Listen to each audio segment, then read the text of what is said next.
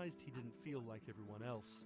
因为他们都找女朋友然后谈恋爱，但是我对长得好看的同性的男生，我反而觉得对我更有吸引力，所以那个时候我就到互联网上去找这样的一些资料，然后希望能够告诉我自己我到底是谁。互联网上所有的信息都是负面的，都是错的，就是说同性恋要电击疗法，要被治疗，然后要吃药等等。After visiting some foreign websites with different attitudes to homosexuality, Ma created his own site for a Chinese audience, encouraging people that 他们也是正常的，他们不用自卑，然后也不用自杀。even though attitudes towards homosexuals are slowly changing in China, it's still a social stigma. The virtual world of Blood, where members can be open about their sexuality, is for most a striking contrast to their real lives. This is live streaming, a function added to Blood in late 2015, right as the internet craze was starting to take off in China. Many self-made stars like Jin make decent amounts of money by receiving audiences' virtual currencies and gifts. 我们不是彼此的初恋，初恋这种事儿多不靠谱啊。For Kyle and Klaus, a couple who have come out, live streaming on Blood means something different. 其实我经常会收到很多粉丝的一些互动的留言，就是类似，比如说你们让我们看到了同志情侣之间的一些希望啊。我看到这样的留言，我是很欣慰。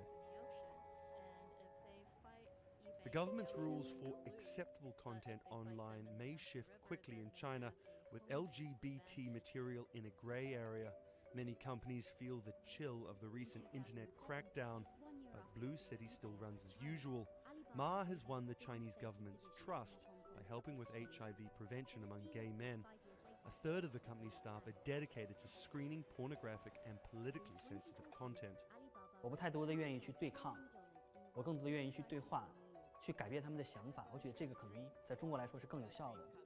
After achieving dominance in the business of e-commerce in China, Alibaba has been building an internet empire where 400... In the past 5 years, Blue City has grown from a team of 7 people to a promising business with about 250 staff.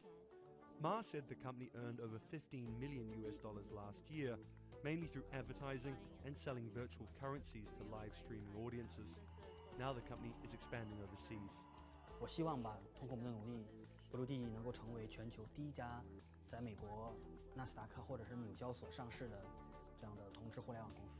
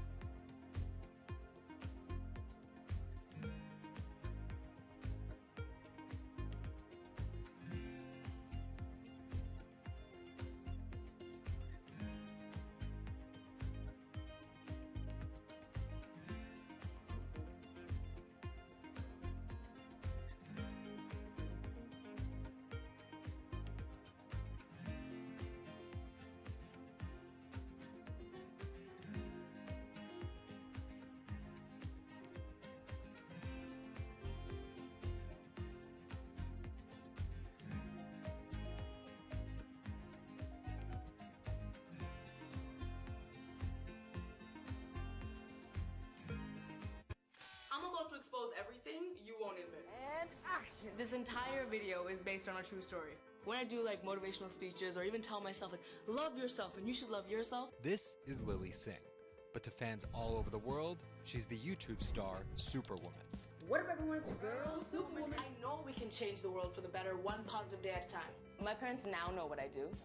They didn't know what I did for a long time in the beginning of my career. I was just making videos in my room, they had no idea. Mom, Dad, have you seen my keys? I can't find them anywhere. Because you're always on phone. Until someone called them, like a family member from another part of Canada was like, Canada, is your daughter making videos? And my mom was like, I don't know, Lily, are you making videos? Just making videos grew into an entire career. Today, Lily's YouTube channel has some 12 million subscribers, over 2 billion views, and guest stars like Michelle Obama, Dwayne "The Rock" Johnson, and Seth Rogen. I think a lot of young girls are raised to believe that you're gonna go to school and then graduate and then get married and then get a job and have kids. And Lily was on that path, all the way through a psychology degree at York University in Toronto. But when she started thinking about a career, I started to immensely panic and think something was wrong with me because I tried to figure out my life and it wasn't working in that straight line. It was 2010 and YouTube was only 5 years old. I thought nothing of YouTube. I was probably the last person in my circle of friends to discover YouTube. And I remember when I did, I thought, this is so strange. There's people making videos in their rooms and other people are watching them. So she figured, why not give it a shot? I one day posted a video because I was sad and I wanted to be creative and happy. She didn't know how to edit video or write scripts, so she winged it. It was so bad and so cringe, and my expectation was literally nothing. I was like, I'm gonna put this video up, a couple of my friends are gonna watch it, probably make fun of me, and that's gonna be the end of this. The second and third video came from, wait, 70 people watched my first one, can I get 80 to watch the next one? She kept creating, she kept posting, and the viewers kept coming. Lily had found an audience. A lot of the comments were, oh my God, there's a brown girl on YouTube. More specifically, Indian. Lily's parents immigrated to Canada from India, and Lily was born and raised in Scarborough, near Toronto. My home life was awesome. My parents, even though I portrayed them to be quite strict in my videos. Oi, Lily, where the rest of your skirt, huh? I teach you like this to walk around like this, showing everything to everyone? They actually aren't like that at all. They're pretty modern and pretty cool. Your dress is short. Don't know what for. And we're pretty lenient with me. I mean, I got away with a lot of things. I was a brat. I was a brat. She had a different idea of what she wanted out of life than other kids.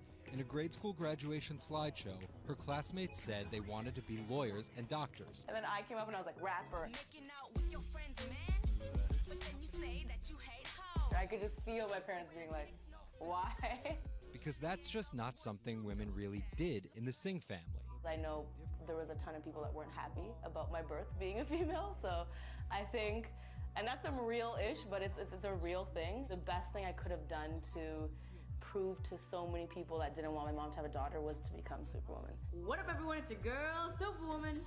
It was the name of Lily's favorite hip-hop song by Lil Mo featuring Fabulous. I love the song so much because it was one of the only songs at the time that was an empowering female song, where Lil Mo's going on about like, I will save guys with my superpowers, and I will save girls with my superpowers, and I am the Superwoman.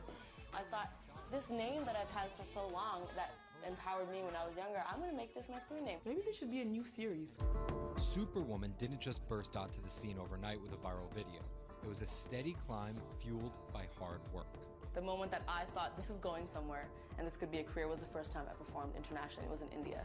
And it was the first time where I was truly across the world and people knew my videos. Singh has transformed herself from a bratty kid to an internet personality to a media worker. She started a feature film, A Trip to Unicorn Island, in 2016. And her book, How to Be a Boss, hit the New York Times bestseller list in 2017 while she was on a 30-city international tour. Lily started out with the goal of getting millions of subscribers and financial security. Hurry the hell up! But after surpassing those goals, success has new meaning. I really come to terms with the fact that my definition of success is what's the best legacy I can leave behind. And it's not the number of views, the number of subscribers. It is the number of people that can say, this girl changed my life or changed something in my life positively. He gave a full-throated keynote speech supporting Trump at the Republican National Convention. I'm not a politician, but neither is Donald Trump. He is a builder.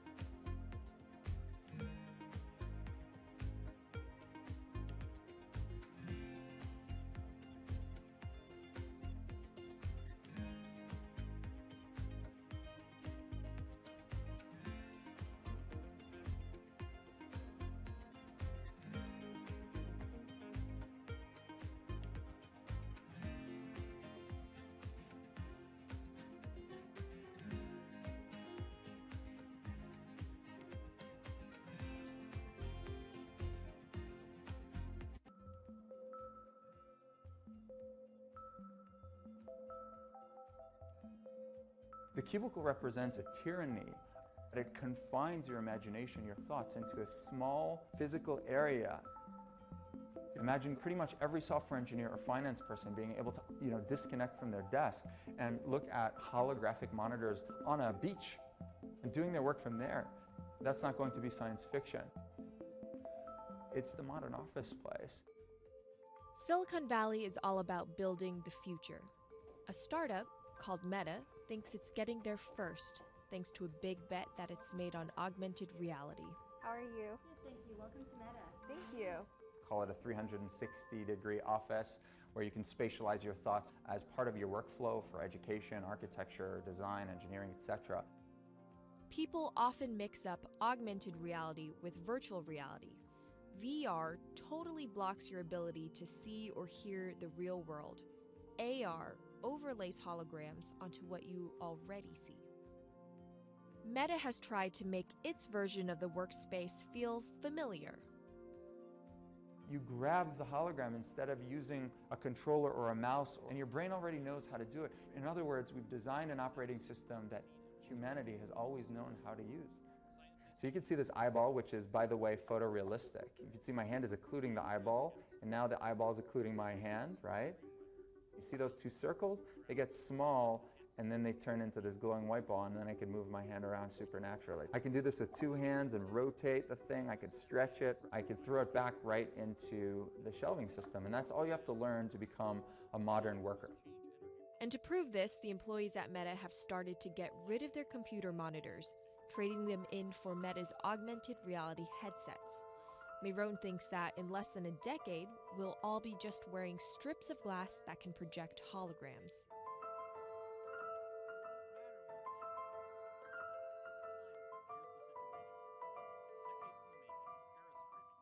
In the early 80s, everybody had computers on their desktop, but no one was using them because they had a lot of work to do.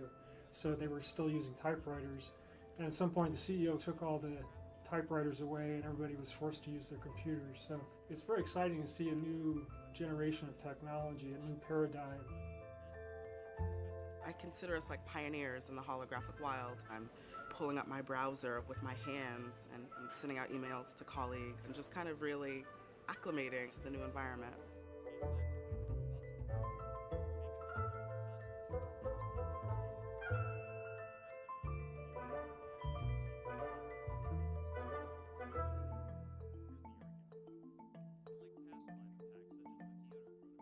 Now you're putting on my computer, essentially. Our digital lives live on our phones. We have all of our pictures and notes and all these kinds of things. So why don't you write yourself a little sticky note? I like it. And go ahead and just take your fist right over the top of the sticky note and close your fist. And now... Oh, what? Meta's own transition to augmented reality has run into plenty of unexpected problems. And it's still going to be a while before you'll start to see these devices in your office. But I think it's a future worth waiting for. If we could see these holograms between us, we will have been able to share our work with one another more naturally, more efficiently, and more productively than ever before.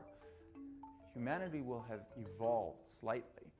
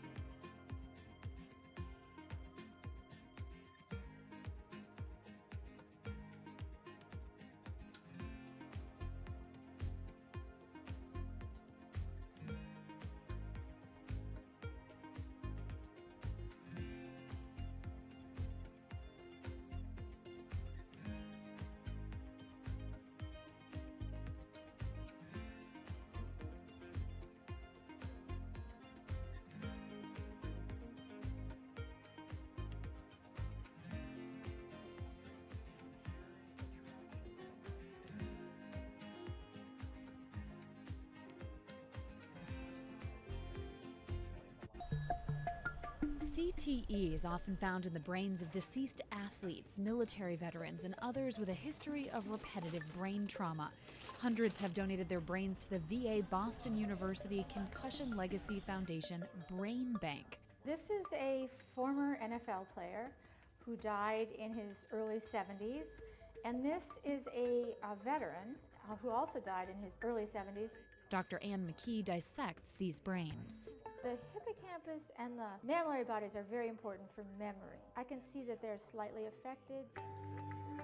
McKee recently dissected the brain of former New England Patriots player Aaron Hernandez, who was convicted of murder and later committed suicide. You'll see right away that the brain is showing signs of shrinkage. You can see the crevices in the brain that you can't see in the normal. McKee says Hernandez's severe case of CTE impacted his decision-making, depression, and ability to control rage and aggression.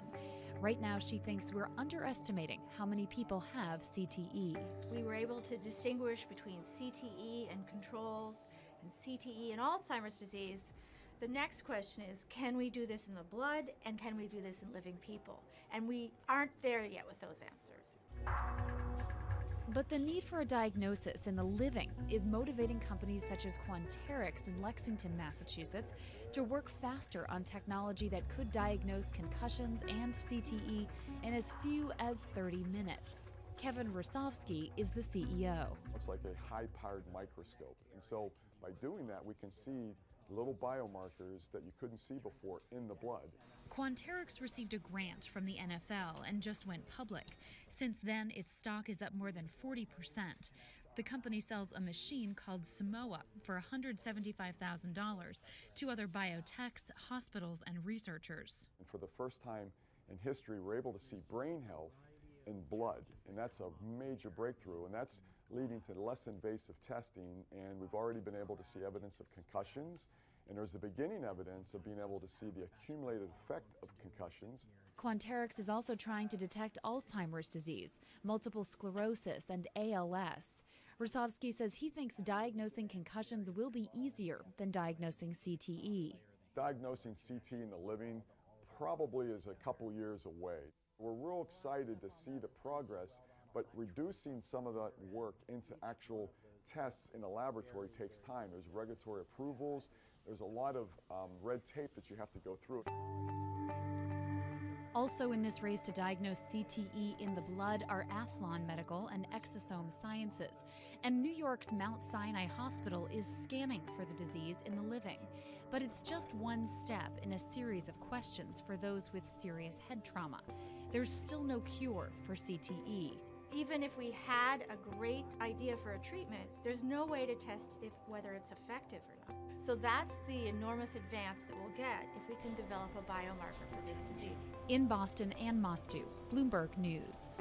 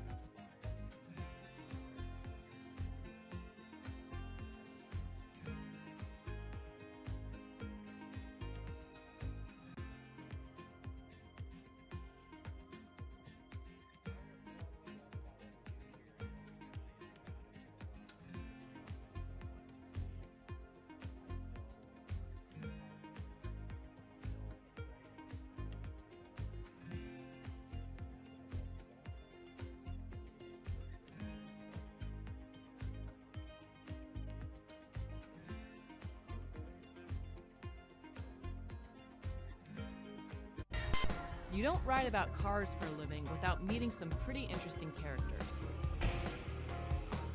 So I'm circling back and getting cozy with some of my favorite automotive aficionados.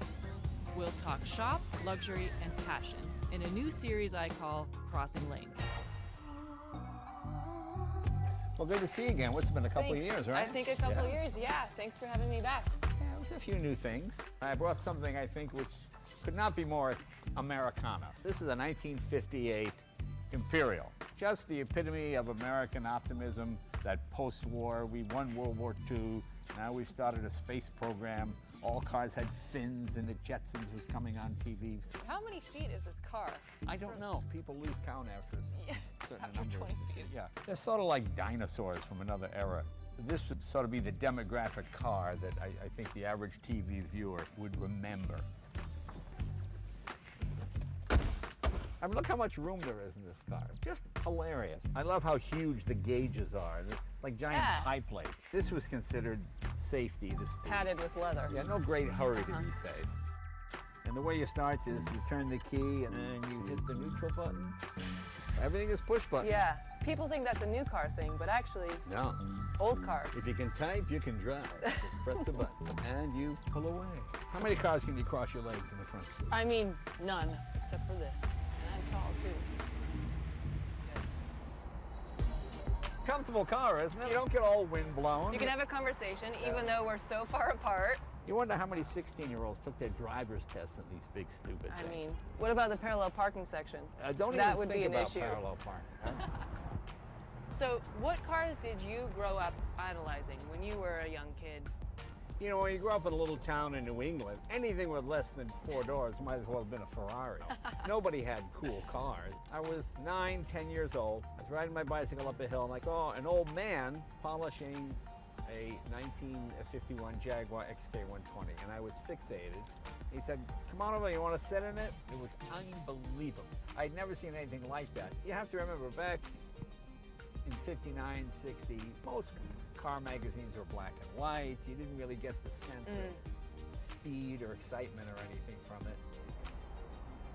Who taught you how to drive? So many houses had abandoned cars in fields. And there was a 2CV in a field near my friend's house. And when we were kids, we'd go over there and work on it. And we got it running, and we would just drive it around the fields all day. And our moms, you know, would sit at the kitchen window and watch us. Okay, I did all right. Once you finally started making some real money, what did you finally buy as a special car purchase? Well, the first car I bought when I came to California was my 55 Buick Roadmaster, which I still have. I got off the plane, I had no place to live, and in California, you need a car before you need a place to live. So I bought the 55 Buick for $350, and I lived in that, I slept in it. I met my wife in it, I got married in the car, Wow. drove the car to my first Tonight Show, and I still have it. That was a special car. How would you define a luxury car? Nobody does luxury like the French. The French put a premium on comfort while driving. The cars don't appear to be ostentatious or flashy, but they're exceptionally nice to drive and very, very comfortable. We Americans tend to confuse luxury with crashed, garish. I mean, look at Trump's apartment. Is sitting on a gold chair really comfortable? No, it's not luxury at all. It's like Oscar Wilde, you know, the price of everything, the value of nothing. Well, have you ever paid more than you thought you should for something that you bought? No, all I've done is buy too early. I see a lot of people, they buy something because they immediately think they're going to make a lot of money on it. Then when they find out it's not worth as much as they thought, now they hate the car. The most important thing is buy what you like. Yeah. And then worry about the price later. And I don't mean that from like, oh, I'm so rich. No. Better off you pay a little bit more and buy something you truly enjoy. Yeah. You know? If you were 21, 22, 23 now, would you still get into the business? I always like telling stories and doing Yeah. comedy. I mean, I always like talking to people. So, yeah, I That's a figured nice I would. fit. You know, my dad sold insurance, and he became manager. And once a month, to motivate the men, he would put on some kind of goofy show, or he'd play like the Sinatra song, High Hopes, and he'd juggle. And so I thought, well, maybe I'll sell insurance because you get to do a show once a month. That is very interesting. Yeah. I love that. Well, Jay, it's been so great talking with you. Yeah, it's always fun when you come by. We have fun. We have a good time. Yeah. And let's continue motoring. Motoring. That's the proper term.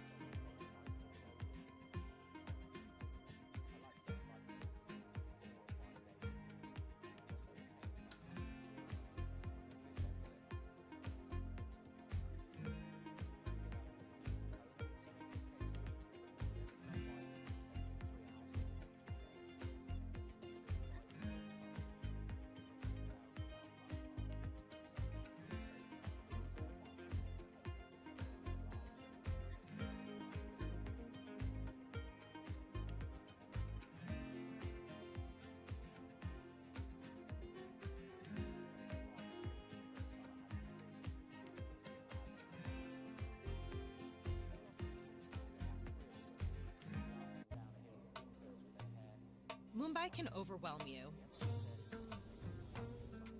For Indians, it's both New York and LA, Hollywood and Wall Street. It offers the sensory overload of the world's second largest country and intricate traditions crafted over millennia. It's a lot to take in if you only have a few days on this colorful but chaotic peninsula.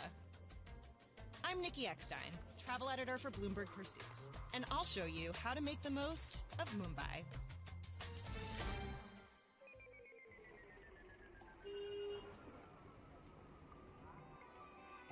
India's outpacing a slew of Western destinations to become the world's 6th largest business travel market. And the Oberoi, a sleek oasis in the middle of all the action, is perfect for business travelers. Good afternoon, welcome to WMBoT. Nice to meet you. Thank you. The staff is extremely thoughtful and detail-oriented.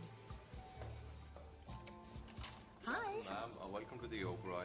It's very refreshing in a weather like this. Why don't you have a sip? Nowhere else have I been greeted with personally embroidered napkins and customized suites. Plus, the rooms are spacious, with comfortable beds and large work desks. Across the peninsula, you'll find the Gateway of India, Mumbai's most iconic monument. Though the city name was officially changed in 1995, most locals still call it Bombay. And just behind the Gateway is the Taj Mahal Palace, the city's most impressive hotel. If the Oberoi is all brains, the Taj is all beauty. As you wander the halls, you can feel the weight of Indian history, from the colonial styling to the modern-day masterpieces lining the hall. All the traffic and bustling markets in Mumbai can be dizzying, so yoga near the stunning pool offers a welcome respite. Experience the luxury of this morning, so you can experience the complete vitality throughout the day. When it comes to business dinners, head straight to the table, around the corner from the Taj. It's classy without being pretentious, and quiet enough for deal-making. That may be why the locals are obsessed with this spot. The menu is more trendy than traditional, with knockouts like sweet and sour Brussels sprouts and yellowfin tuna tataki. Plan to eat dinner late. 9 p.m. is standard. If you have a day off, escape the clamor of the city by hopping a ferry to Elephanta Island. Eventually, the city fades, and a sort of inner calm sets in.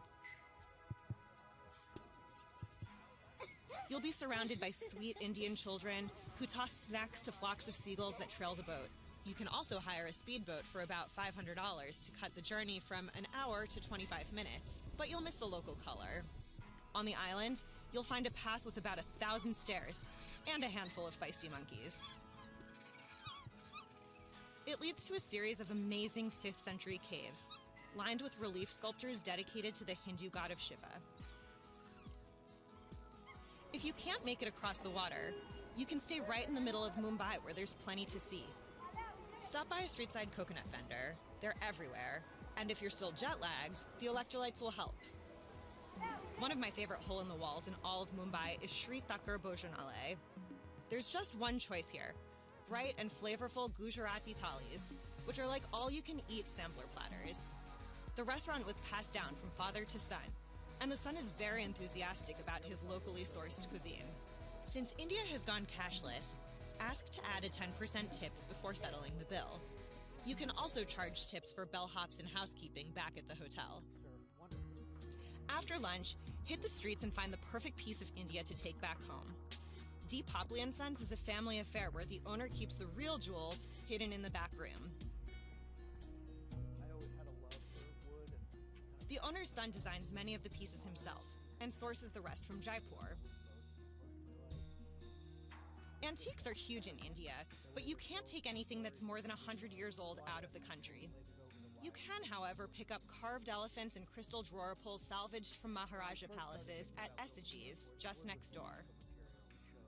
Nearby at Phillips, I also found beautiful folk art figurines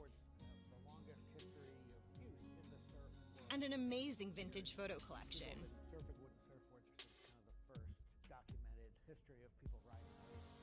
For clothing, there's a great spot called Bungalow 8, hidden under the bleachers of Mumbai's biggest cricket stadium. It's tricky to find, but you'll be rewarded with the prettiest kaftans and block-printed scarves, all arranged by color. But back to business.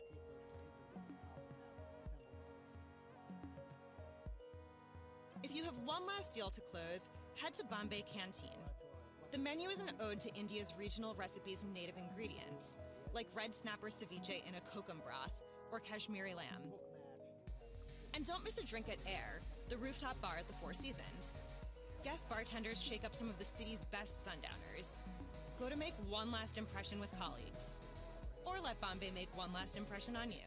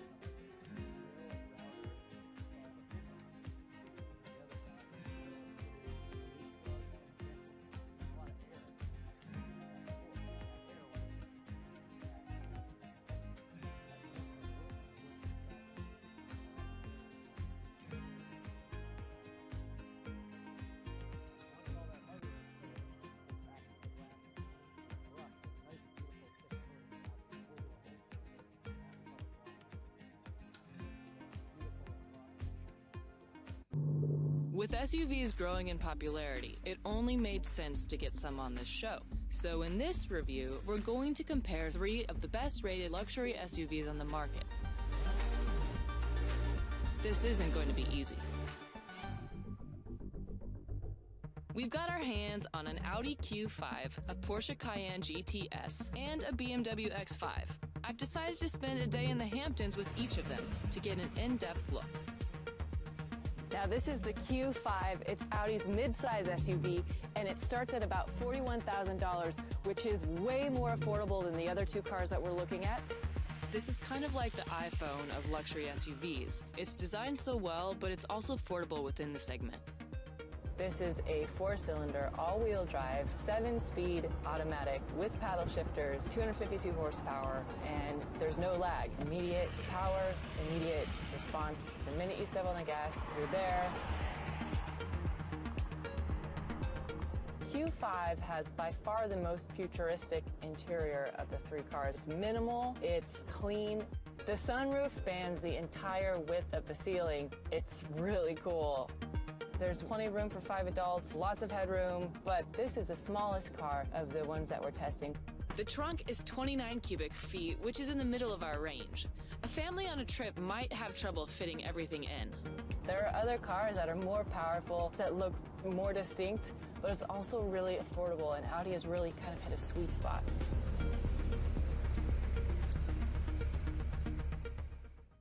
So how did it add up? The immediate response really made me feel in control. The horsepower was a little weaker at 252, and the 22 mile per gallon means that this is in the middle of the road. Looks-wise, it was a bit conservative. It's the smallest of our 3, but with a sleek interior. And the pricing is the best at $41,000.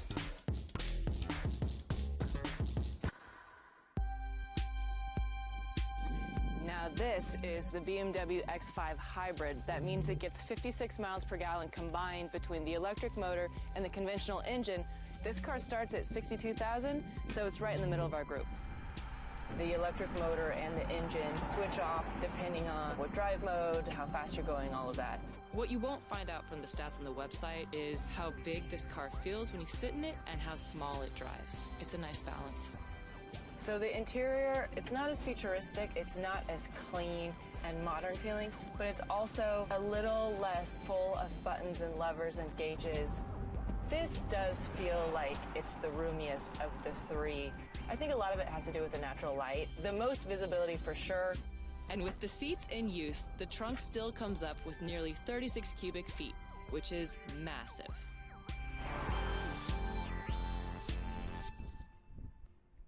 To recap, the handling was exceptional. 308 horsepower is middle of our range, and an amazing 56 miles per gallon with the combined electric motor. It was sporty without being over-aggressive.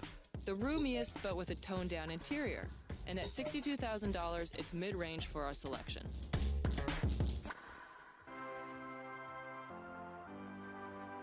Now the third car in our group is the Porsche Cayenne GTS. This is a higher-tuned version of Porsche's Cayenne, and it starts fittingly at $97,000. That's by far the most expensive of any car of our group, and it's also the most powerful.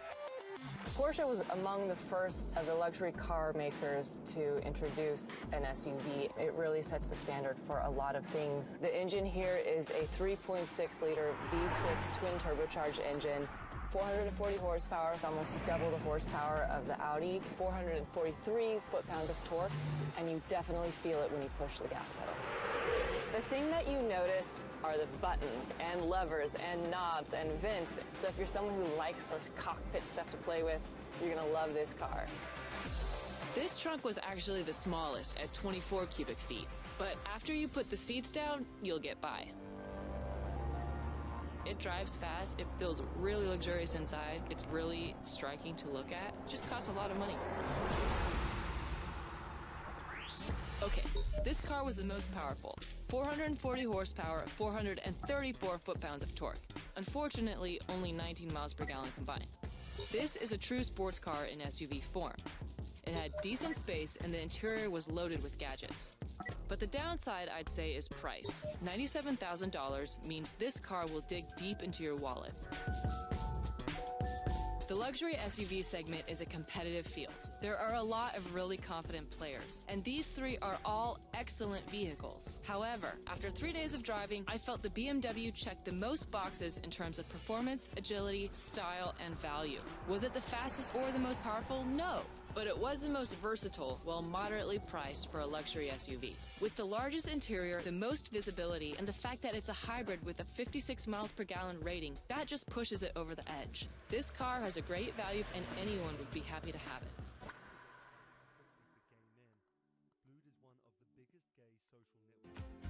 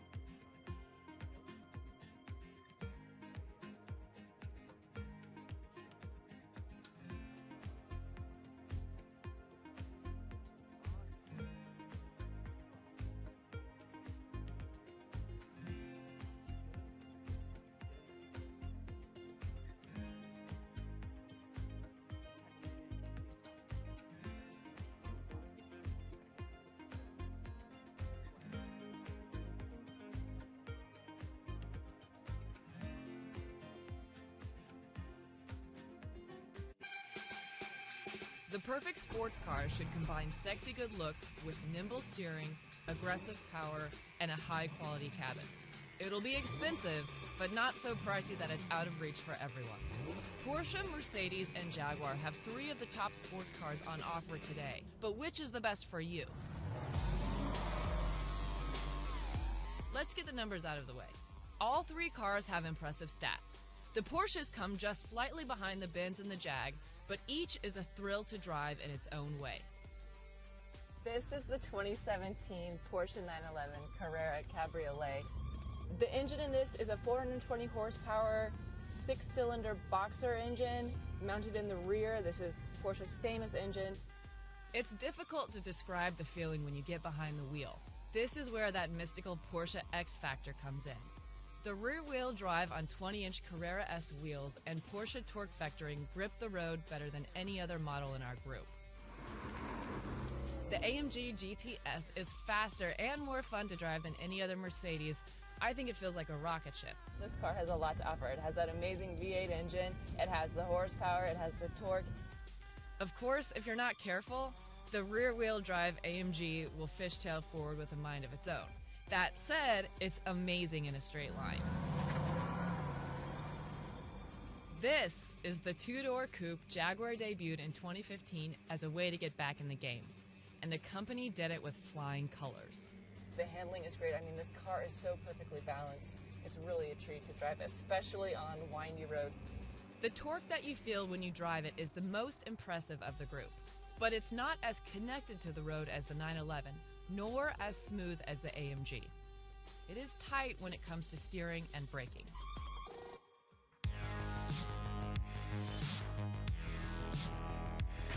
The 911 is eminently recognizable, yet after all these years, it still impresses. The front end is flirtatious, the rear is muscly, and the headlights are friendly. This is Mercedes' bad boy halo car meant to recall the glorious Gullwing SL that Mercedes made in the 1960s. The idea is that its sexy allure will attract young new fans to the brand. This is the car you want to get to make a really loud statement. The Jag is all muscles and roar, punched up at the seams like a football player. If you kind of like a hunky mass of metal and gears under your foot, this one is the car for you.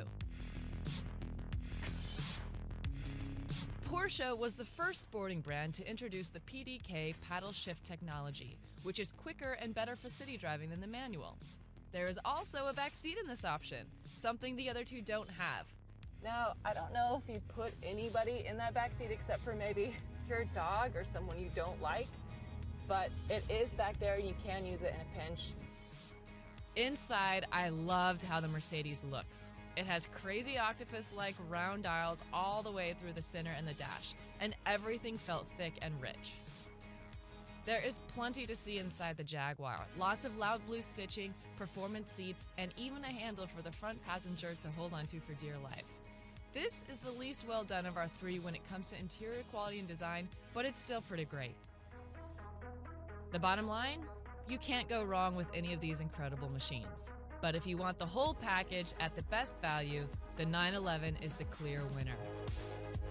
Sure, it's not as aggressive looking as the AMG, and it has less power than the Jag, but its incredible connection to the ground, its cozy perfect German handling, its superior suspension, and its minimal but quality interior mean the 911 Carrera S Cabriolet more than stands its ground.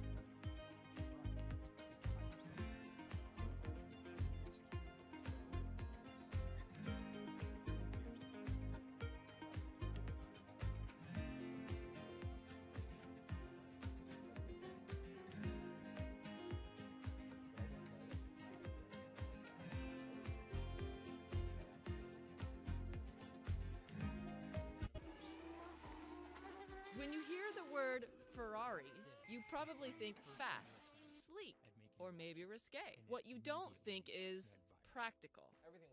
And Ferrari is not the first car you think to take to pick up your Christmas tree. But that's exactly what I did.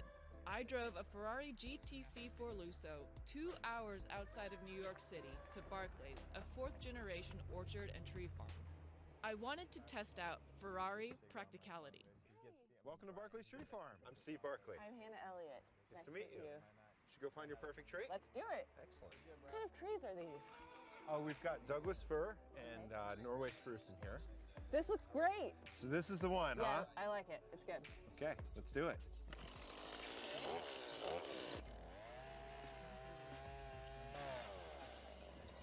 There's not exactly enough room in the back for a tree, but the Lusso has all you need for this errand. It's a 4-seat hatchback that Ferrari debuted last year. Plus, the Lusso has something really helpful, practical even. It's higher off the ground than a standard Rari. Getting in and out wasn't the usual awkward struggle I often have with low sports cars. I would even call this shockingly drivable. This is the perfect Ferrari for people who love to drive. And I know that sounds crazy because it's the hatchback Ferrari, but the thing about the car is it has a V12 680 horsepower engine on all-wheel drive. That means it has the beating heart of a Ferrari track car that will compete with anything from Lamborghini, McLaren, built into this package that is totally functional. And an elaborate traction and stability system in the rear that Ferrari calls thrust vectoring. Basically, it smooths out the car's response to unstable conditions like snow, ice, or bumpy roads. I mean, I had this buying holiday decorations at Target. We had the tree on the top. I had this in snow and slush and ice, and it performs so well. Inside, the front feels like a very luxurious cockpit, which makes sense after all, the word lusso means luxury in Italian.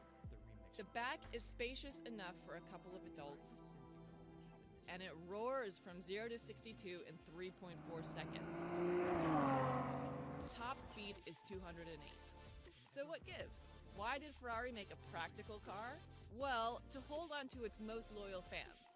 Now, there are rumors that Ferrari will unveil an SUV in 2018, but until then, it hopes to keep Ferrari customers in the family with the Lusso. So hang on, Ferrari fans. Next year, maybe Santa will leave a prancing pony SUV in the driveway. Until then, the Lusso will do.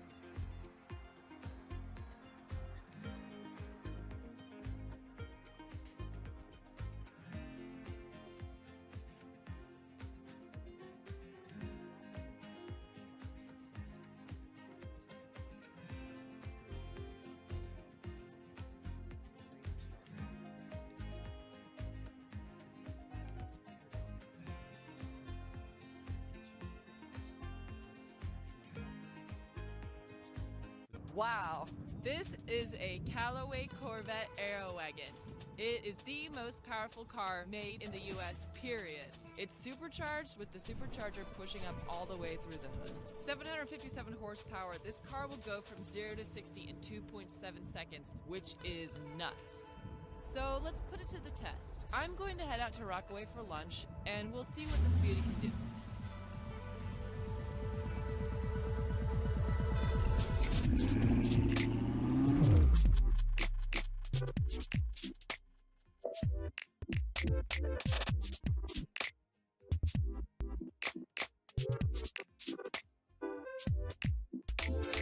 So, Callaway, the very same name that Engineers Golf Clubs, modifies these Corvettes. And in this Aerowagon, the main upgrade is the supercharged engine, and it's so fast.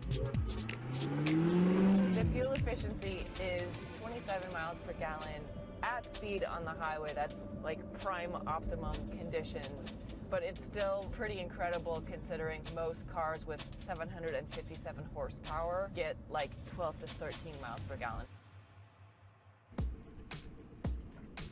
So the Aerowagon part of the Callaway Corvette is totally new this year. It's a huge departure from what a typical Corvette looks like, and that's by design. The trunk is enormous, and that's what you're really getting by choosing to have this option. The interior is just like the regular Corvette that you'd buy directly from GM. It's very much like a cockpit. So the belt parkway isn't exactly the Autobahn, but I was able to get a feel for the strength of the supercharger, and I made it down to Rockaway Beach in no time flat. Hannah! The starting price is about $130,000. The money goes toward the engineering that makes this car so powerful and fast. But still, that is so much cheaper than what you might find at Ferrari or McLaren or Lamborghini. This can keep up with all of those cars, and it's far less expensive.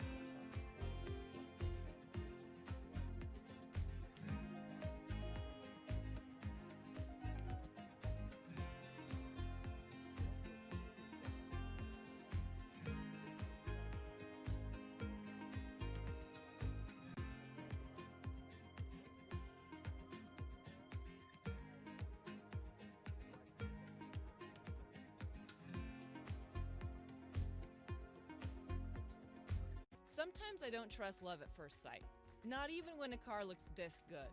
So I decided to put the Tesla Model X through its paces for 5 days in the mountains along the California coast. I needed to know, was this just a crush or a lasting love affair? I first drove the $151,000 SUV briefly in Los Angeles last year, and at the time thought it was one of the best cars I'd ever tested. But a 340-mile road trip can make or break any relationship. One push of the button and the Model X will automatically route your trip according to where the superchargers line up. It probably won't be the fastest route, but you know you won't run out of juice. We were on our way. It was the start of something beautiful. The seats are situated high inside, but they're easy to access, even the back row. And the interior cabin is so quiet I could hear crickets chirping outside as I drove, with the windows up. The car has almost no body roll around corners, and it handled beautifully on a sandy beach. I will say that the battery gauge can be deceiving. It doesn't decrease at a stable rate, so you can jump down in range a lot quicker than you expect. We left this morning with a full charge, and we've been driving for 4 hours or so, so we're down to about 77 miles on the battery. So I asked the car to find us the closest supercharger, and we're driving there now, and we should get there in about 12 minutes.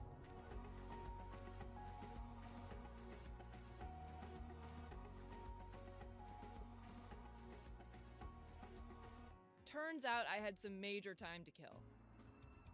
Hey, Grandma. Oh, nothing much. How are you?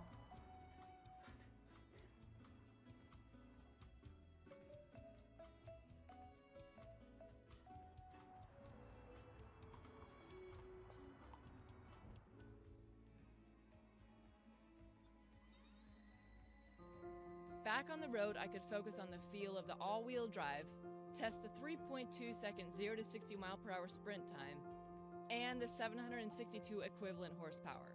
It feels really fast when you push down the gas pedal. The brakes are regenerative, so you have to get used to their different feel. I never really did. And the automatic front doors can be tricky. They open when you least expect it. At the end of this trip, I realized the real question here is not, should you buy this car, but do you want to join the electric lifestyle? You really do feel virtuous when you drive it. No fossil fuels here. But owning an electric car saps your time and energy if you're not deliberate about charging. It makes it harder to be spontaneous and free. And you have to be okay with giving up the raw, pure feeling of driving a mechanical car. But if you are that kind of driver, the kind that wants to be on the cutting edge of luxury and technology, you're going to fall in love.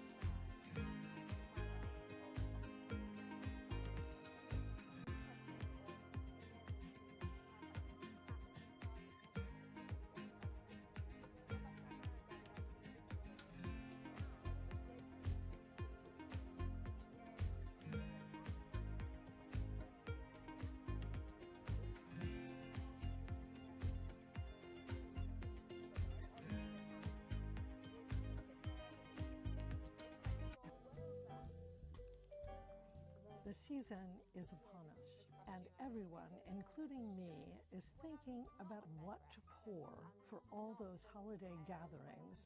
Hi, I'm Aileen McCoy, here to talk about the holidays and wine. I've picked 3 under $30. Yes, $30. The first wine is a white. It's the 2016 Abbazia di Novicella Kerner, and it costs only $20. Kerner is an exotic white varietal, but what you really need to know is that it translates into deliciousness. This wine is also from an unusual varietal, and unusual, obscure varietals are really in right now. It has fantastic aroma.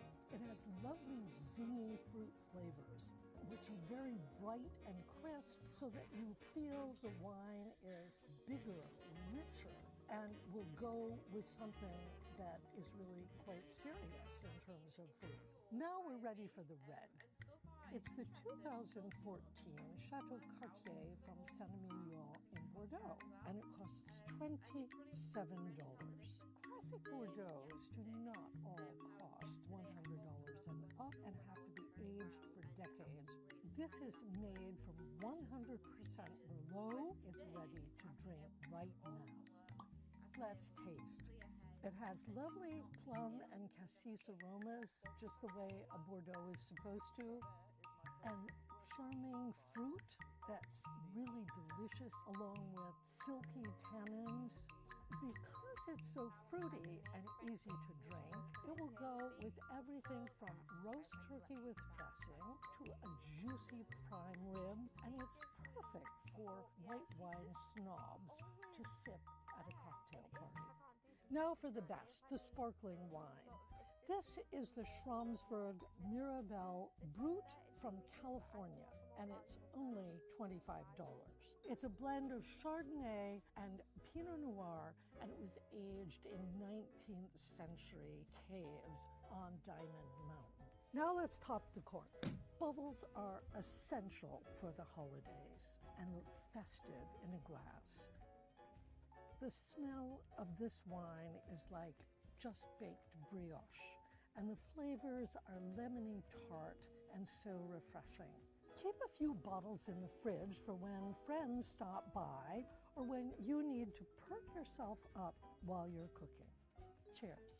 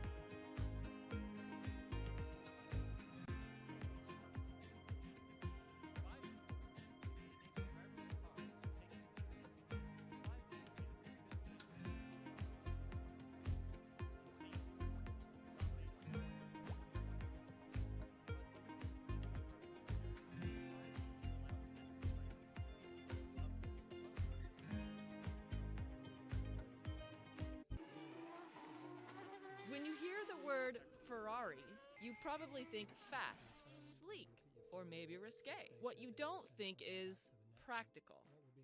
And Ferrari is not the first car you think to take to pick up your Christmas tree. But that's exactly what I did. I drove a Ferrari GTC4 Lusso 2 hours outside of New York City to Barclays, a fourth-generation orchard and tree farm. I wanted to test out Ferrari practicality. Welcome to Barclays Tree Farm. I'm Steve Barclay. I'm Hannah Elliott. Nice to meet you. Should go find your perfect tree? Let's do it. Excellent. What kind of trees are these? We've got Douglas fir and Norway spruce in here. This looks great. So this is the one, yeah, huh? I like it. It's good. Okay, let's do it.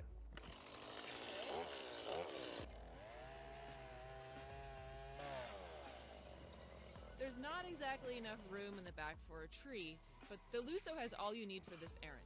It's a 4-seat hatchback that Ferrari debuted last year. Plus, the Lusso has something really helpful, practical even. It's higher off the ground than a standard Rari.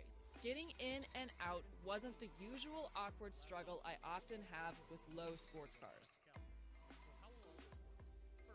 I would even call this shockingly drivable. This is the perfect Ferrari for people who love to drive. And I know that sounds crazy because it's the hatchback Ferrari, but the thing about the car is it has a V12 680 horsepower engine on all-wheel drive. That means it has the beating heart of a Ferrari track car that will compete with anything from Lamborghini, McLaren, built into this package that is totally functional. And an elaborate traction and stability system in the rear that Ferrari calls thrust vectoring. Basically, it smooths out the car's response to unstable conditions like snow, ice, or bumpy roads. I mean, I had this buying holiday decorations at Target. We had the tree on the top. I had this in snow and slush and ice, and it performs so well. Inside, the front feels like a very luxurious cockpit, which makes sense after all, the word lusso means luxury in Italian. The back is spacious enough for a couple of adults, and it roars from 0 to 62 in 3.4 seconds. Top speed is 208. So what gives? Why did Ferrari make a practical car? Well, to hold on to its most loyal fans. Now, there are rumors that Ferrari will unveil an SUV in 2018, but until then, it hopes to keep Ferrari customers in the family with the Lusso. So hang on, Ferrari fans. Next year, maybe Santa will leave a prancing pony SUV in the driveway. Until then, the Lusso will do.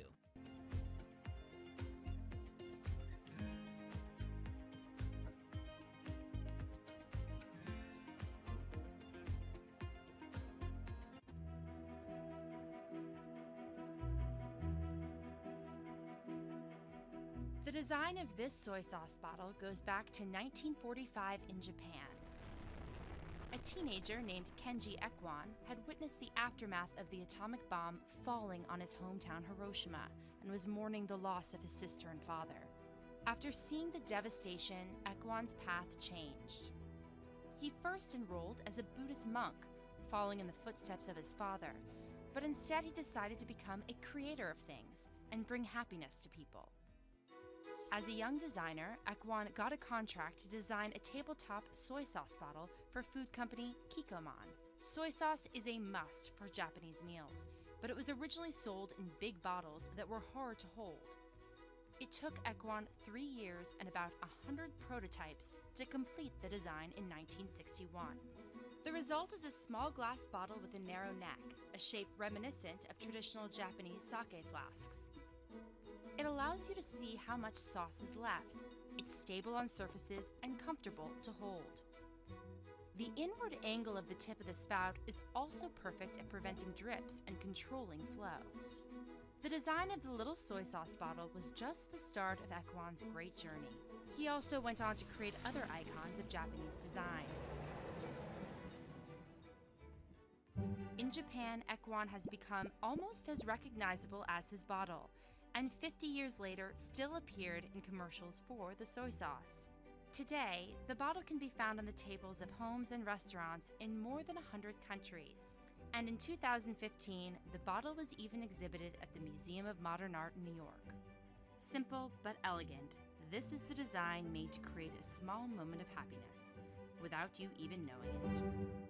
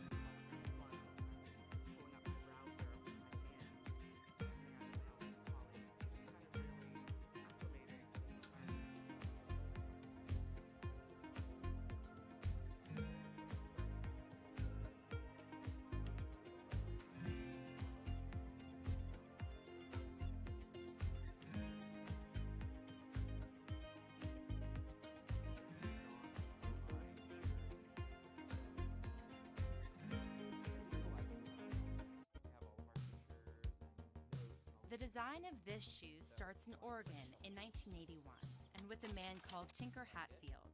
He was an architect for Nike, hired to draw up offices and showrooms on the company's campus. After making a statement on the outside of the buildings, he was asked to join the designers on the inside.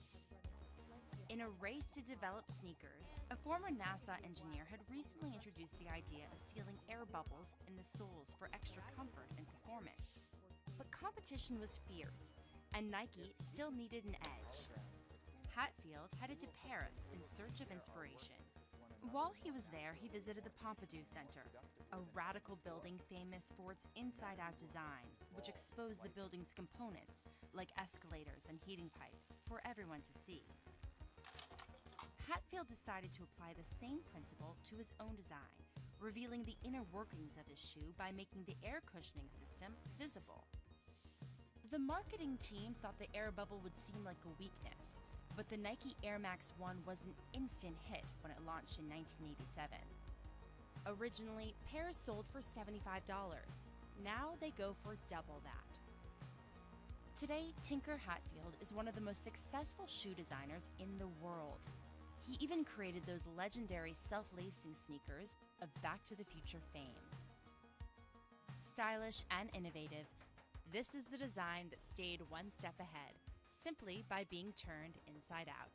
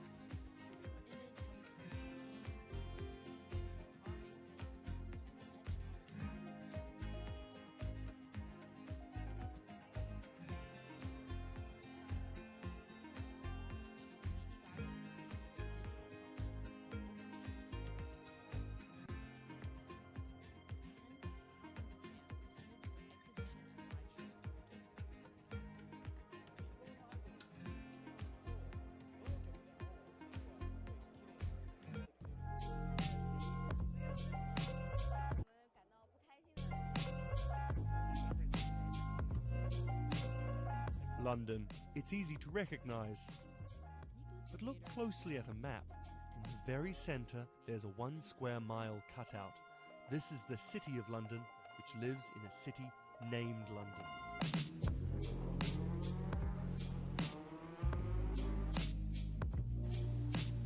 The city has its own mayor, laws, and police force. In fact, it behaves more like a separate country within the United Kingdom.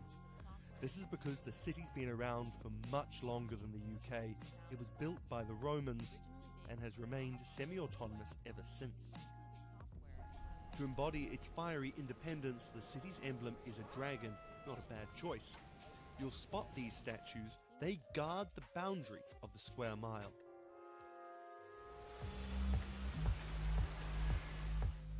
Nowadays, the city's arguably the financial capital of the world. And London is the world's biggest foreign exchange market. But the city has a tiny residential population. Every weekday, workers flood into the banks, law firms and offices which fill the square mile.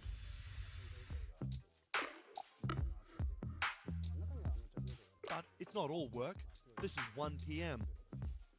You might say no surprise here, city workers having a drink, but attitudes are changing. The legendary long lunch at the pub is now seen as a bit of a macho relic. In 2017, Lloyd's of London, the legendary insurance market, told its employees the party's over. No more drinks during office hours. But as you can see, not everyone got the memo. Because here's the rub of it. The city had a bit of a reputation. When the after-work crowd go home, the place becomes a ghost town. But that's changing, and leading the way are some high-flying dining spots. Sitting on top of the Heron Tower is the Duck and Waffle. It offers 24/7 service with a hell of a view. This is about as refined as a 24-hour Waffle House gets. But the most talked about new guest, who's reinventing the city's reputation, is called the Ned. Over £500 million has been spent turning this old bank into a private members club and hotel. With 8 restaurants in the lobby and a bar that stays open till 4 a.m, the Ned's injected some late-night atmosphere into the city. This is, after all, the oldest part of London, and following an injection of fun and flavour, it's throwing down a challenge to the rest of the city and shaking off its stuffy reputation.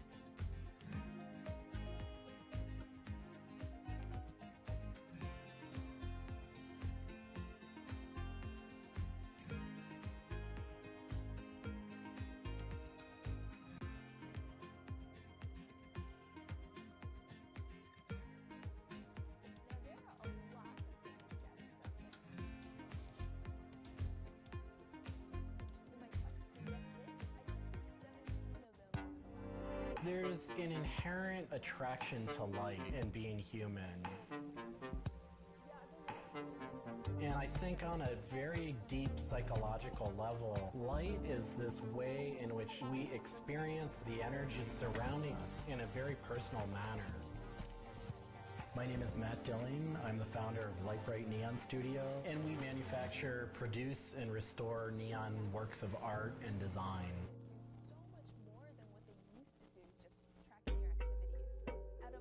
Origins of the creative content of a lot of the work at Light Bright comes from a variety of sources. Sometimes people come with a napkin sketch, some people come with an Adobe Illustrator file, and we have a whole design team who then we kind of work together to help create layouts of what it might look like.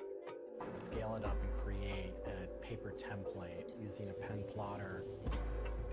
And that paper template actually becomes our guide for what we're going to bend the neon to. We take from the office into the glass shop. We pick out the right size tubing with the right color for the right size project.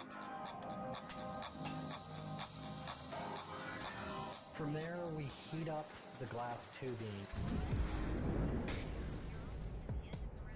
The torches heat the glass well in excess of 1,000 degrees in order for it to get into its molten state.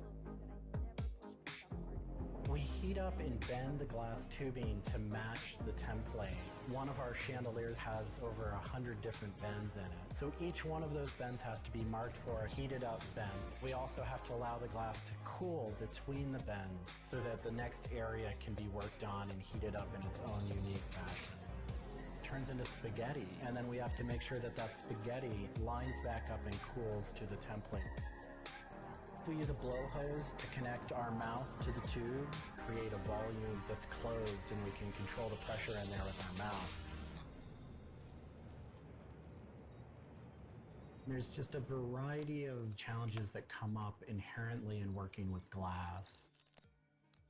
Glass can crack due to stress, and sometimes you'll just have a batch that all it wants to do when it gets near a torch is crack.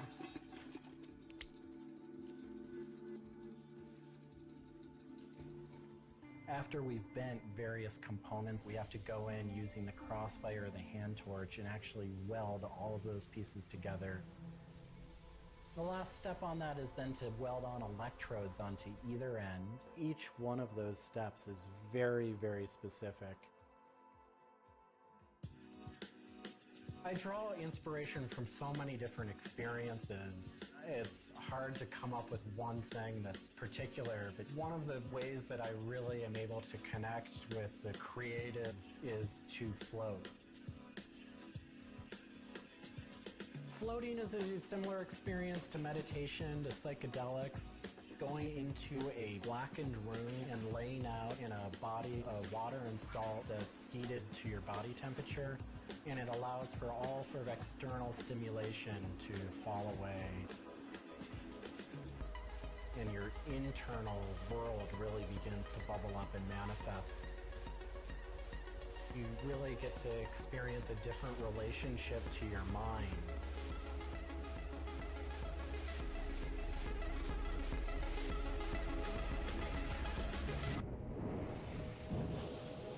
I think I work with neon because I can't not work with it. It's so challenging and so rewarding. And those things are so intertwined that there's no way of separating it out. I've learned so much and continue to learn so much by working with it. I find so much inspiration in working with it, and I just continue to experience new and different things through the medium. It's that close to me at this point.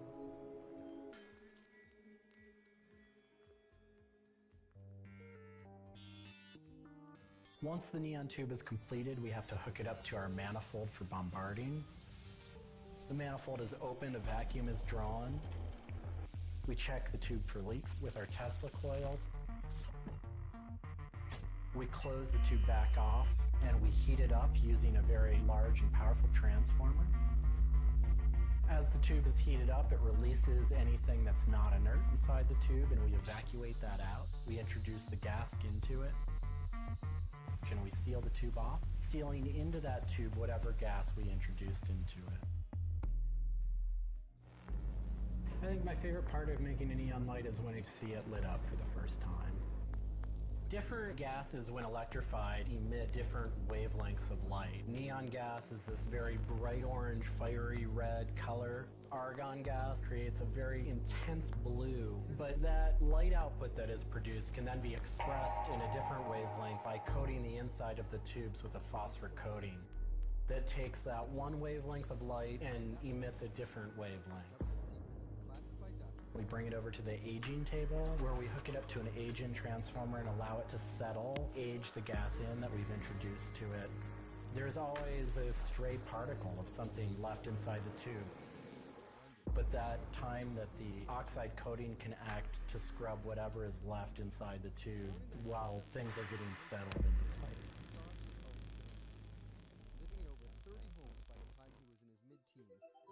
Once the tubes are aged in, we move on to our process of assembling two halves of the fixture together in a jig, gluing up the center of the fixture to its spindle.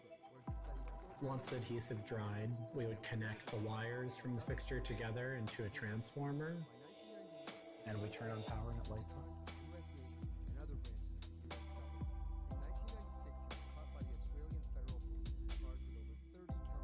Part of what we love about what we do here is that we try and put out into the world the kind of things that we'd like to see. I still am surprised when it lights up. I'm still excited when I get to see it illuminated. There's an ineffable quality to it. To me, it is this insight into the inner workings of the universe. It literally is. It's a way of looking at what is surrounding us in the cosmos in a new light. What separates it from every other media outlet is that they have no editorial hierarchy. With a publication like the New York Times, information comes in, they take that information, package it, and disseminate it for the public to see.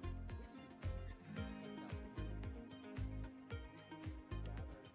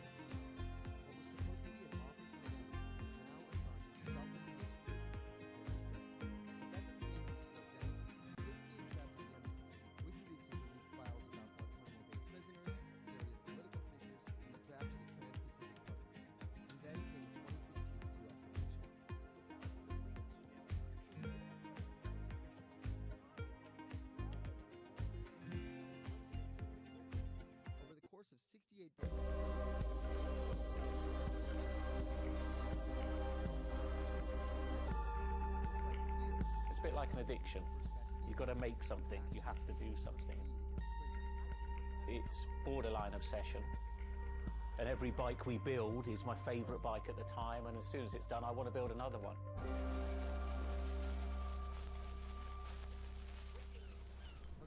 Sven Cycles is something I've been thinking about ever since I started cycling in my late teens. We want bikes that ultimately you'll really enjoy riding. There's never a bike that's the same. There's always a slight change, and as we build them individually as well, they have the marks of a bike that's built by hand. Most people I know cycle have an idea of their dream bicycle, and it may be an evolving idea you've had in your head. And we've worked with a lot of people that have come to us with sketches and scrapbooks. It's really, really nice to build something that's just one-off and unique. I think a lot of people see a bicycle as two wheels and a frame in the middle. There are a lot of subtle changes and nuances in design which can change the riding characteristics quite dramatically. I'm a really big fan of modernist architecture, and the simplicity of a modernist building is really hard to achieve. And with some of our bikes, they may look very simple, but I think people should not underestimate the time and effort that goes into designing a product. Tubing is key to a bike's feel and ride. Reynolds tubing has been in my life ever since I can remember. Growing up, I could never afford a frame manufactured with their tubing. We can now put a badge on our bike saying manufactured at Reynolds, which is a sort of thing as a kid I just wouldn't have believed was going to happen.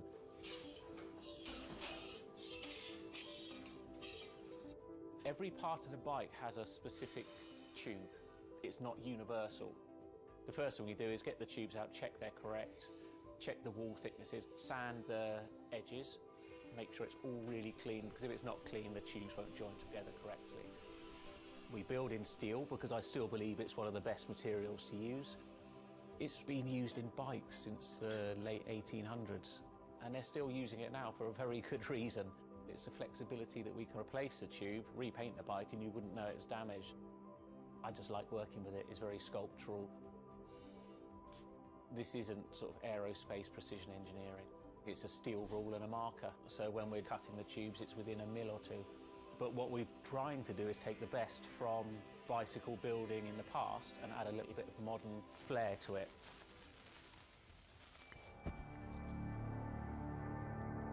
There's various techniques for building bicycles. We do a thing called fillet brazing, where you connect a pipe together. We use a bronze rod and a flame. We heat the tubes up to the same temperature and we fill the joint with bronze. And it gives a very, very sort of fluid, lovely, sort of quite sculptural feel. You've got to practice, you've got to be able to judge material temperatures, you've got to just look at it and you just get a feel for it. It's the stage where your tubes start to look a bit like a bicycle. My father's a jeweller. He'd make sort of very pretty things, which are lovely, but for me, they don't really have any function.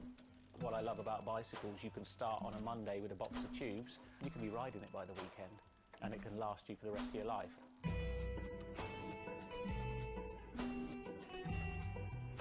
Outside of the frame and forks, the other most important part is the wheels and tyres. When you build the wheels, you have to lace them, so there's little holes going all the way around the rim. You poke the spoke through. We do build all our wheels by hand here because a machine can't get 30 years worth of wheel building experience. Colour is very, very personal. With any of our bikes, you can have them painted whatever colour you want. We've matched one to a teapot, so we can get that scanned and we can match that, or someone's favourite item of clothing. I like to let the bike sit for 4 or 5 days minimum, just so the paint can have time to cure a little bit, and then we assemble it. We get out all the new components, and it's a case of putting them together. Some bikes you can assemble in 3 hours, some will take 3 days. And we've built bikes that cost in the £10,000 plus mark. Some people, they're saving up and this is their bike and they're going to own it for the rest of their lives, so we just want to make sure they get the right thing.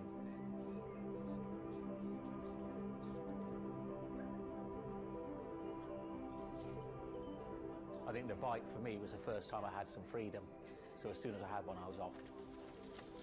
A lot of people still get that thrill as when they were a kid blasting down a hill, wind going through their hair. It's fun. Everyone has their favourite jacket or something that just makes them feel good. If you've got a bike that fits well, you actually feel part of it. Building bicycles as a creative outlet is fantastic. It's not something you do because you're going to get a big paycheck at the end of the day. You do it something you have a passion for it.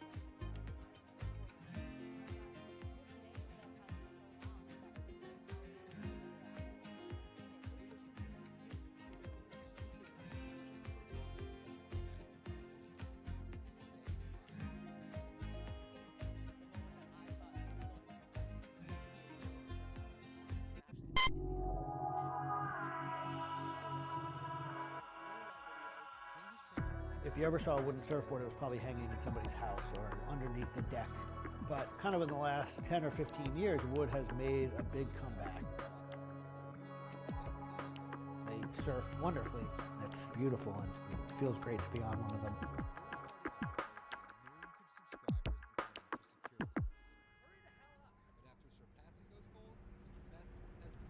I always had a love for wood and kind of passionate about things that went in the water. I've kind of been around wooden boats most of my life. There's just so much character. The way they're built, the stories that come with them, a lot of that has translated over to why we build surfboards the way we do. When we first started thinking about building surfboards, wood was the natural material we chose. They have a very high strength to weight ratio. Wooden surfboards have the longest history of use in the surf world than any other material. People have been surfing wooden surfboards since kind of the first documented history of people riding waves. The board starts in CAD, where we take a 3D model, break down the shape, and kind of create frames and templates and all the inner parts of the board that we get cut on a CNC machine.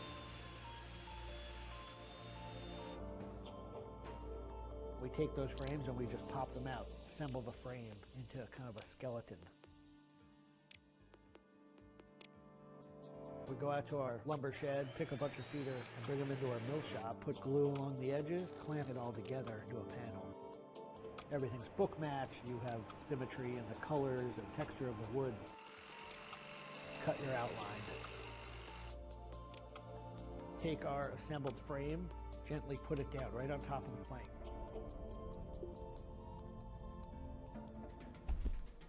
Once that foundation is started, you're basically building up the three-dimensional shape, the outside part of the board, using lots of strips that kind of interlock and fit together.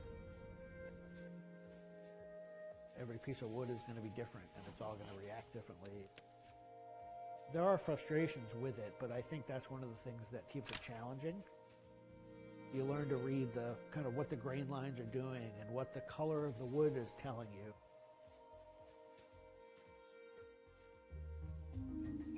Once those rails are cleaned up, we put our top planks on.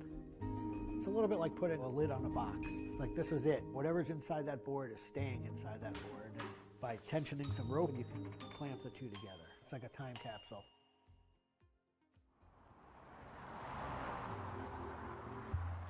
What makes our boards unique are they are built right here in York. They're built using material that grows right here in the state of Maine. They're built 100% by hand by local craftspeople and surfers. There's a lot of time that goes into these boards, between 40 and 60 hours start to finish. We wanted to build surfboards that were as hollow as they could be, but still be strong enough to work well. Too light and they don't surf well, but too heavy and they don't surf well. So there's a balance point there, and that's where we try to be. Taking the board off the rocker table, once the top has gone on, that is by far one of my top favorite parts. It's just you and a shaping stand, a board, and a hand plane. Everything else is out of your view. It's simple, it's pleasurable, it's quiet. You can be with your thoughts and you can just kind of be present.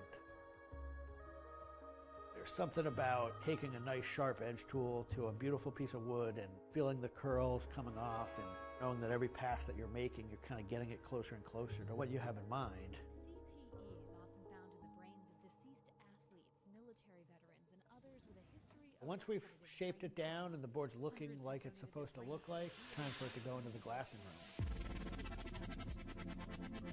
4-ounce fiberglass, laying it over the board, draping it over the edges, cutting it, applying epoxy, and on the board. Once both sides are lamb coated, it's time to put in the hardware. Drill and router and install the fin box. And on the other side, we drill and put in the leash plug and a vent. There's a lot of air just naturally inside the board, and that air wants to expand and contract with temperature changes. And that vent has a little piece of Gore-Tex fabric in it, and it allows air to kind of breathe both ways, but it doesn't allow water to get in. Once all that hardware is put in, it goes back into the glassing room. We brush a nice, beautiful, thick coat of epoxy over the whole surface, and that we call a gloss coat. That's supposed to look beautiful and glossy and shiny and flawless. You get to see that board come to life. Whatever the colors in the wood, they really come out. It just makes it look like candy. You just want to touch it and run your hands down it, and it's just kind of the icing on the cake.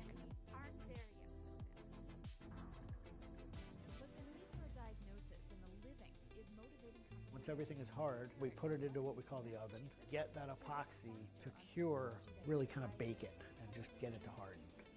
Put in the fin, screw in the vent, and ship it out. We just love the idea of building something that's sustainable and long-lasting and made by hand. Kind of gives you a deeper connection to the product over something you might buy on a shelf.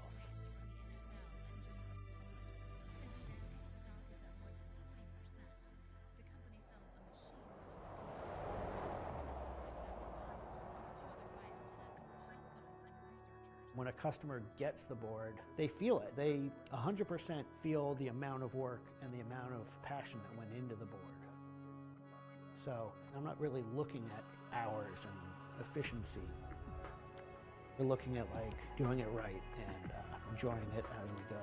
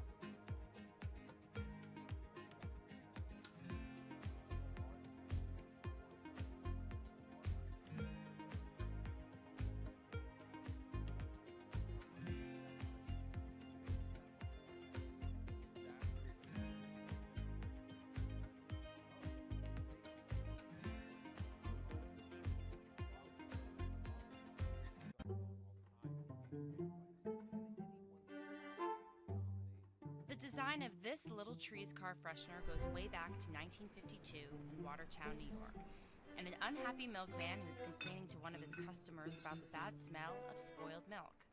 Lucky for him, he was talking to Julius Salmon, a Jewish chemist who'd fled from Nazi Germany and spent time living in the forests of Canada studying the aroma of alpine trees.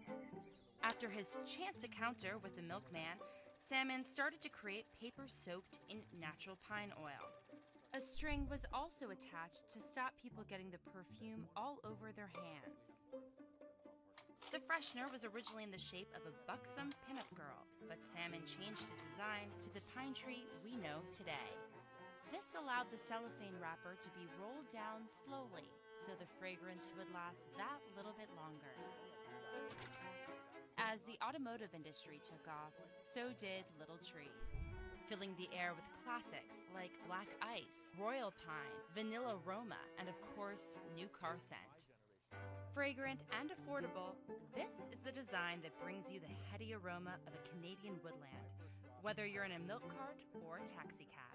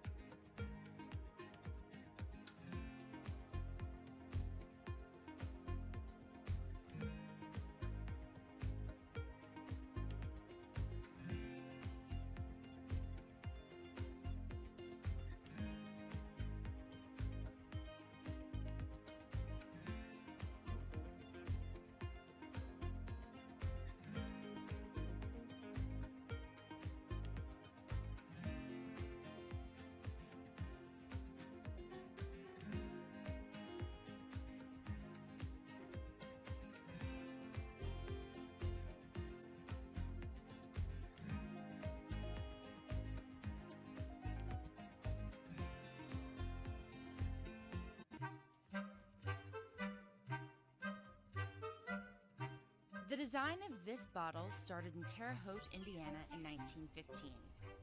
At the time, Coca-Cola was being sold at soda fountains, or in a glass bottle called a Hutchinson. But this simple, straight-sided bottle was easy to copy, and imitations were flooding the market. The solution?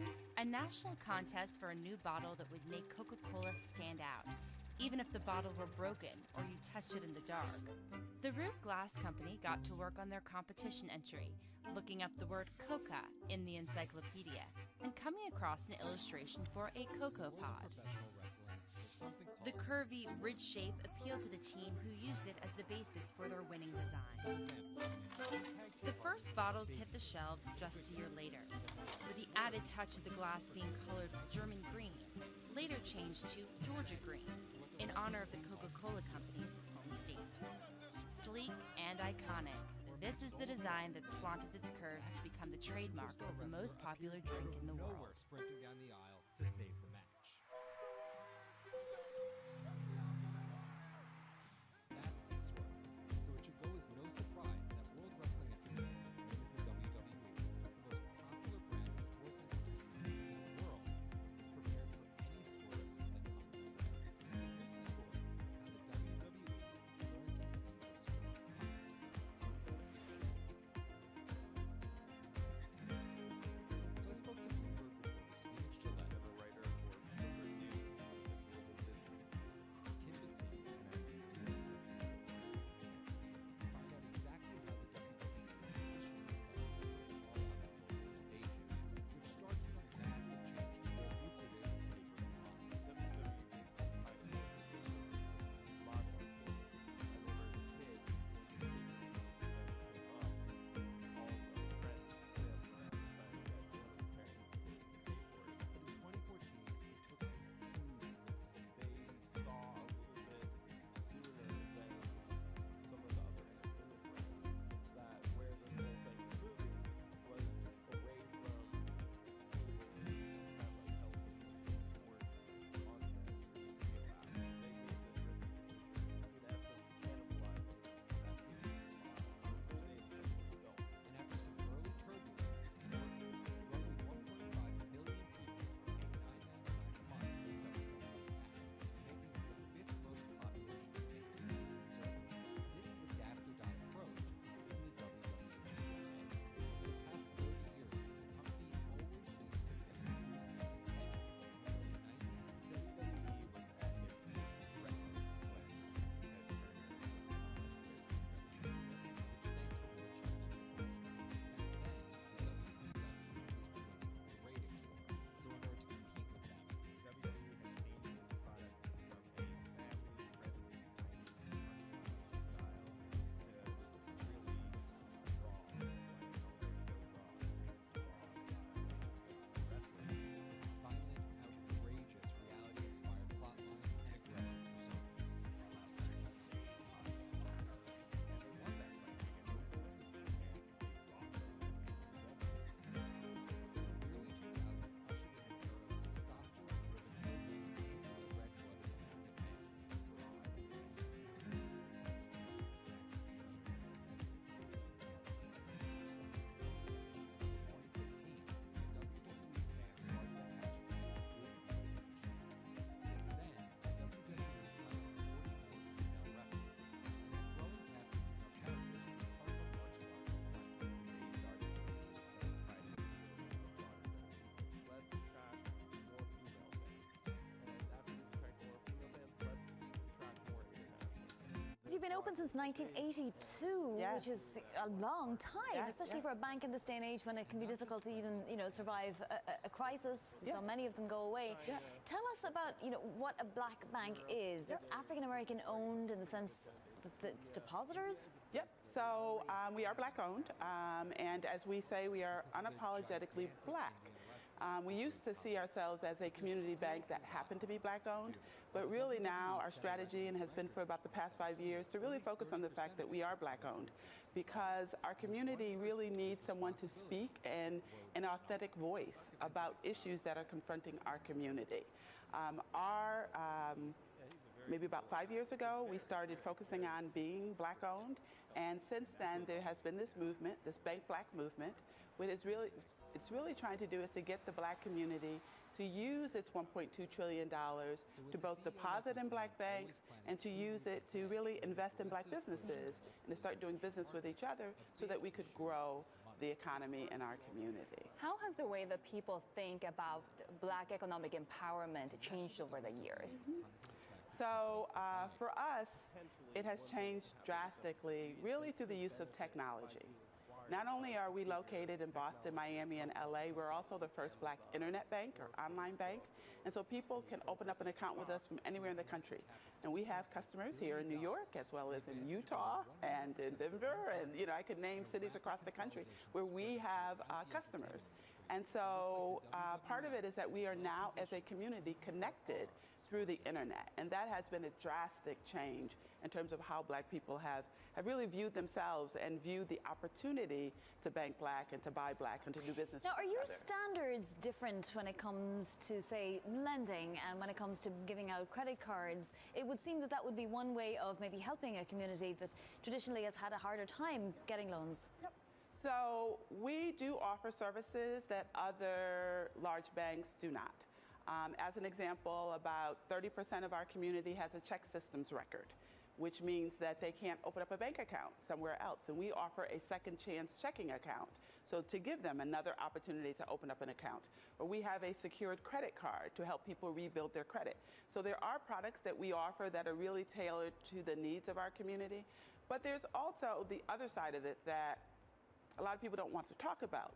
The FDIC does a study every year, and it showed that for national banks, only 1% of their lending goes to the Black community. Right. So we represent 14% of the population, but only 1% of their lending. Which is funny because, you know, buying houses and buying big things that you need a lot of loans for is something that's traditionally been sort of sold to the Black community in a very strong way. Yes, and it's really an opportunity to build wealth, but we're not able to get the loans. Whereas when they looked at Black banks, 67% of our lending goes to the Black community. So there is a huge difference in terms of who is serving the Black community for financial services.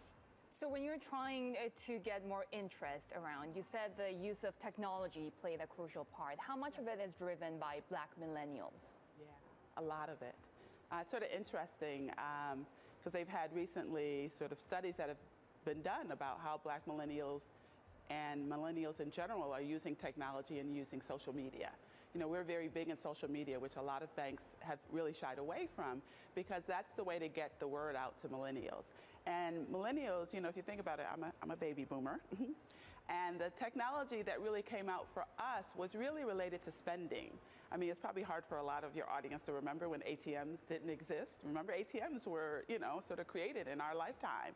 And debit cards, I mean, so there are a lot of things that really helped us more conveniently spend money. Now there's technology to help people save money.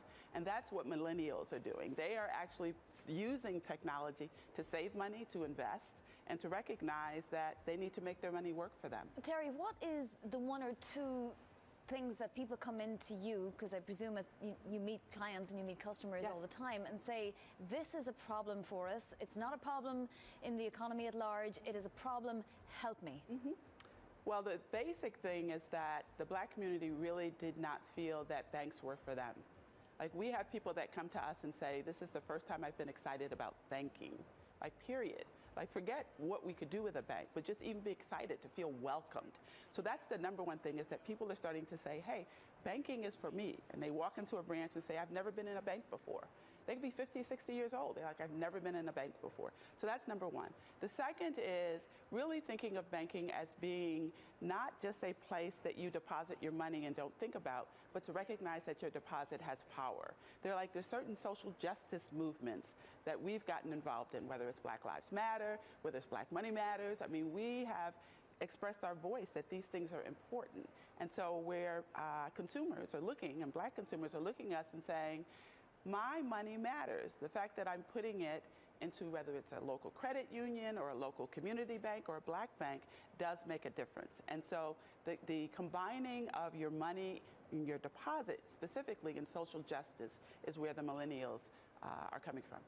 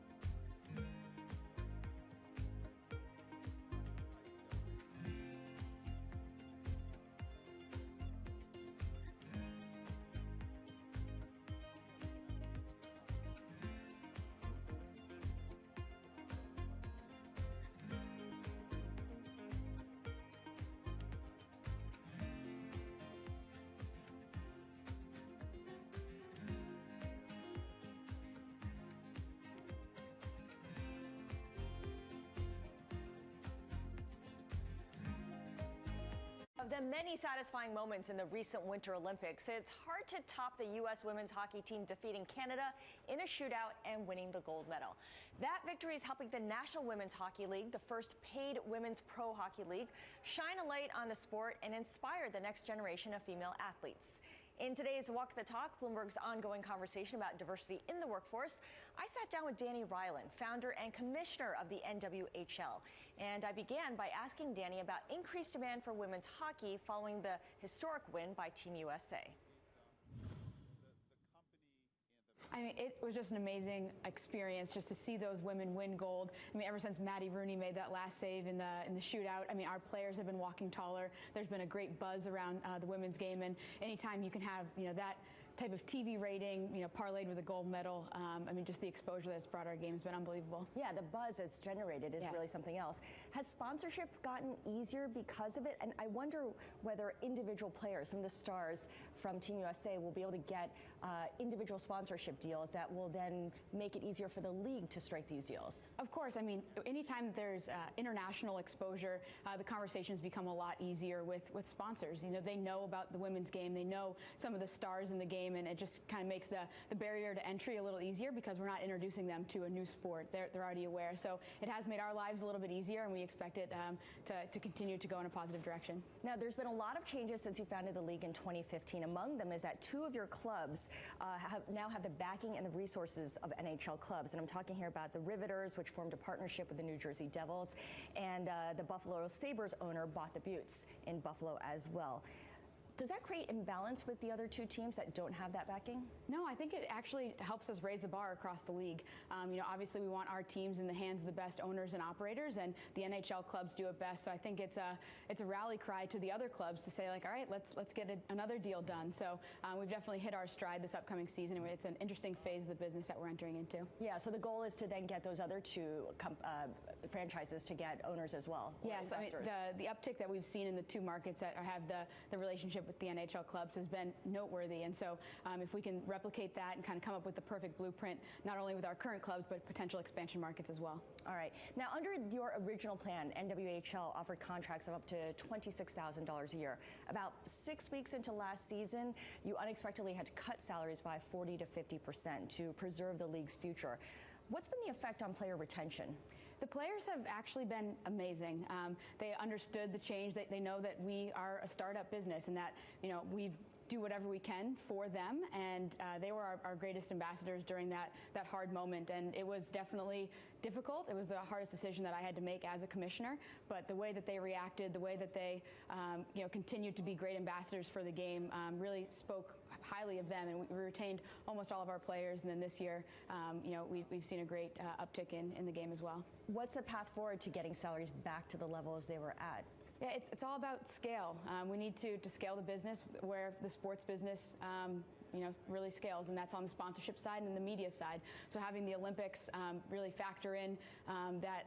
Over 3 million viewers, having our All-Star game generate over 500,000 viewers on our Twitter Game of the Week. I mean, those are really the areas that really change the business. And coming with that comes an opportunity for more sponsors, and obviously a $150,000 sponsorship is the same as selling 10,000 tickets in Buffalo, so it's really what changes the business. That's a great way to compare it. Dunkin' Donuts was one of your first sponsors, in fact, the first. Additional sponsors didn't necessarily follow suit. Why do you think that was? They actually signed on the second month of our very first season, so they are incredibly progressive in their thinking, and they understand that this is an opportunity. Before the Olympics, girls hockey was the second fastest growing sport in the United States, and that's not going to slow down anytime soon. And so we think that our time is now, and the sponsors are going to start to step up. And when we can show the return on investment that Dunkin' has had from the 3 years they've been with us, I think it's going to be easier for more sponsors to follow. All right, well, let's talk about broadcasting. You stream games live on your website, I know. You also have partnered with Cheddar on Sling TV, Amazon, Twitter, and Facebook Live. What kind of interest, if any, have you seen from the traditional broadcasters? We've seen a little bit as far as highlights are concerned, but being able to broadcast our games on a linear broadcast has been a challenge. So I think as we continue to prove our product, obviously the Olympics and the viewership they saw is going to help us as well. But it kind of starts with starts with one. And so we were very fortunate to have the distribution deal with Twitter this season and covering our game of the week, and to really show them that these are the fans tuning in. This is a brand of hockey that hockey fans enjoy watching, and the more data that we can collect, the easier those conversations will become. And the other big thing that happened over the last couple of years was that the U.S. women's national team won a big wage battle with USA Hockey. What kind of effect did that have on the NWHL? I know you supported them, but did that have a material effect on you? Not a material effect, but the more that women's hockey can be in the headlines, and the more that these women are empowered to stand up for themselves and to get that equality, it's great for not only women's hockey, but for women's sports. So I think it had a direct impact because of that. And we were there to support them, and we always plan to do that. And that was my conversation with Danny Ryland. She is commissioner of the National Women's Hockey League.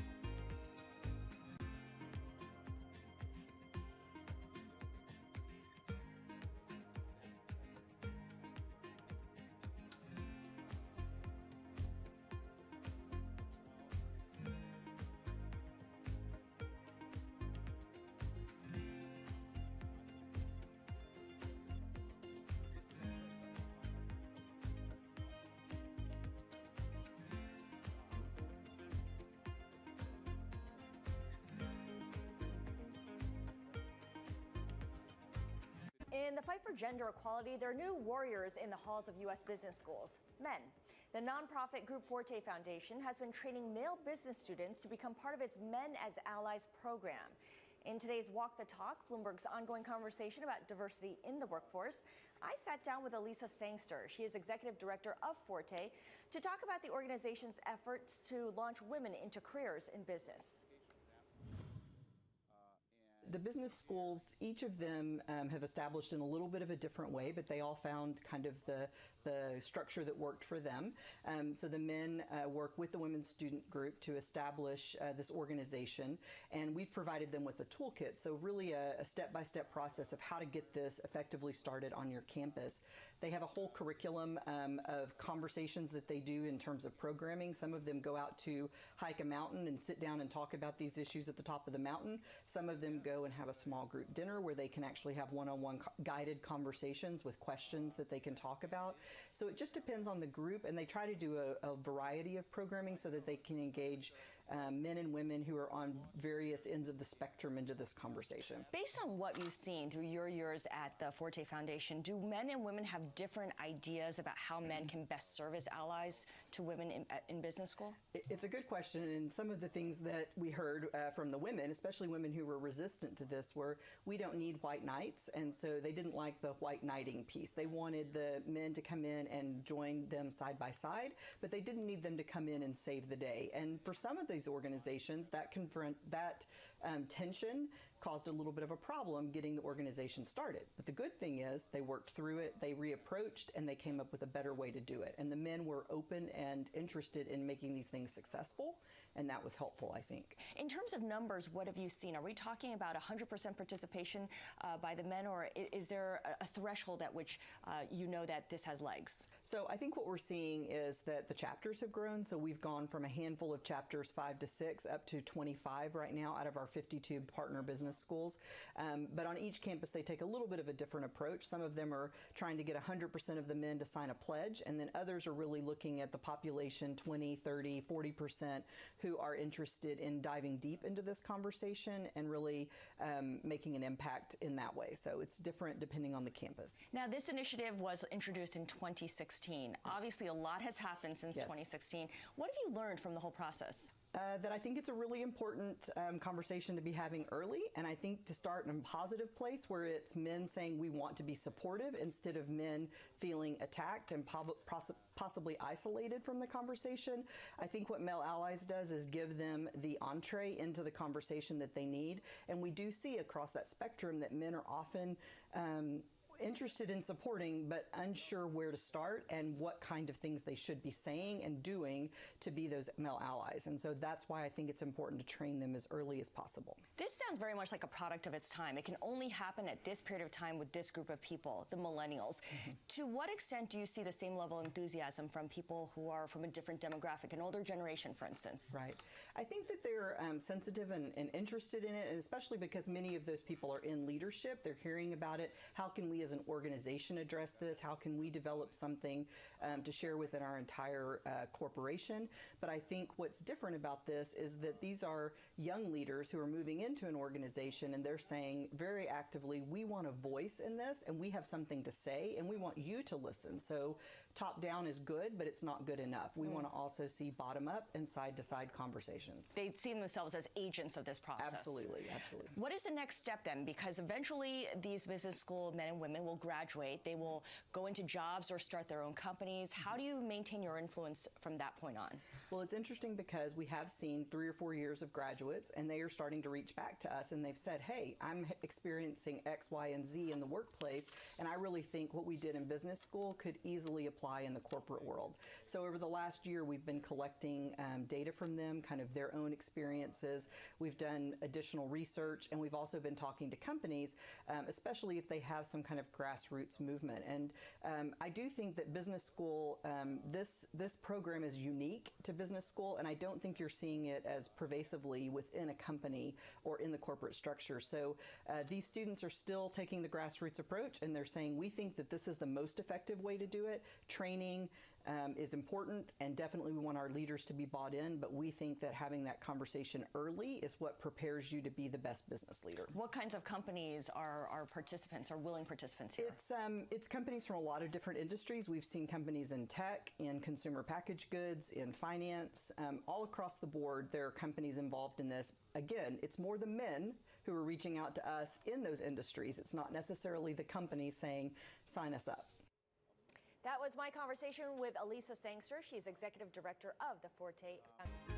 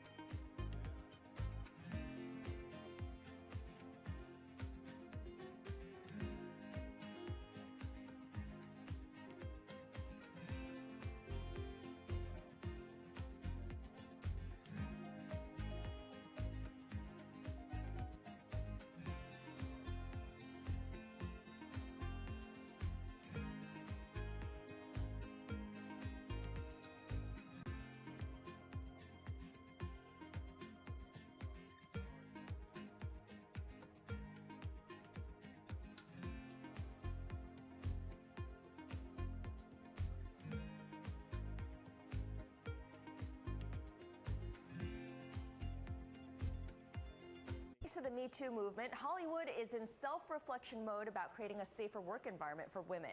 There's now a website aggregating reviews from exclusively female critics. Cherry Picks is taking on male-dominated opinion sites like Rotten Tomatoes. In today's Walk the Talk, Bloomberg's ongoing conversation about diversity in the workplace, I sat down with the founder of Cherry Picks, Miranda Bailey, and I began by asking what specific need her business fulfills. We're kind of cherry picking the female critical voice out of film, television, video games, basically anywhere where there's art criticism and media criticism, so we can have a platform to see what women think about it. In terms of women, it's very complicated because there's not that many of them on Rotten Tomatoes compared to the men. I mean, it's less than a quarter. So in order for us to us being females, to have a voice and know what females think about something, it's really hard when there's an overwhelmingly male, voice shouting at you or saying, this is how it should be. What are the financial consequences of that gender imbalance among film critics? How does it make its way through the industry? Well, I don't really know about financial, situation. For me, it's about the consumer. I mean, in Hollywood, we've been talking about we need more women behind the camera, we need more women's stories, more women writers, more women actors, everything like that. And I'm a film producer and actor and director, and it's really easy to say we need it, and it's a lot harder to make it happen because at the end of the day, Hollywood follows the consumers. And if the consumers are being told what is worth their money by a certain group of people that are, kind of narrow, then it's not going to open up. And I felt like, well, maybe if we can open up the critical voice, which is, the gatekeepers essentially telling people what they should buy, what's worth their money, and women actually like these stories and like these filmmakers, then I thought that would be a faster way to get more women behind the camera and more women's stories told. How are you funding this website? You mentioned it's going to be an aggregator of reviews, but are you going to be advertising supported, subscription driven in any way? Yes, I mean, we're funded for the next 3 years about right now by my production company, and we will be finding partners once we kind of get our our voice and our full creative image out there. But yes, I mean, we plan on doing advertising. We plan on doing partnerships with film theaters so that we can, link to buy tickets online. So like if you read a review about The Zookeeper's Wife, for instance, and you really like it, you can go right there and buy it. It's an interesting time to be launching this because of the Me Too movement across Hollywood, across media overall. How do you intend for this site to help change the culture in movie making? Oh, well, I mean, the Me Too movement and the Time's Up are two very different movements. I mean, they're both female-centric, but, at the end of the day, we're about, being recognized and respected. And so I'm grateful for those movements. I think it's kind of wonderful that that's happening right now. We've been saying this for a very long time, that we deserve to be paid equally, and not to be, sexually harassed. And, not everyone is sexually harassed.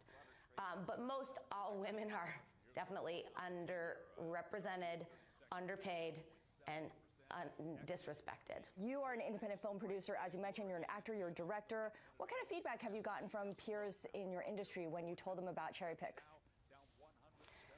I have had overwhelming support from female journalists specifically, which is very exciting for me because this is kind of a new door that I'm opening and learning about. And obviously the female filmmakers that are out there are really excited by it. We're all banding together right now and supporting each other, which I think is great. I think one thing that's awesome about the Time's Up movement is that all of the women who are directing right now are not competing with each other. We're all rooting for each other. And I think that that's a big change. And I think this Cherry Picks is part of that, is us also lifting each other up and opening it up to journalism and the consumers and what the buyers, the exhibitors, the distributors, the producers, the directors, we're all together in this, and we can all make a difference.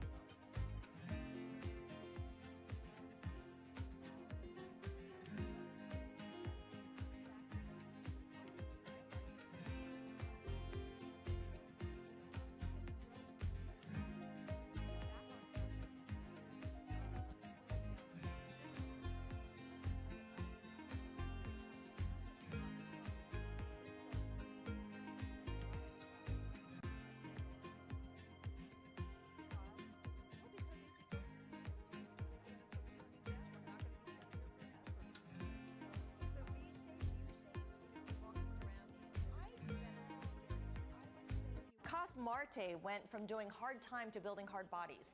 He's the founder of ConBody, which is a prison-style boot camp class in New York City that employs former inmates as fitness instructors.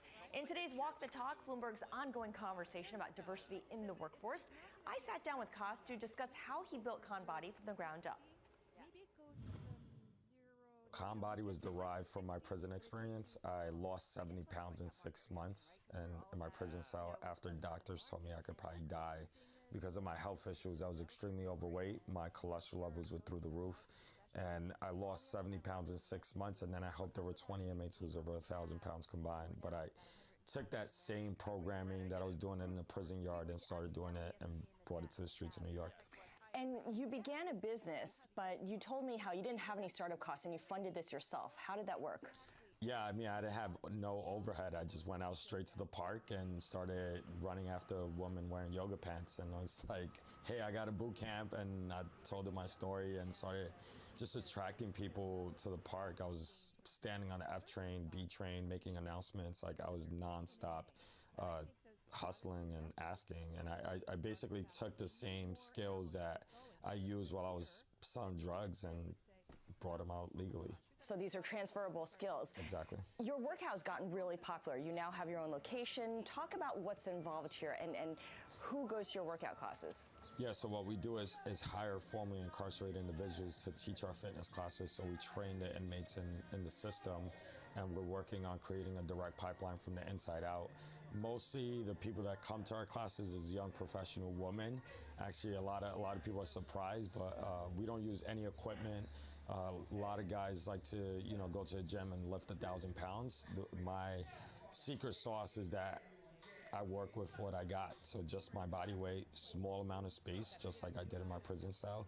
And I got that prison body you've always desired. Now, you hire former inmates, as you mentioned. You're trying to build this pipeline. What do you look for in a potential new hire?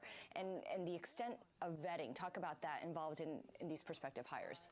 I look for people that are charismatic, and when I conduct my interviews, I conduct them like 5:30 in the morning. So if you don't show up or you come in late, too bad. So I really try to make it strict as possible in the beginning, and then I really see if I could hang out with this person, if this person could say hi and bring a smile out of my face.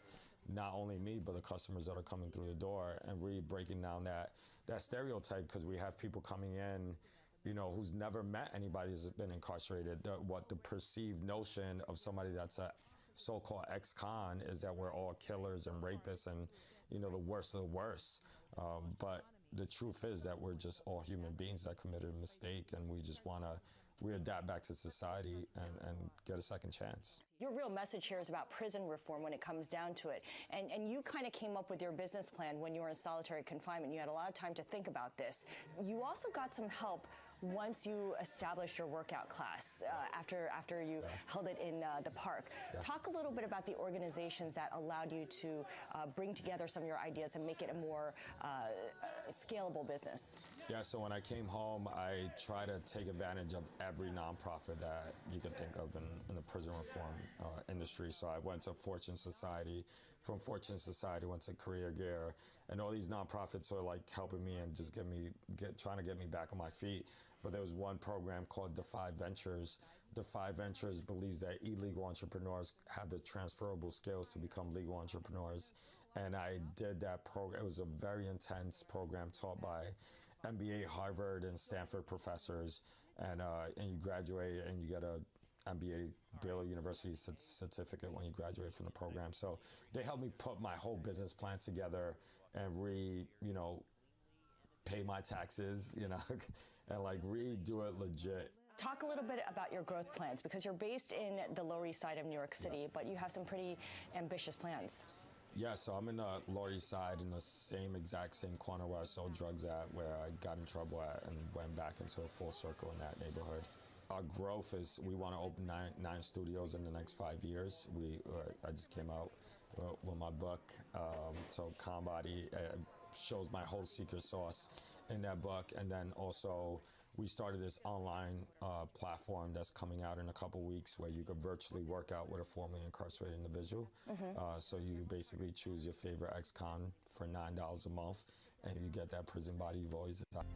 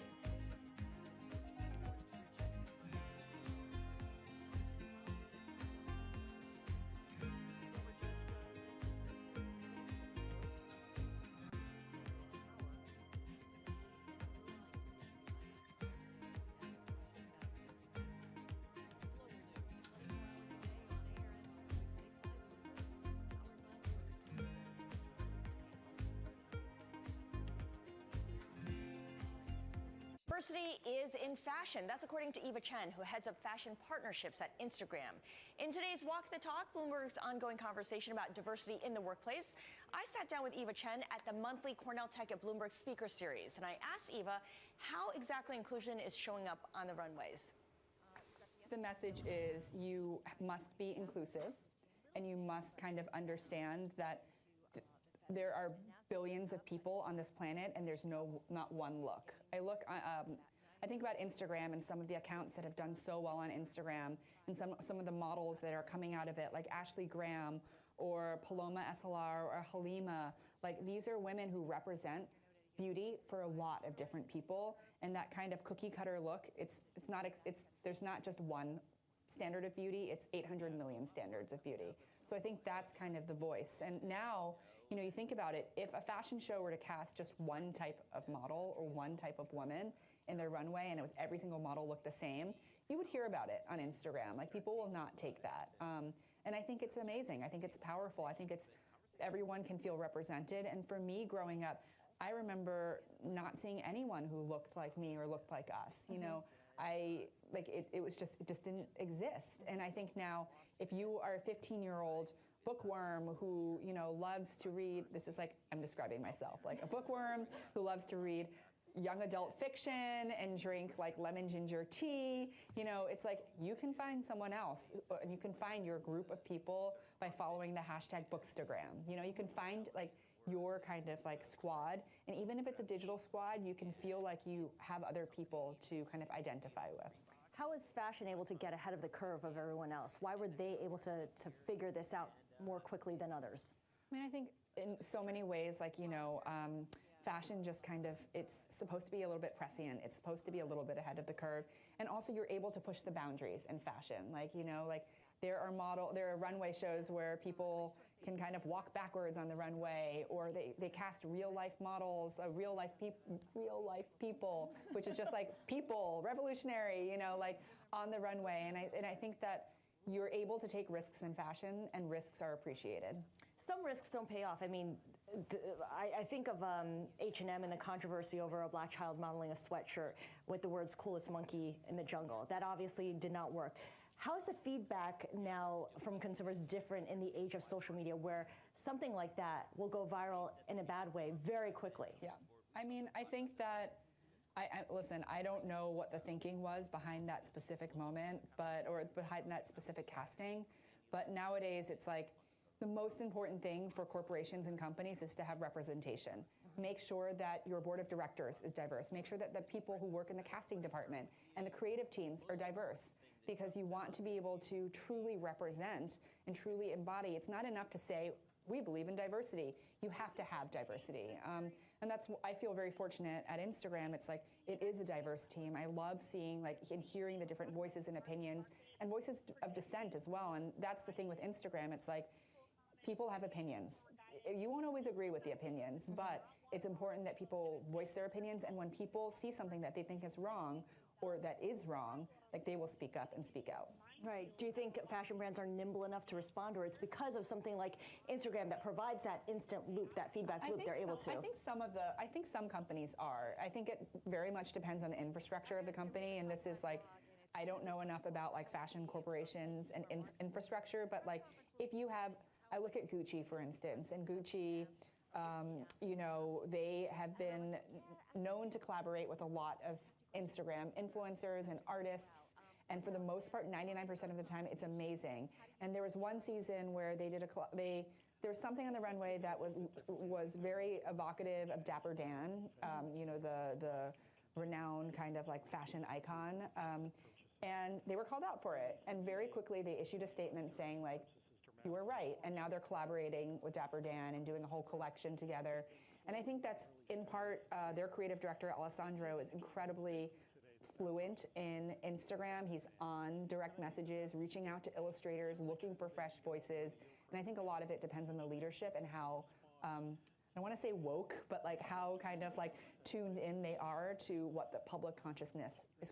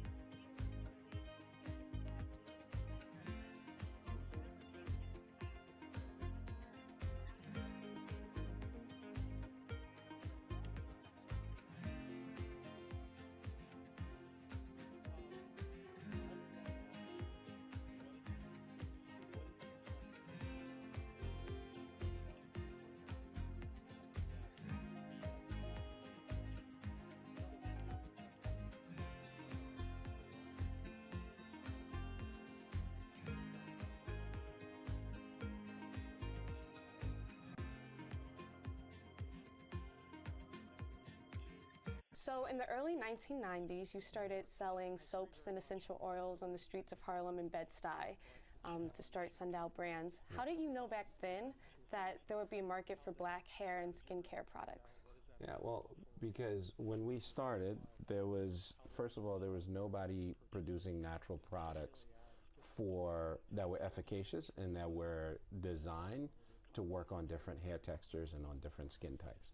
And so what you had was a consumer who desired to have healthier products, natural products, but had no access to anything that actually worked. And so, you know, when you stand on the street corner, people tell you what they want, you better give it to them, otherwise it gets really cold, right? And so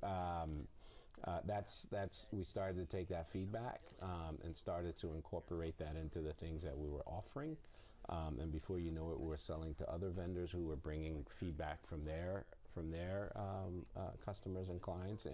And so very quickly we got to understand just how underserved women of color were around their hair and their skin. What has the explosion of the natural hair movement in the U.S. done for your business? Yeah, as women became more and more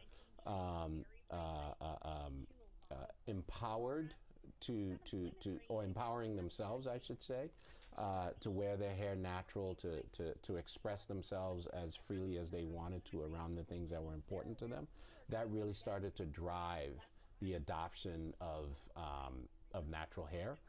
And then they actually had products in Shea Moisture that delivered on the promise of what they wanted, right? So I think the two worked hand in hand, and it really took off. How does Sundial Brands stay authentic as you guys have grown? Yeah, I mean, I think for us, we've built our business from day one on a model that we call community commerce. And what community commerce is that a business ought to invest in the community where it does business, right? And it ought to provide not just products to that community, but it also should take the dollars that it takes out of that community and put it back in. And so for us, that meant that the products that we produced from our supply chain in Ghana, of which there are 16,000 women that now supply Shea Moisture, who have now risen above the poverty line because of this model, also get to share in 10% of the revenue of the products that their ingredients go into, right? That then provides them with infrastructural support, you know, warehousing, equipment, training, safety, health insurance, bank accounts. That's the core of what we do this for, and so we continue to do that. And so in November, Unilever acquired Sundial Brands. What did that deal allow you to do now that you haven't been able to do before? It enabled us to take, you know, to commit to this $100 million fund. It's called the New Voices Fund for Women of Color, which now allows us to go create other entrepreneurs, or maybe not create, but invest in other entrepreneurs so that they too can have the type of economic opportunities that we've had. So as I said, it's not for one company or two companies alone to be able to compete and to survive and to sustain is not enough. We need thousands, right? So the first thing it allows us to do is to invest there. The second thing that it allows us to do is to scale our community commerce model so that we can go from these 16,000 women to 200,000 to 300,000 women globally. And the third thing that it allows us to do is to compete globally against global corporations. We can't compete for shelf space the same way because we don't have the same resources. We can't buy the same amount of advertising on TV or in magazines or in social media. So we end up shrinking and shrinking and shrinking as more companies come in to serve us as consumers. So what we've got to do is we've got to provide capital to each other in our communities in order to compete. We've got to find ways to scale our business. Now, the way that I've done it may not be the way for everybody else, but at least it shows a path, right? And it shows that it can be done, and it shows that you can do it and be highly successful at doing it. And it also shows that once you do it, you've got to be committed to putting it back in.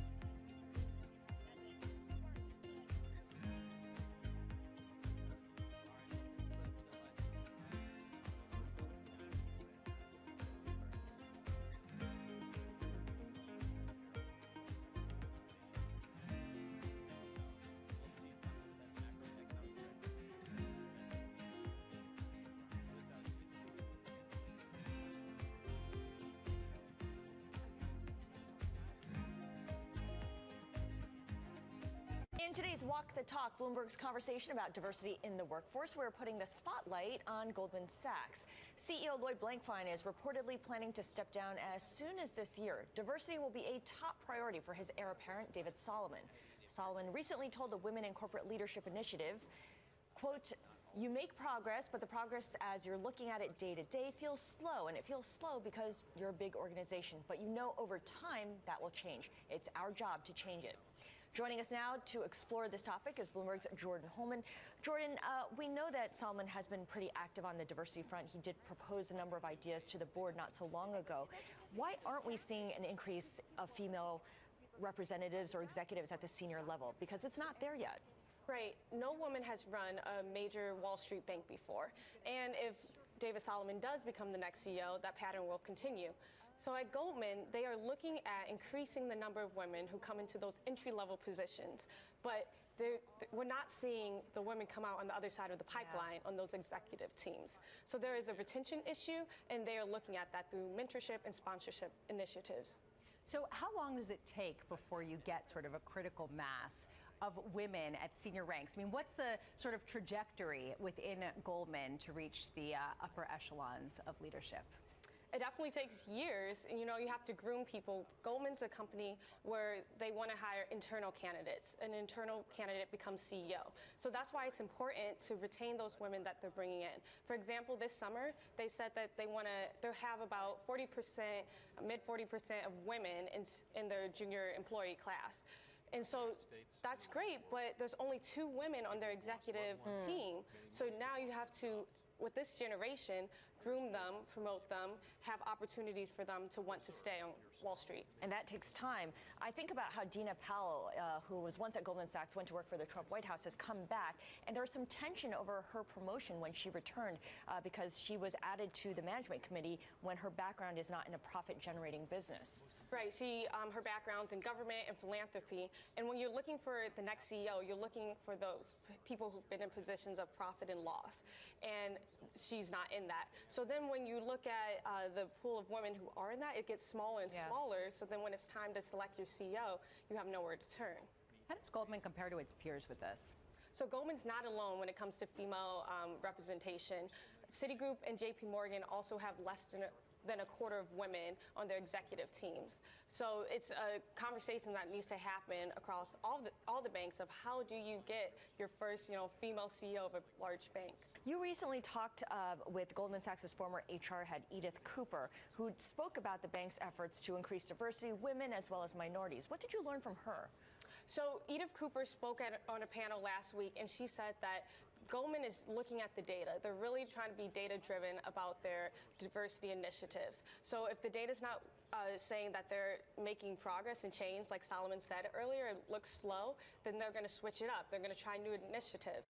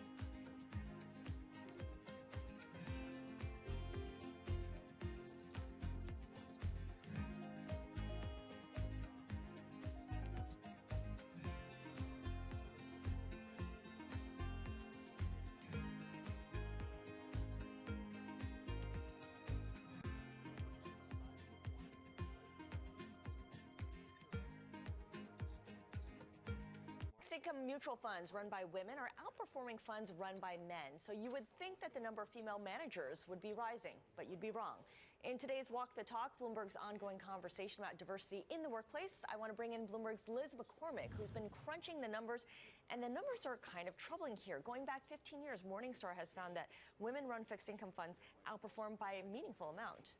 Right. I mean, it's very interesting. They said, let's run the numbers and see, is there a performance reason why women are only 10% of the whole business? And they found no. I mean, on fixed income, women slightly outperformed. Even mixed gender teams did better. And on equities, it was fairly close. Women slightly underperformed. So the numbers didn't back it up. They said there's no performance reason why women shouldn't be rising as the number of fund managers. And in fact, the number of women-run fixed income funds in the U.S. has dropped precipitously. It's now, what, 14 in 2017? Right. Those exclusively run by women.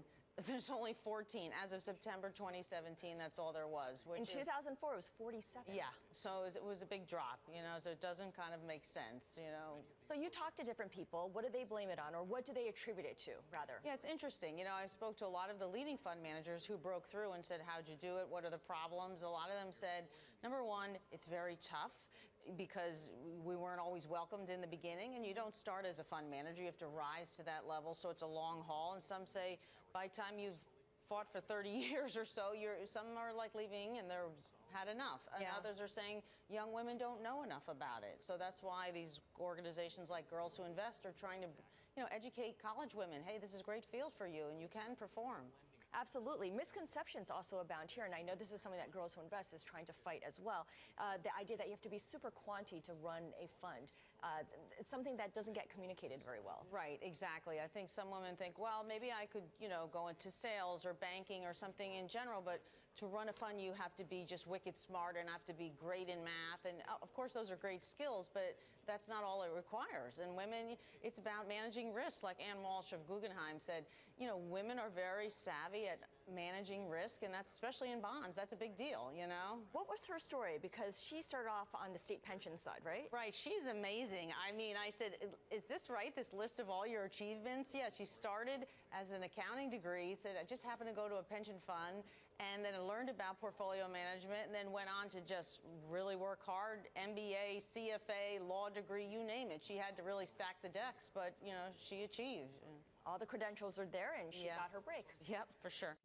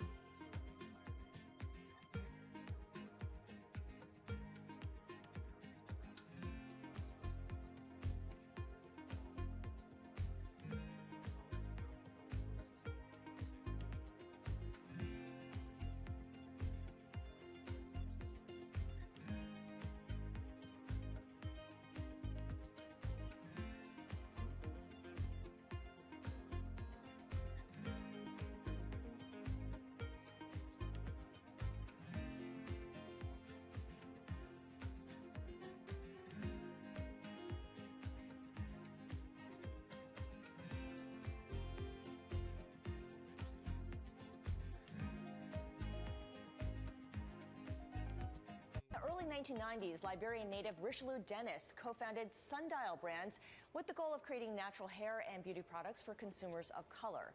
In today's Walk the Talk, Bloomberg's ongoing conversation about diversity in the workforce, Jordan Holman sat down with Richelieu to talk about the rise of Sundial. When we started, first of all, there was nobody producing natural products that were efficacious and that were designed to work on different hair textures and on different skin types. And so what you had was a consumer who desired to have healthier products, natural products, but had no access to anything that actually worked.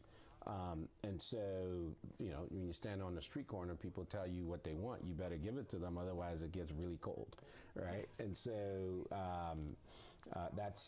we started to take that feedback and started to incorporate that into the things that we were offering. And before you know it, we were selling to other vendors who were bringing feedback from their customers and clients. And so very quickly we got to understand just how underserved women of color were around their hair and their skin. What has the explosion of the natural hair movement in the U.S. done for your business? Yeah, as women became more and more empowered or empowering themselves, I should say, to wear their hair natural, to express themselves as freely as they wanted to around the things that were important to them, that really started to drive the adoption of natural hair. And then they actually had products in Shea Moisture that delivered on the promise of what they wanted, right? So I think the two worked hand in hand, and it really took off.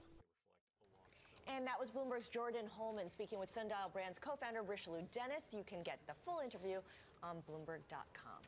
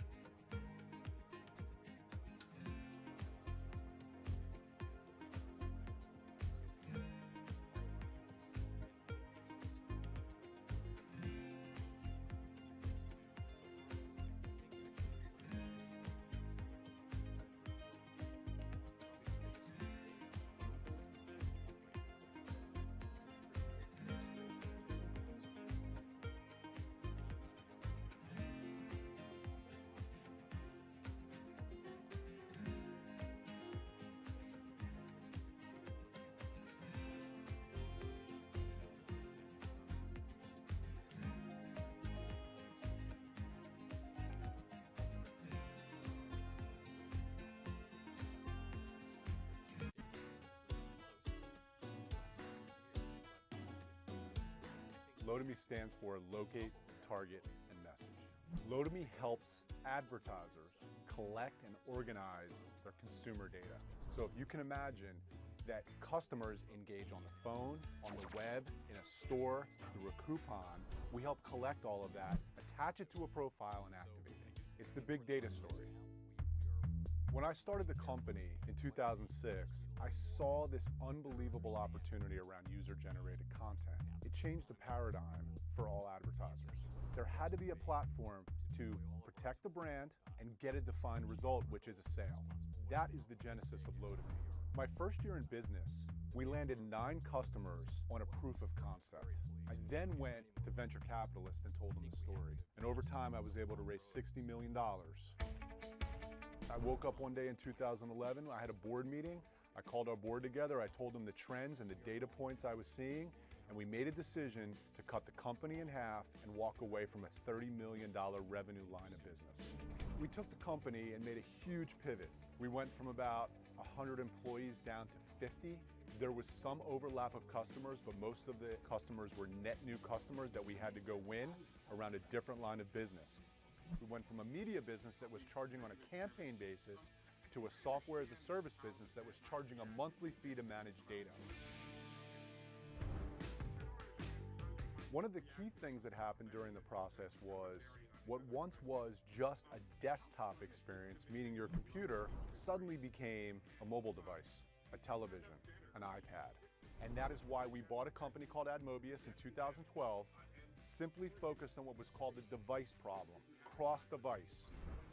In a privacy-compliant way, we were able to stitch together profiles and audiences no matter how they were engaging with the brand.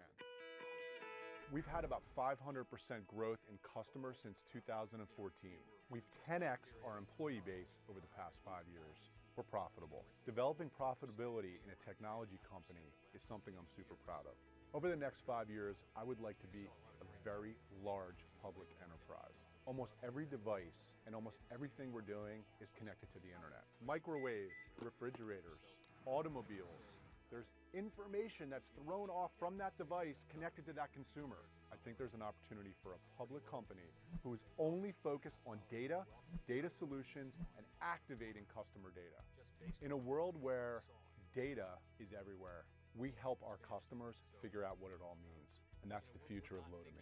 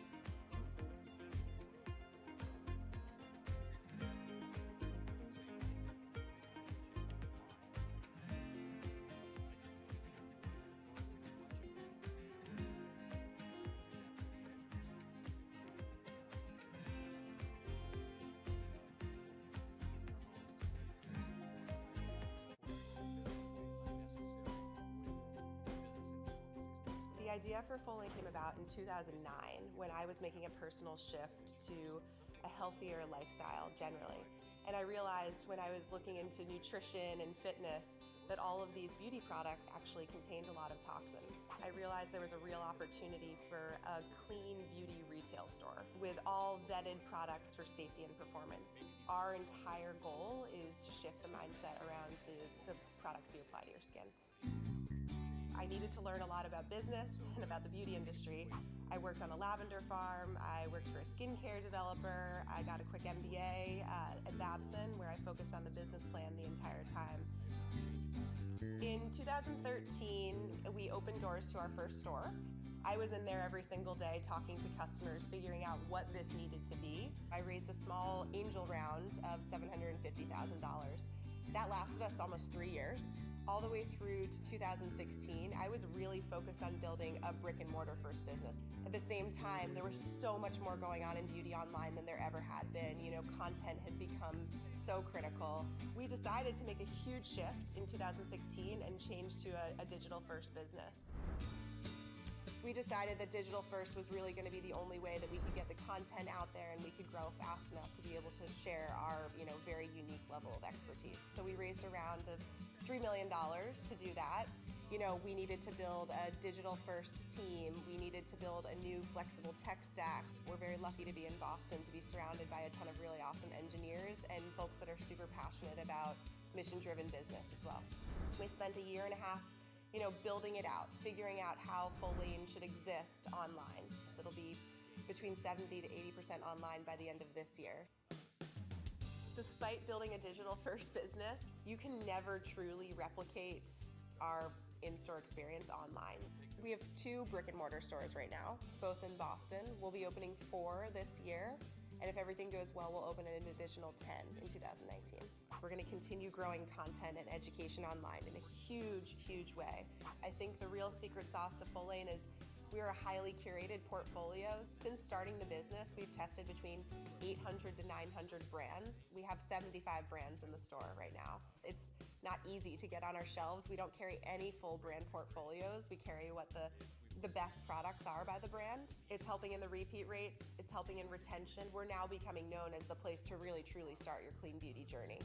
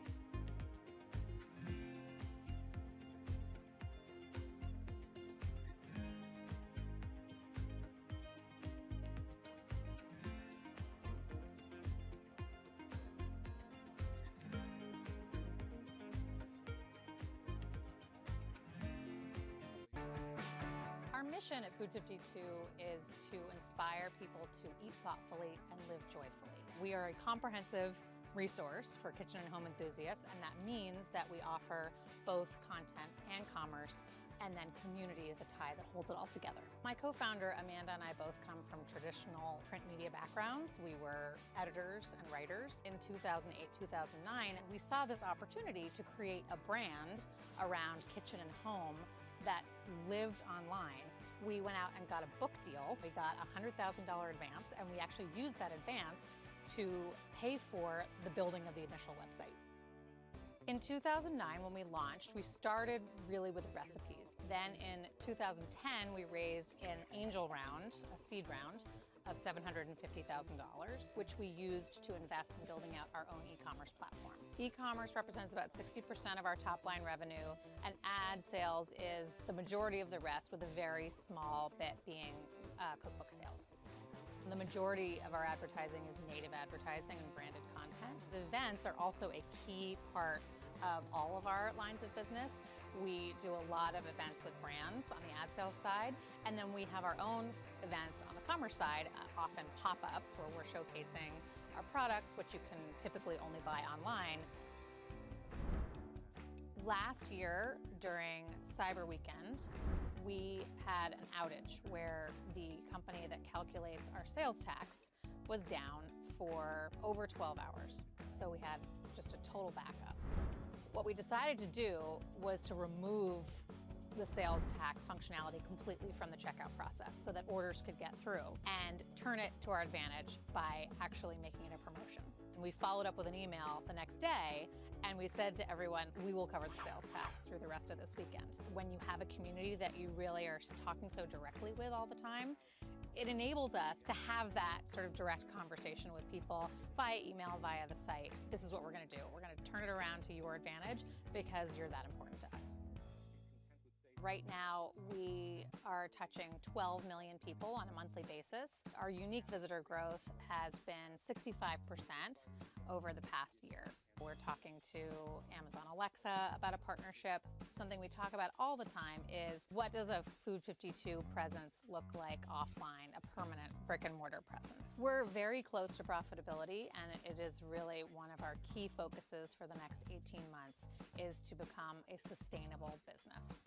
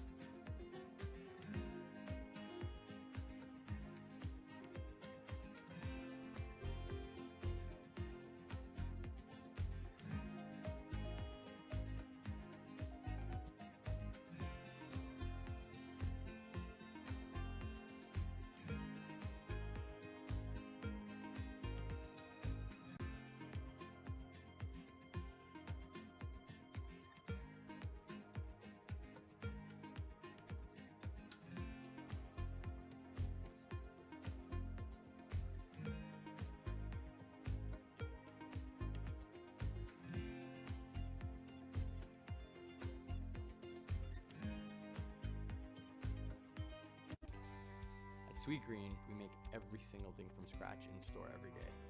The three of us were just, what if we opened this restaurant?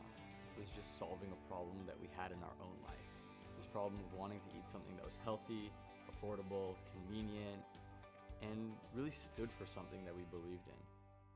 We started the company by going out to anyone we could ask, and we raised about $300,000. 40 people contributed to that very first restaurant. That means the average check was somewhere between $5,000 and $10,000.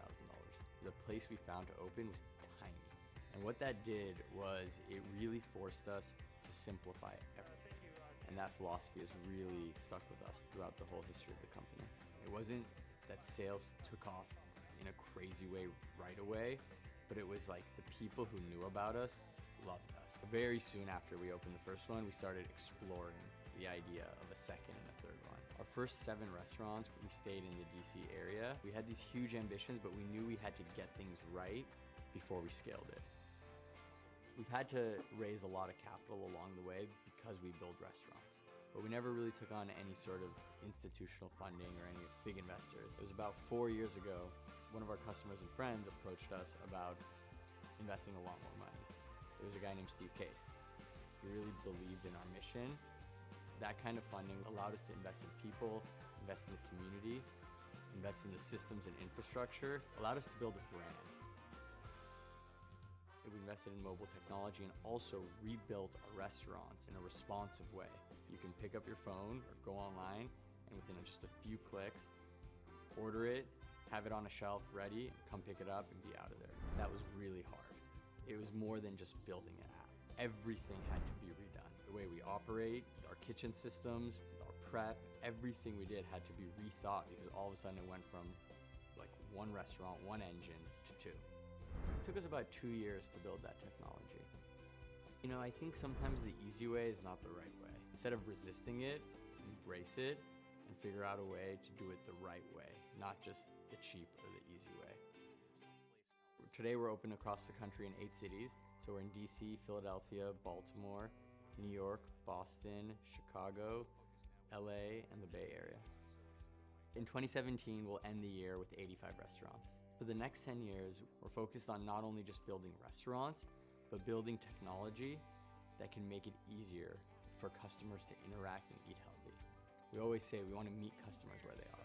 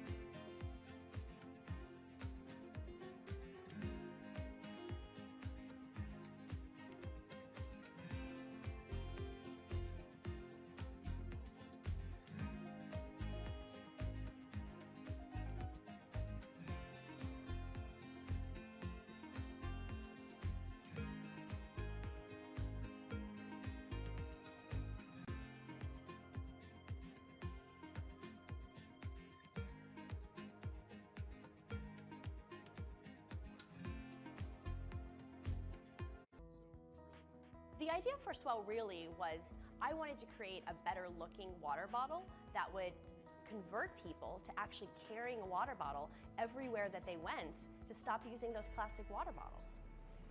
I started Swell with my own personal savings. I invested $30,000. I worked with a team of industrial engineers. The Swell bottle is triple-walled stainless steel with a layer of copper on the inside. It's almost indestructible. The first year when I started Swell, I went to 17 trade shows myself. I stood in a lot of booths and I talked to a lot of customers. They would tell me, could you make it in this other color? Or could you make it in a bigger size? Because we would like to take wine to the park. Really, that first year was just a learning lab.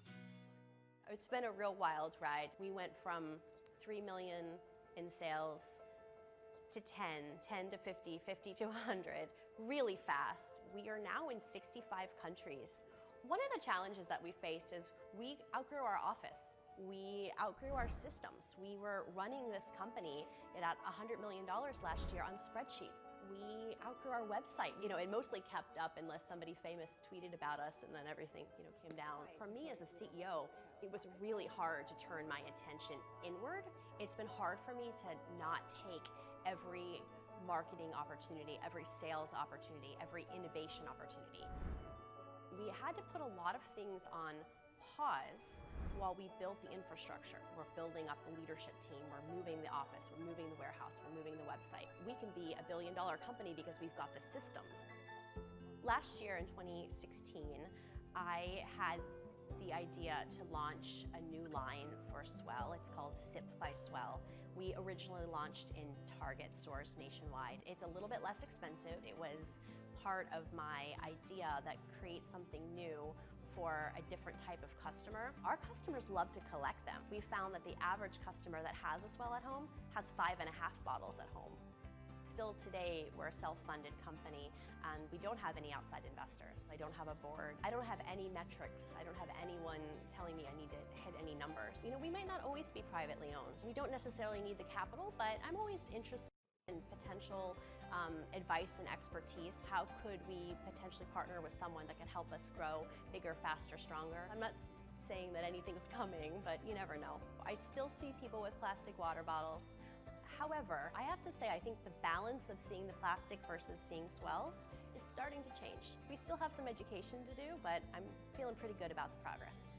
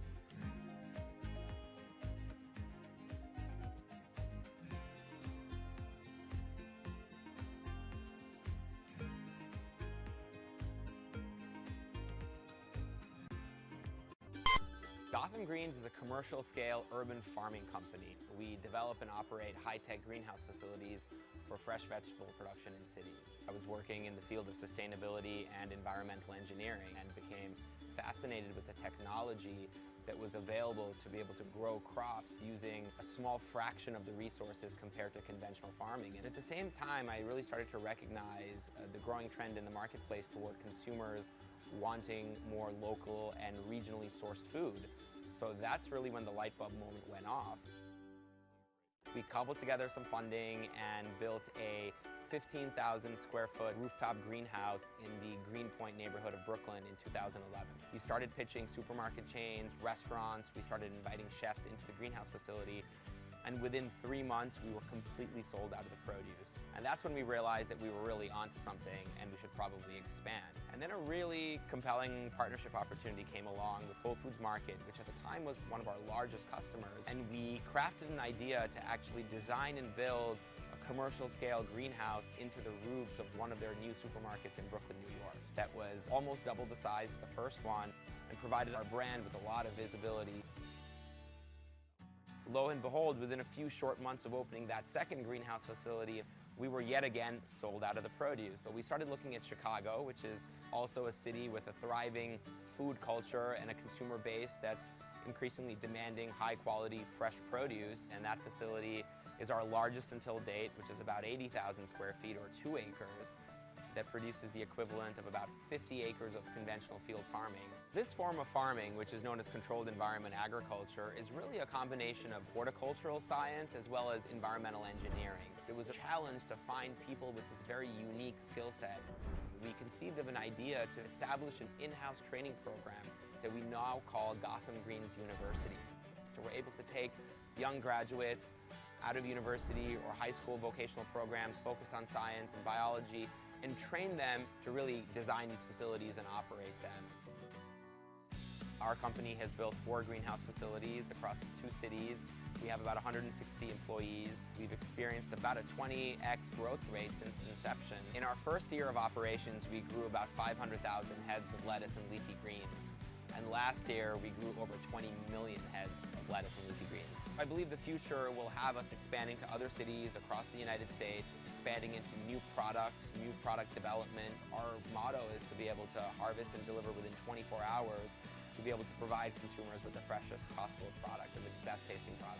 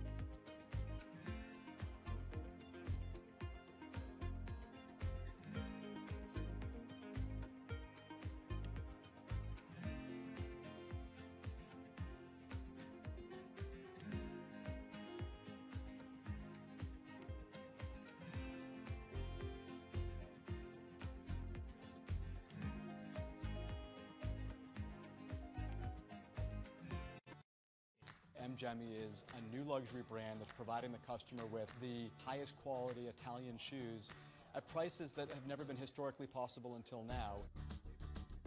We looked at the luxury marketplace, and there were so many qualities about luxury that were great, but there were some qualities that needed some real reinvention. The incumbents certainly were not reinventing.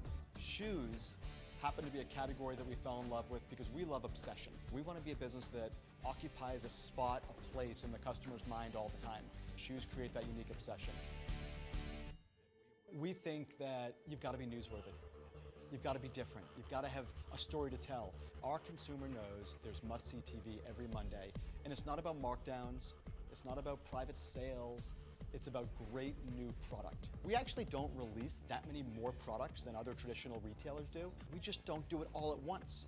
The way we describe our company to the consumer is we're old world meets new world. We identified very early on in the business creation a team in Italy that I had had some history with that we could in essence acqui-hire. And it was a group in Italy, in Florence, that have been in the shoe manufacturing business for generations. There was a whole bunch of challenges in taking the old, historical Italian shoe manufacturing industry and putting this new engine on top of it. Unlike most fashion brands that produce things 4 times a year where you have these big spikes, we're providing them with this constant demand, keeping their factories moving all of the time. We had to get them to start producing products at the pace that we wanted them produced. The only way to solve that was to learn. They've done a pretty good job of learning through our data. They've done a pretty good job of learning through our forecasting what opportunities they can receive by moving faster than they've ever moved before. They've been pretty open to listening about ways to improve their demand forecasting and ways to improve their speed of production, but they're not so open to listening to better ways to make shoes, that's for sure. Probably rightly so. We opened our first store in Soho. 80% of those customers who bought in the store first buy their second purchase online. If you're buying things with the frequency that our consumers buying them, the luxury of multi-channel drives to their purchase pattern. 50% of our buyers come back and buy a second time. Once they buy a second time, on average, they average 4 purchases within a year. We're also seeing consistent 100% growth year over year in total sales and margin continuing to improve in each of those years. So the goal is not go as fast as you can go and grow as fast as you can grow. The goal is with really good controlled growth, ensure that you can double your business for a number of years.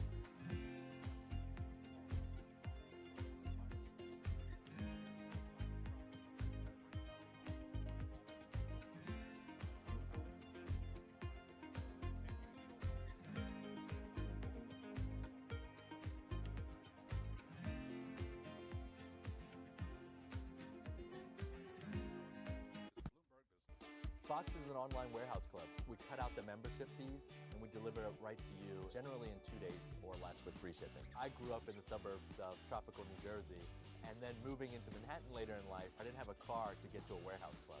And so I thought, how many other folks around the country have that similar problem? And so actually moved back into the burbs to start the company in a small 2-car garage in Central Jersey, tape gun in hand. We went after and tried to solve that problem. In the early days, we actually didn't have a marketing budget. Our marketing budget was virtually zero. It forced us to be creative. It forced us to create a very good service where folks would talk about it. So Hoda and Kathy Lee loved the service. They were both like, genius. Sure enough, they talked about us, and from that moment on, we capitalized on that opportunity, went out and raised our first sizable round of financing, and then moved out of the garage. A gigantic challenge that we had actually came up when we started expanding our footprint throughout the U.S. It kind of forced us to make a decision, are we short-term or are we long-term? Treating people right is actually a short-term detriment, meaning that it's so easy to take away benefits or say, hey, we'll pay a minimum wage because you see an instant pop on your financial statements. I don't believe that's a long-term good way to drive the business. We took the long-term approach. No matter if you work in a fulfillment center and it's your first day, or you're the chief marketing officer of the company, we're all one team. We need to treat everyone fairly. In the short run, there might not be a line for increased morale and increased sense of team. But over the long run, I truly believe that will pay huge dividends. To this day, we picked that road and it has become who we are. Folks have chosen to spend their money with us in pretty large amounts because we do the right thing. Now, our fulfillment footprint is 4 locations throughout the United States. 4 fulfillment centers, 3 offices, and a life spent on an airplane for me these days. Last year was our 3rd full year in business, and we went from virtually 0 in our first year to over 9 figures in that 3rd full year. So it's always been a dream of ours, and especially mine, to push the button at the New York Stock Exchange. We've identified an area where there's a real dearth, a real lack of solutions, and for us it's about staying focused, not trying to be the everything store, doing wholesale and doing warehouse clubs and doing it right.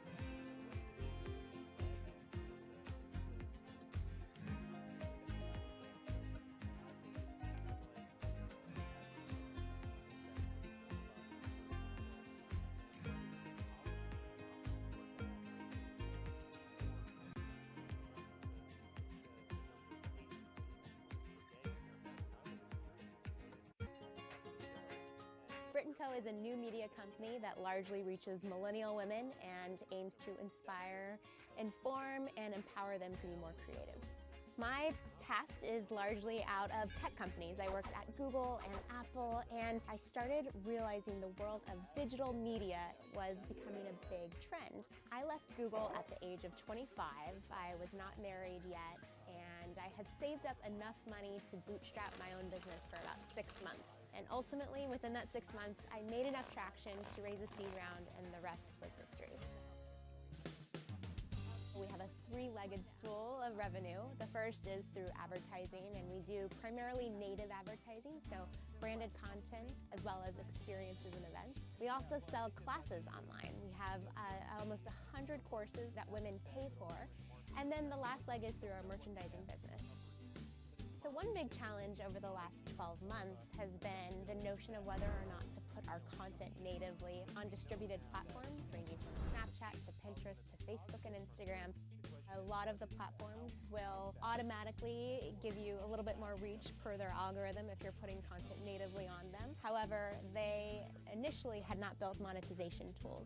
So it was a question as to whether we wanted to sacrifice our control over our content and our distribution. I personally believed that the social networks and all of these platforms would get nowhere if they didn't have great high-quality content, and that they would figure out a way to support those people who are providing that content. And that's been paying off. We now reach 125 million uniques a month. We also have 350% growth in revenue bookings year over year. Some of our newer business segments, like our online classes, have grown over 300% year over year as well. We are producing over 100 pieces of content every day and hundreds of videos every month. I think it's so important for a digital brand to have an offline counterpart, especially for any brand that's trying to reach millennials or Gen Z. So we started an event called Remake 4 years ago, just a year into the business. Fast forward to today, it's a 15,000 person festival. It's been doubling in size year over year, which is proof that it's working and that it's only going to go bigger and better from here. We know millennial women, and we want to create content for them no matter where they are and no matter what they're listening to, reading, watching, or generally consuming.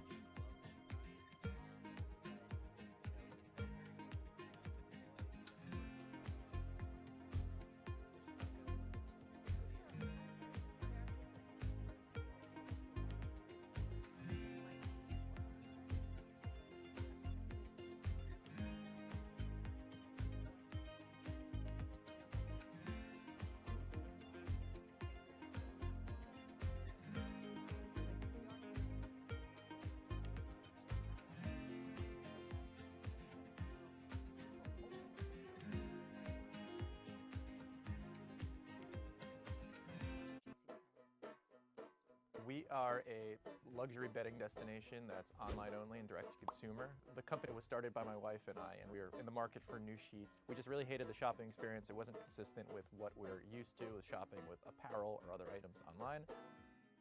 We first started with some of our savings, I'd say about $20,000 to get the prototypes going, build a website, do a photo shoot. It really went to the bare minimum product. And then we raised a little bit of money from friends and family, about another $100,000 or so. That got us to our Kickstarter, where the goal of the Kickstarter was to finance our first purchase order. Our goal was $50,000 of sales. We ended up selling $230,000 worth of product in the first 30 days with no marketing dollars spent, really just word of mouth. Social media has been really, really important to building the brand and getting the word out. There's some logical people that are in market for our product. People that move into new apartments. Facebook has this data of an address change. People recently engaged that are doing registries. Pinterest is really, really great for the home decor space. And then there's influencers, that people that really spread the word and advocate for the product. We're very confident that once it gets into someone's hands that they're gonna love it. We didn't take any funding until very recently, and we bootstrapped the whole thing, so we had to sell to buy. We would sell all of our inventory, use that money, and roll it over to buy more inventory and more and more. And that created problems of like this up and down, up and down, up and down. It's very hard to get momentum and the wheels turning when that happens. It's planning ahead, getting ahead of your inventory, getting ahead of the demands, just to make sure that you have enough to facilitate the growth. It seems simple, but it's super complicated, the forecasting element that we've gotten much better at. And that's one of the biggest challenges to any consumer products business in year 1 or 2. Our first year of sales was about $250,000. Was mostly the Kickstarter. Year 2 was 10x growth. We broke 20 million in sales last year, so it was another 10x, and now we're on pace to more than double that yet again this year. 5 years down the road, who knows? We might be, the biggest, bedding home goods company in the world. We might get acquired by a bigger company that's looking to get a closer relationship with the customers. Once we feel like the bedding category, like we've really mined everything that's there that we could, then there's opportunity to move on to other categories that supplement it in the home space as well. But we're not ready for that. There's a lot more to do where we are right now.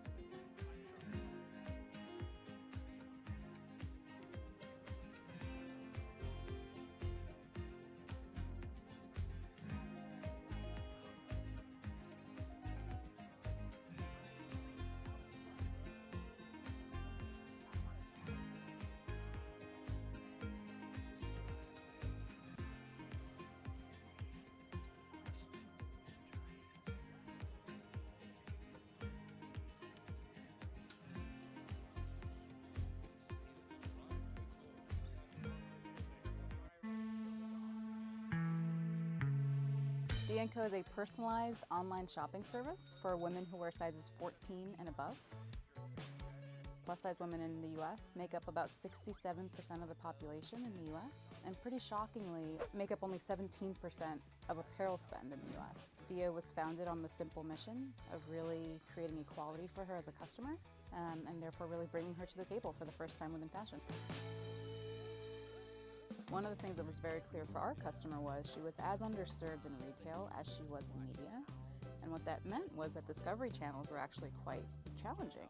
The one group of people who had meaningful sway and were truly, in a way, the gatekeepers of the plus-size community were the bloggers. And bloggers became our earliest advocates. From there, we benefited from word of mouth and the power of a positive experience, and we've kind of grown from there.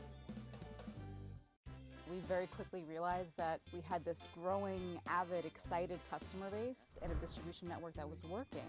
And where we were having the biggest trouble was in finding really great supply. We're based in New York City, and we would literally scour Manhattan to find the best merchandise in our customers' sizes to send. Eventually, we were able to work with a group of designers that agreed to partnering with us to expand what they were offering. So we've worked with some of the best design and product development teams in the industry to develop 8 brands that are exclusively at Dia, and those brands in a lot of ways make up the backbone of the service. We recently elevated the call that we were making to brands by taking out a full-page ad in the New York Times on the first day of Fashion Week, really calling on brands to step up. The conversation around inclusivity in fashion is one that is had often, but what we haven't seen yet is an actual move from speaking about inclusivity to actually producing the garments that women can wear. And that's a role that we can play, that we feel a responsibility to play, and that we're very excited to play for our customers. The core of our product is understanding our customer as well as is possible. We serve women who are very early in their style journey and some who are much farther along in terms of understanding what they like and what they don't like. And the goal of the service is to really meet her where she is. And it really becomes an iterative relationship where we're showing her product, she's giving us feedback, we're showing her better product, she's giving us feedback, and over time, we get to know her incredibly well. Our mission at Dia is to be the beloved brand of plus-size women. No friction, it feels like.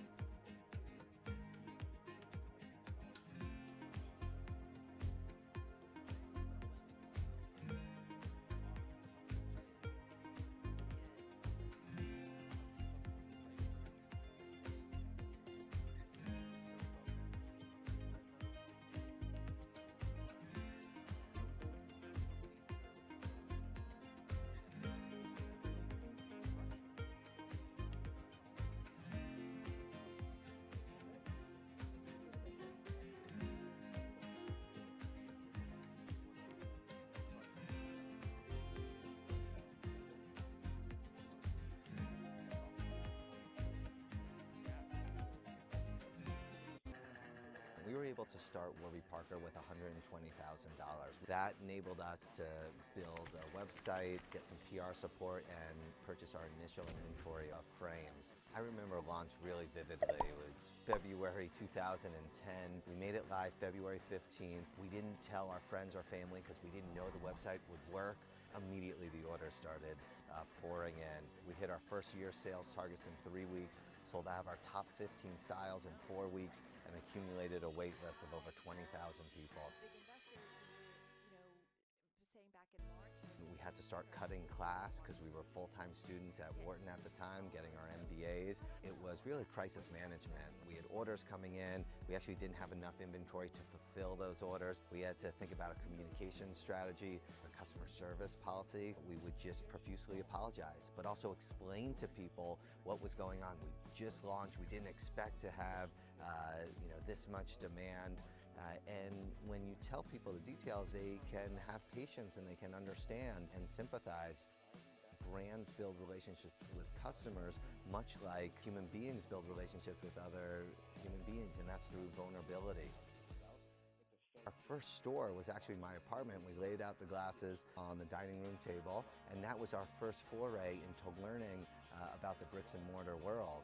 So we did a pop-up, we bought an old yellow school bus, ripped out the interior and turned it into a mobile store, went to over 15 cities across the country. In each city we would be in roughly 3 locations, so we could tell you which intersection performed best for us. So suddenly we had a roadmap for where to open stores. We now have 46 stores across the country. It's really been an important part of Warby Parker's growth. We founded Warby Parker to create a company that would do good in the world. At the very beginning, we committed to distribute a pair of glasses for every pair that we've sold, and we've now distributed several million pairs of glasses to people around the world. We've always believed in aggressive but sustainable growth. There's this mentality of move fast and break things. We believe in moving fast, but move fast deliberately, and when you break things, let's make sure it's not catastrophic. By staying focused and reducing complexity as much as possible, you can actually grow faster, longer. We're trying to build a company that's going to be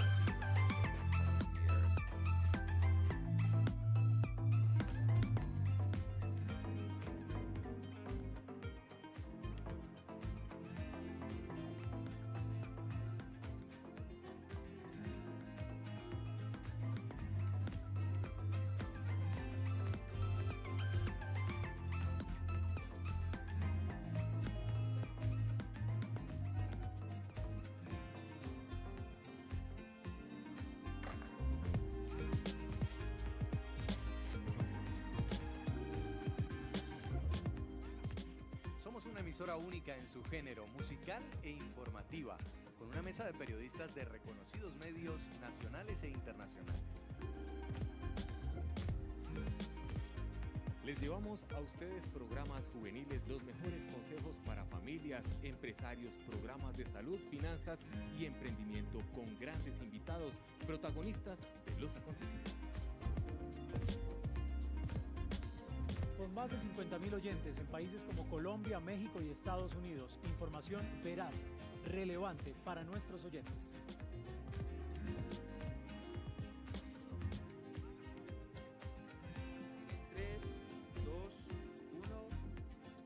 Puedes escucharnos en vivo ingresando a supresenciaradio.com. También pueden encontrarnos en los aplicativos de TuneIn y Claro Música. Y no se pierdan nuestros podcasts a través de SoundCloud. Busca nuestras emisiones y listo. Somos Su Presencia Radio. Corson en un minuto. Pastor, ¿será que como seres humanos tendemos a fijarnos o a enamorarnos de la persona incorrecta? Yo no diría que todos se enfocan en la persona equivocada, porque tenemos nosotros el Espíritu Santo y no deberíamos equivocarnos con respecto a elegir bien la persona que Dios tiene para nosotros. Pero quizás los adolescentes en su deseo de estar con alguien o de seguir la corriente del mundo, pueden terminar besando y diciéndole cosas a alguien que no es el plan de Dios para su vida y se involucran ahí emocionalmente y obviamente se hacen daño. También una persona que no conoció a Jesús pudo casarse con alguien que no era lo mejor para esa persona. Pero lo lindo es que cuando recibimos a Jesús, aún nuestros errores, Dios los dispone para el bien. Pero para eso nosotros tenemos que hacer nuestra parte.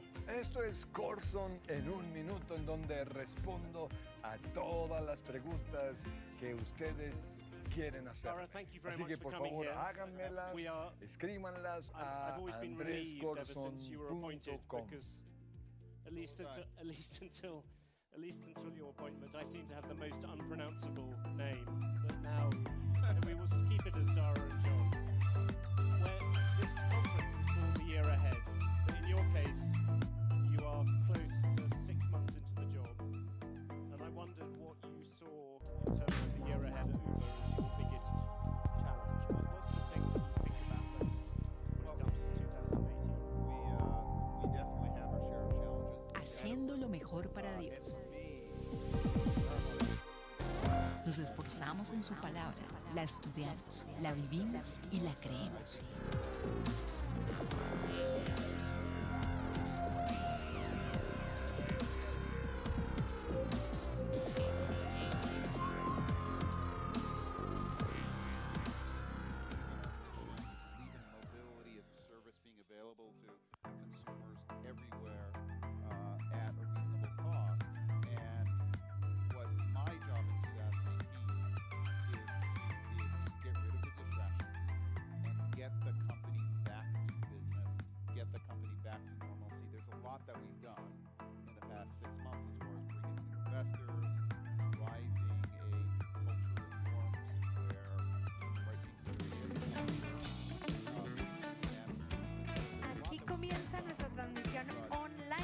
Felices de encontrarnos nuevamente con ustedes y esta semana con muchísimas sorpresas. Su presencia band tiene un lanzamiento.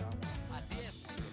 ¿Qué vamos a poder escuchar de su presencia band? Wow, hay una canción nueva y está espectacular. Se lanza mañana, así que estén súper pendientes. Se llama La Pesadilla, porque cuando la pesadilla acabe, Dios nos habrá dado la victoria.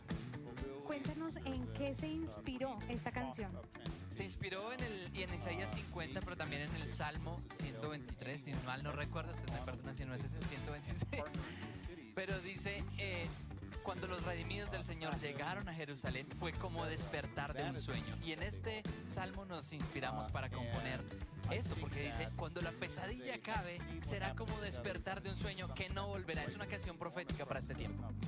Porque necesitamos escuchar palabra de Dios, necesitamos que Dios nos esté hablando en este tiempo, así que los invitamos a todos ustedes para que desde ya se preparen para alabar, para adorar, pero también para recibir de la palabra de Dios. Un cuaderno, un lápiz, un lapicero y también sus hijos, su familia y todo el ambiente, porque vamos a recibir como nunca de Dios. Así es.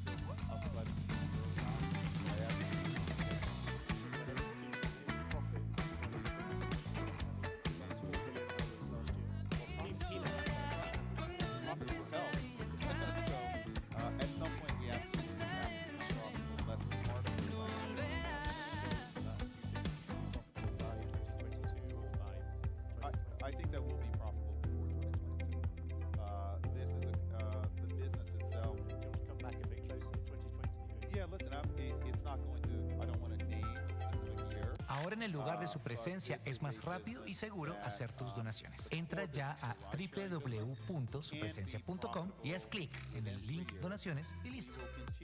Ahora sigue disfrutando de nuestra reunión en vivo. That's a terrific opportunity for building out new technologies that are elevated, where near-term profitability is not the goal, the long-term growth is. So we will look to balance near-term profitability, but as a company, we will always be a company that makes big goals that is taking. That's right.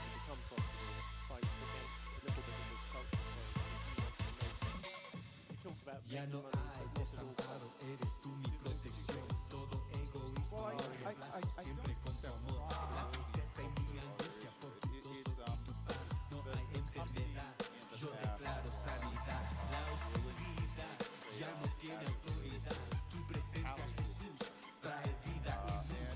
Con mis ojos de fe, ahora veo más allá. Si lo puedo imaginar, lo puedo profetizar. Es posible, en tu palabra somos libres. Tú derrotaste, eres más grande, eres más grande.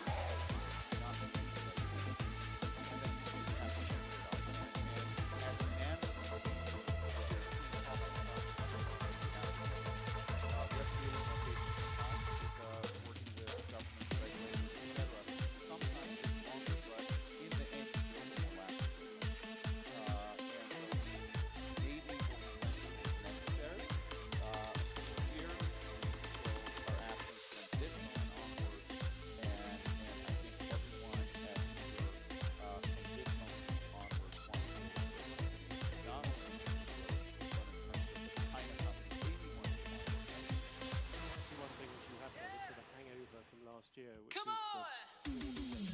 Otra razón no necesito, solo pienso en ti, Cristo. Ya no puedo contenerlo, solo pienso en tu amor, tu amor, tu amor. Yo pienso en tu amor, tu amor, tu amor. Yo pienso en tu amor. Y yo, no necesito otra razón para levantar a ti mi voz, para alabarte, eres grandioso. Quiero alabarte, eres grandioso. ¿Listos para saltar ahí en sus casas? 1, 2, 3, ¡hey!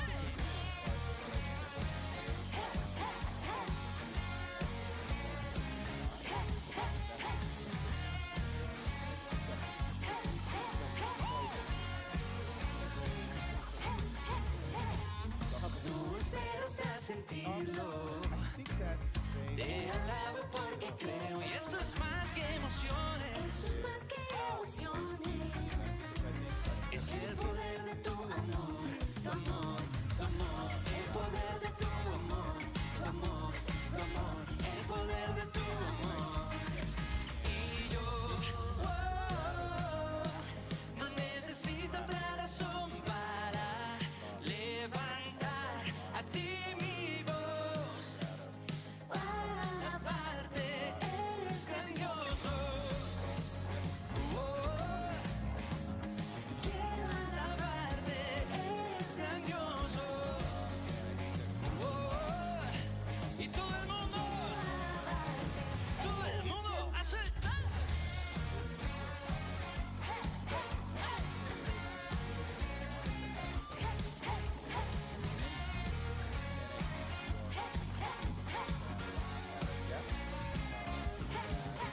Solo te quiero a ti, más que suficiente eres tú.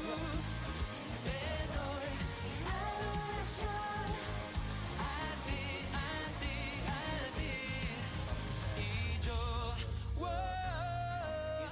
no necesito otra razón para levantar a ti mi voz, para alabarte, eres grandioso.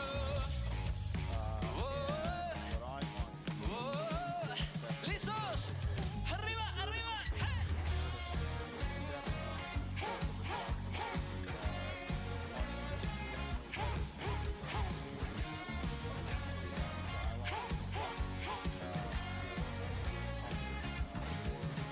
Solo te quiero a ti, más que suficiente eres tú. Te doy adoración a ti, a ti, a ti. Y este es un clásico, iglesia, ¡vamos! ¡Arriba! Necesitamos podemos profetizarlo. Yeah, yeah.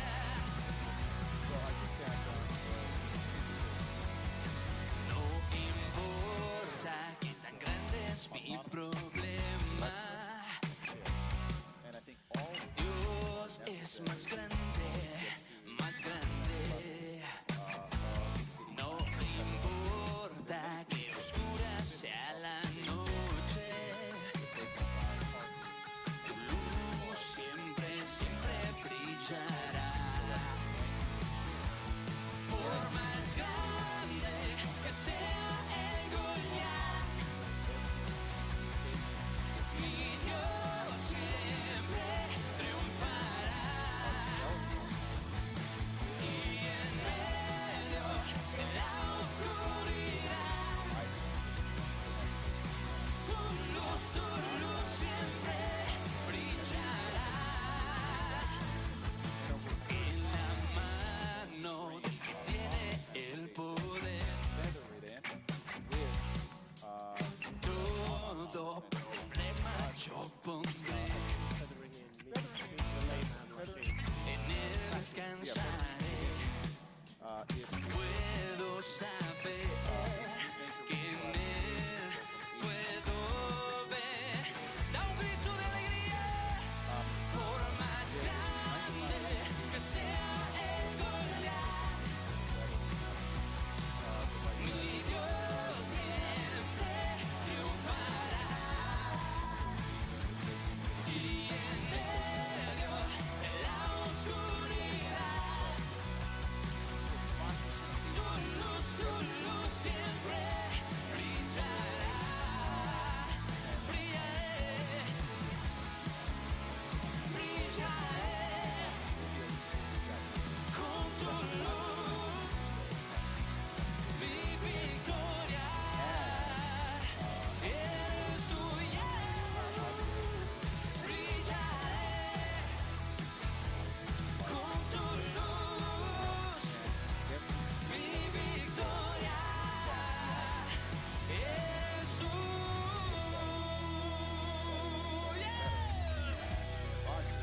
Un aplauso de victoria en tu casa.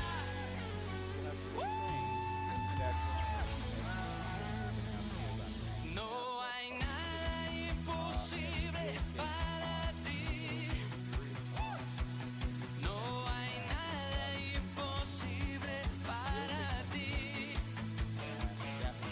No hay. Will a child born today, will they ever need to learn how to drive? A child born today? No, I don't think so. So within sort of 20 years from now, we will. I don't think so. Listen, I hear some groans. And also, listen, I heard a couple of groans. 1.3 million people die from car crashes every year. 1.3 million people die from car crashes every year. That doesn't count an estimated 20 to 50 million people that are injured. Okay, this is actually a public safety issue.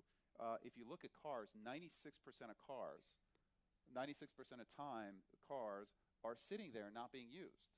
It is a huge amount of pollution that's caused by these cars being in the road, and a huge amount of wasted time. So the safety is there. Electrification is absolutely key, and sharing these platforms is going to allow us to be much safer and also put our assets where they add value. But it's quite interesting because when you first came in, I remember you sounding somewhat more skeptical about self-driving cars. You've been converted. Is that a? The choir has spoken, and I'm listening. It's pretty exciting technology out there. But again, it will be a hybrid technology for some period of time. What about flying cars? That came as a slight surprise. Yes, that's a great project that we're working on. It's called Uber Elevate.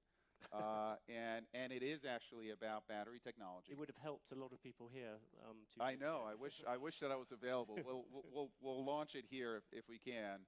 But battery technology is allowing us to have multiple rotors on planes, or helicopters, if you want to call them that. These rotors that are much smaller will be much quieter than helicopters are. Much quieter, much safer.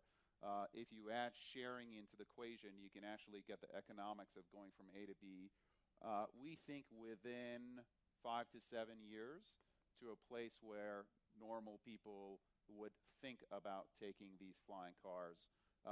That'll be the beginning, and then it's about scaling. And we're working with a number of partners right now. Do you think the regulation on flying cars, I've heard some proponents of it argue that it might be easier than it has been on driverless cars, because driverless cars you have to deal with existing roads, existing everything.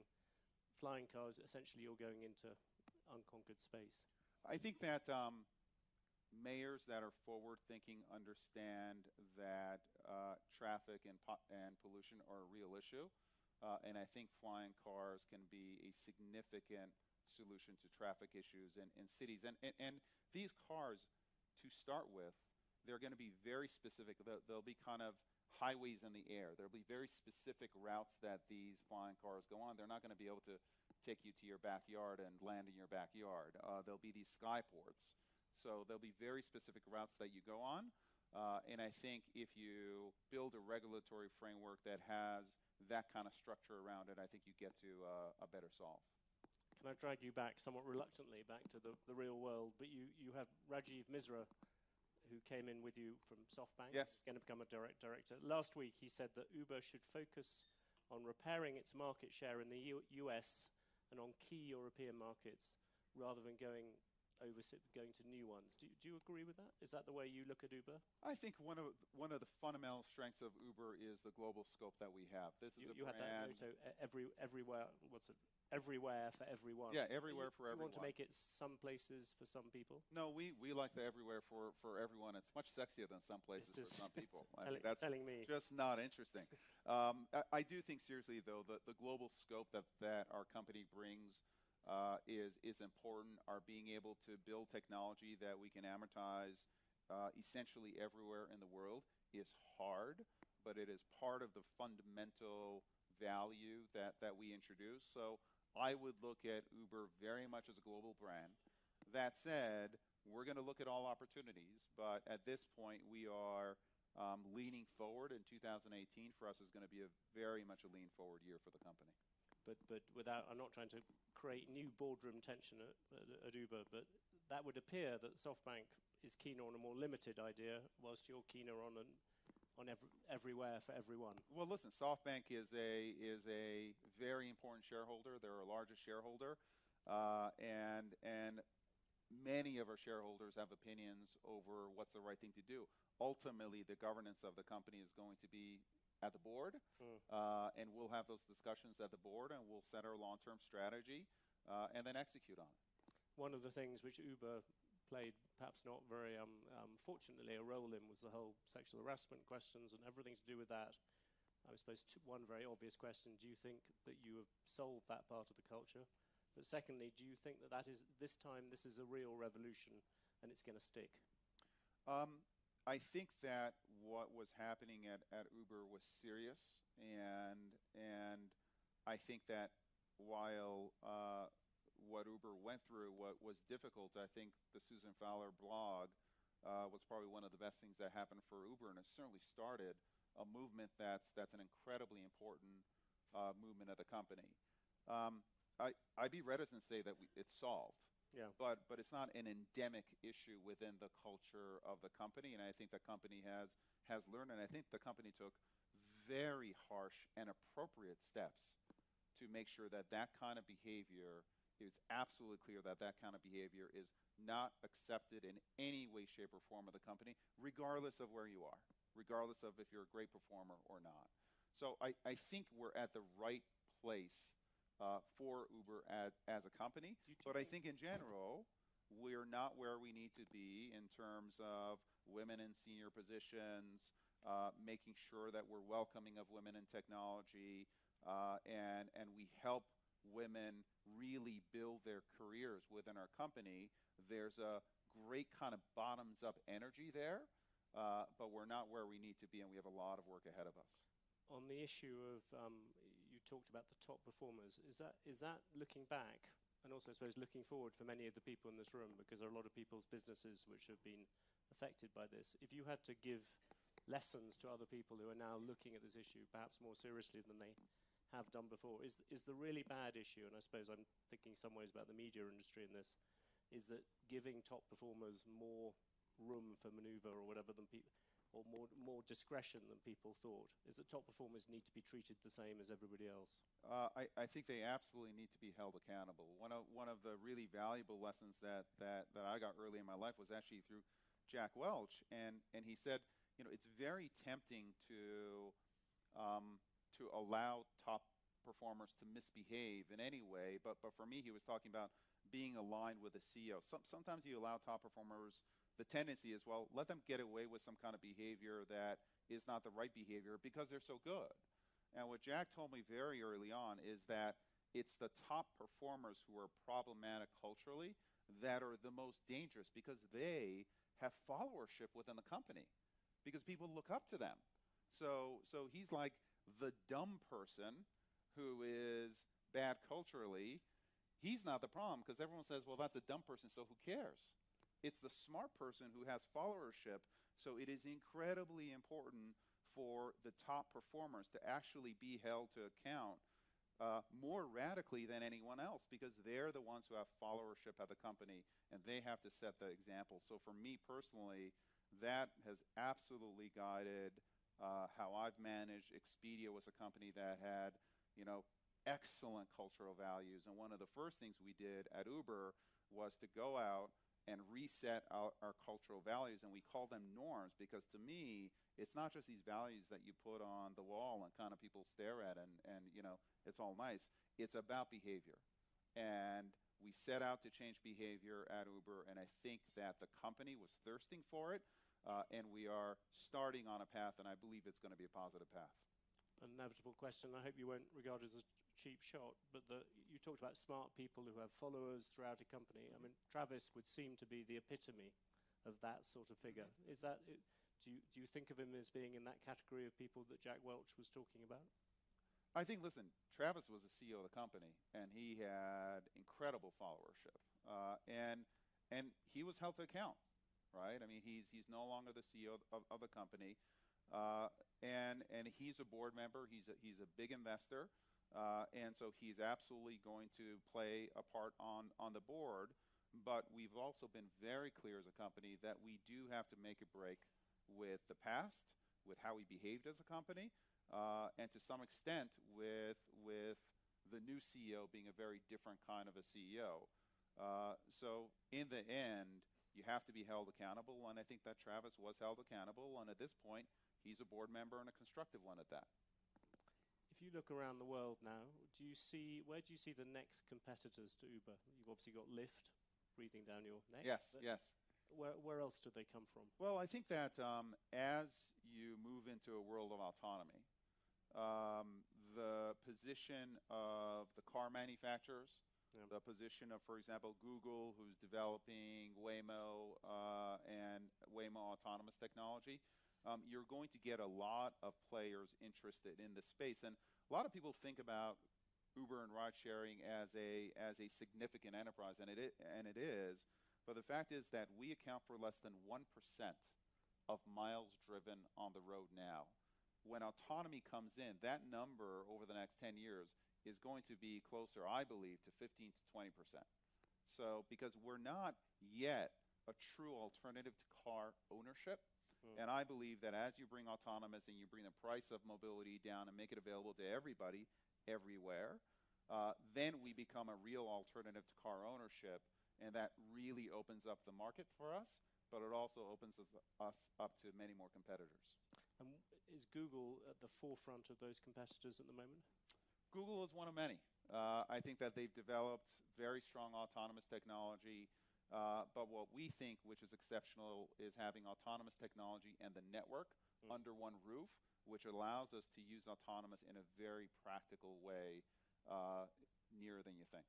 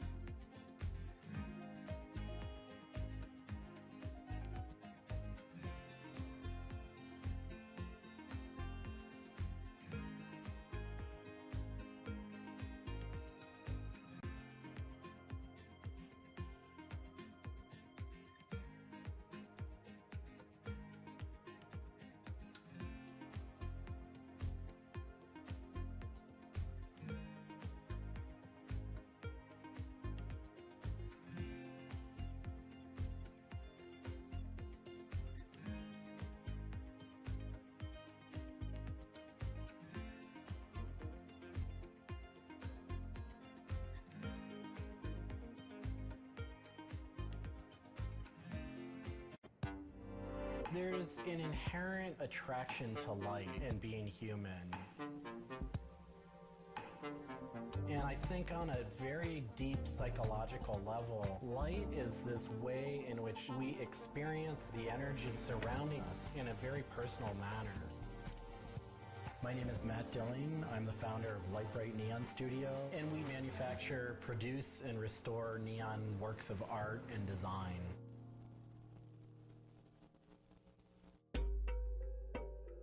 Origins of the creative content of a lot of the work at Light Bright comes from a variety of sources. Sometimes people come with a napkin sketch, some people come with an Adobe Illustrator file, and we have a whole design team who then we kind of work together to help create layouts of what it might look like. Scale it up and create a paper template using a pen plotter. And that paper template actually becomes our guide for what we're going to bend the neon to. We take from the office into the glass shop. We pick out the right size tubing with the right color for the right size project. From there, we heat up the glass tubing. The torches heat the glass well in excess of 1,000 degrees in order for it to get into its molten state. We heat up and bend the glass tubing to match the template. One of our chandeliers has over 100 different bends in it. So each one of those bends has to be marked for a heated up bend. We also have to allow the glass to cool between the bends so that the next area can be worked on and heated up in its own unique fashion. It turns into spaghetti, and then we have to make sure that that spaghetti lines back up and cools to the template. We use a blow hose to connect our mouth to the tube, create a volume that's closed, and we can control the pressure in there with our mouth. There's just a variety of challenges that come up inherently in working with glass. Glass can crack due to stress, and sometimes you'll just have a batch that all it wants to do when it gets near a torch is crack.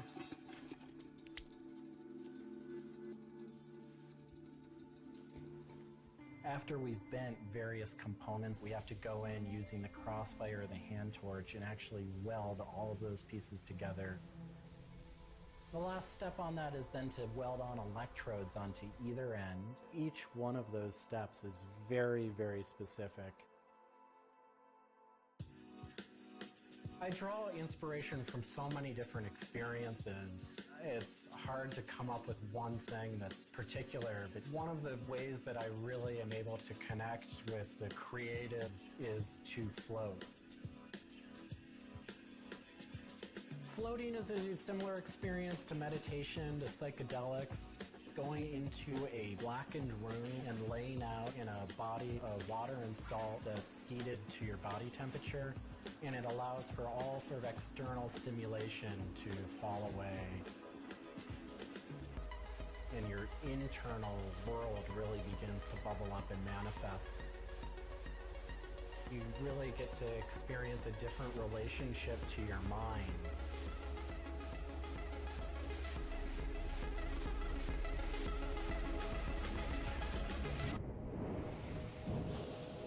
I think I work with neon because I can't not work with it.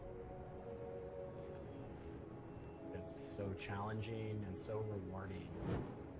And those things are so intertwined that there's no way of separating it out.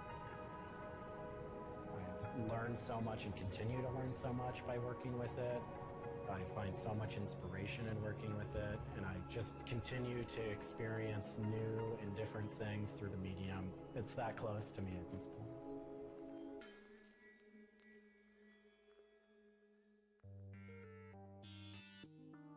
Once the neon tube is completed, we have to hook it up to our manifold for bombarding. The manifold is opened, a vacuum is drawn. We check the tube for leaks with our Tesla coil. We close the tube back off and we heat it up using a very large and powerful transformer. As the tube is heated up, it releases anything that's not inert inside the tube and we evacuate that out. We introduce the gas into it. and we seal the tube off, sealing into that tube whatever gas we introduced into it. I think my favorite part of making a neon light is when I see it lit up for the first time.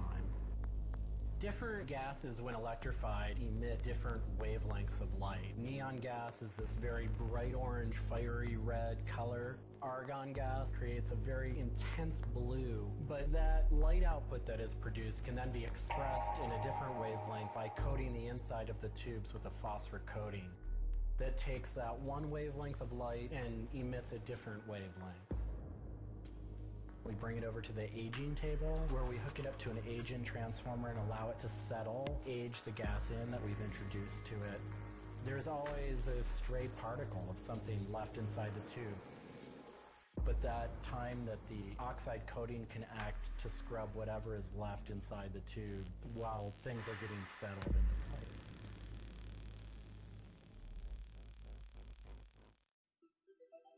Once the tubes are aged in, we move on to our process of assembling two halves of the fixture together in a jig, gluing up the center of the fixture to its spindle. Once the adhesive dried, we would connect the wires from the fixture together into a transformer, and we turn on power and it lights up.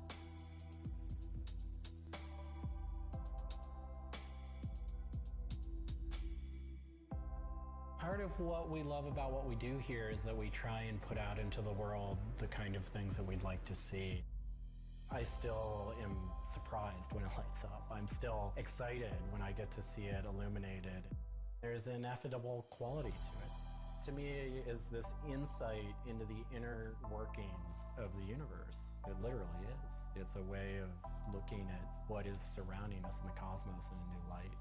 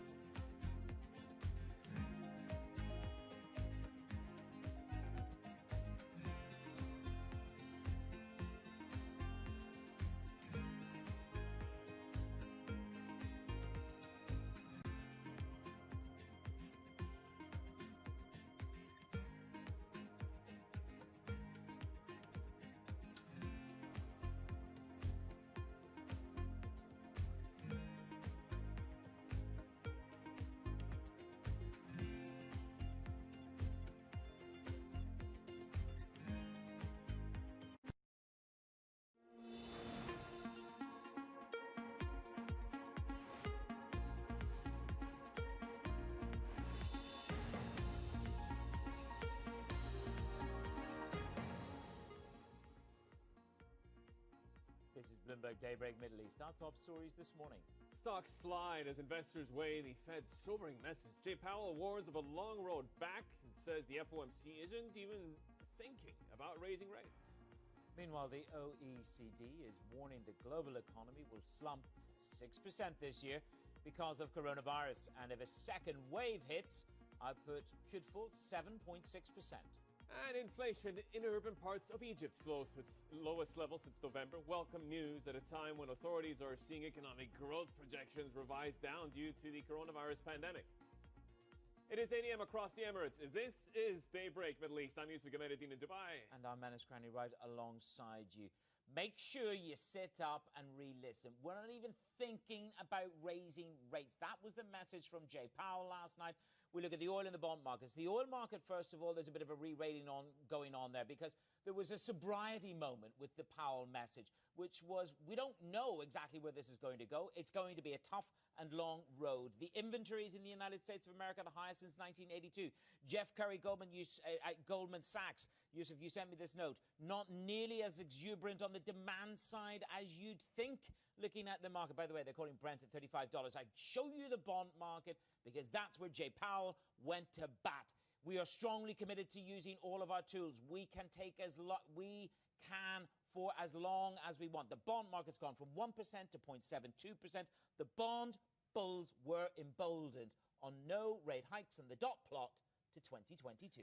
Yeah, a broad risk-off mood that's emerging at the moment. S&P 500 mini futures accelerating the sell-off. But overnight, of course, the U.S. stocks went into different directions. On the S&P 500, we turned green to red with the Fed chair holding his press conference. The Nasdaq, though, notched up another record and closed above 10,000 for the first time with software and tech outperforming. It seems like profit-taking is underway after the Fed didn't deliver any new measures. That's what the folks at Wells Fargo Investment Institute are saying. It's not easy to take risk at this point. Bullion is in focus, up for a third day as well after posting 3 straight weekly losses. The MLive team points out this is an asset class that's a clear winner. The gold bulls got everything they wanted from the Fed, a formidable lineup that is supportive of the rally with a test of $1,800 an ounce coming soon. Well, let's stay with the Fed because it sent the most dovish signal it could after a meeting where it did not make a single policy change. The Chairman Jay Powell sent a powerful message that the central bank will keep pumping stimulus into the U.S. economy until its traumatized labor market has healed from the harm of the coronavirus pandemic. The extent of the downturn and the pace of recovery remain extraordinarily uncertain and will depend in large part on our success in containing the virus. Monetary policy is in a good place, and that's well understood in the markets. We are committed to using our full range of tools to support the economy in this challenging time. The measures we discussed included explicit forms of forward guidance and asset purchases. We also reviewed the historical and foreign experience with targeting interest rates along the yield curve. Whether such an approach would usefully complement our main tools remains an open question. We're not even thinking about raising rates. After the crisis has passed, we will put these emergency tools back in the toolbox. The May employment report, of course, was a welcome surprise. Very pleased. We hope we get many more like it, but I think we have to be honest that it's a long road. The rise in joblessness has been especially severe for lower wage workers, for women, and for African Americans and Hispanics. I speak for my colleagues throughout the Federal Reserve System when I say that there is no place at the Federal Reserve for racism, and there should be no place for it in our society. Meanwhile, Treasury Secretary Steve Mnuchin says the U.S. definitely needs additional fiscal stimulus to rebound from the coronavirus pandemic. And he spoke at the Senate Small Business for Enterprise Committee. I think we are going to need another bipartisan legislation to put more money into the economy. I think, as we've said, we don't want to rush into that because we want to be both careful at this point in seeing how the money is in the economy. A lot of the money is still not in it. And 2, I think we need to be much more targeted at this point. Let's bring in our guest host, Vasu Menon, Executive Director of Investment Strategy at OCBC. I love the line and the tonality. Look, we're not even thinking about raising rates. I don't think that's the shock in itself. The question for markets is whether this was a dovish tilt, which they wanted, or was it a sobriety moment in terms of how tough this is going to be? Still unemployment at the end of this year, they reckon at around 10%. Glass half full or empty for you? I agree. I mean, I think this is a sobering moment. As you said, I mean, the message from the Fed was that this is going to be a long recovery. I mean, this will take 2 years, maybe 3 years, or perhaps even more. Because, you know, if you look at the unemployment forecast that the Fed has for the end of 2022, it's 5.5%. It is even higher than what the unemployment rate was before COVID-19 came into play. So the Fed doesn't see, economic conditions going back to pre-COVID levels until perhaps 3 to 4 years down the road. Yet, the way the markets have rebounded in the last 2-3 months has been the markets have been pricing in optimism about a V-shaped recovery. Markets have been expecting a big rebound in the second half. And by 2021, we are back to pre-COVID levels. So, you know, the message was very sobering. Basically, the message to the market was that, it was disconnected from reality. And so what's happening is the markets are taking that in, and you're seeing some correction take place in equity markets. Well, so let's get some more reaction, because we had an editorial, of course, from Mohamed El-Arian, and here's what he wrote about the Fed decision and the press conference. Powell sidestepped longer-term concerns about the implication of the highly noticeable disconnect between Main Street and Wall Street. These concerns have come to the fore much more quickly than during the global financial crisis, and understandably so, given the accumulated discomfort about the worsening inequalities in income, wealth, and opportunity. What can the Fed do to address that gap, Vasu?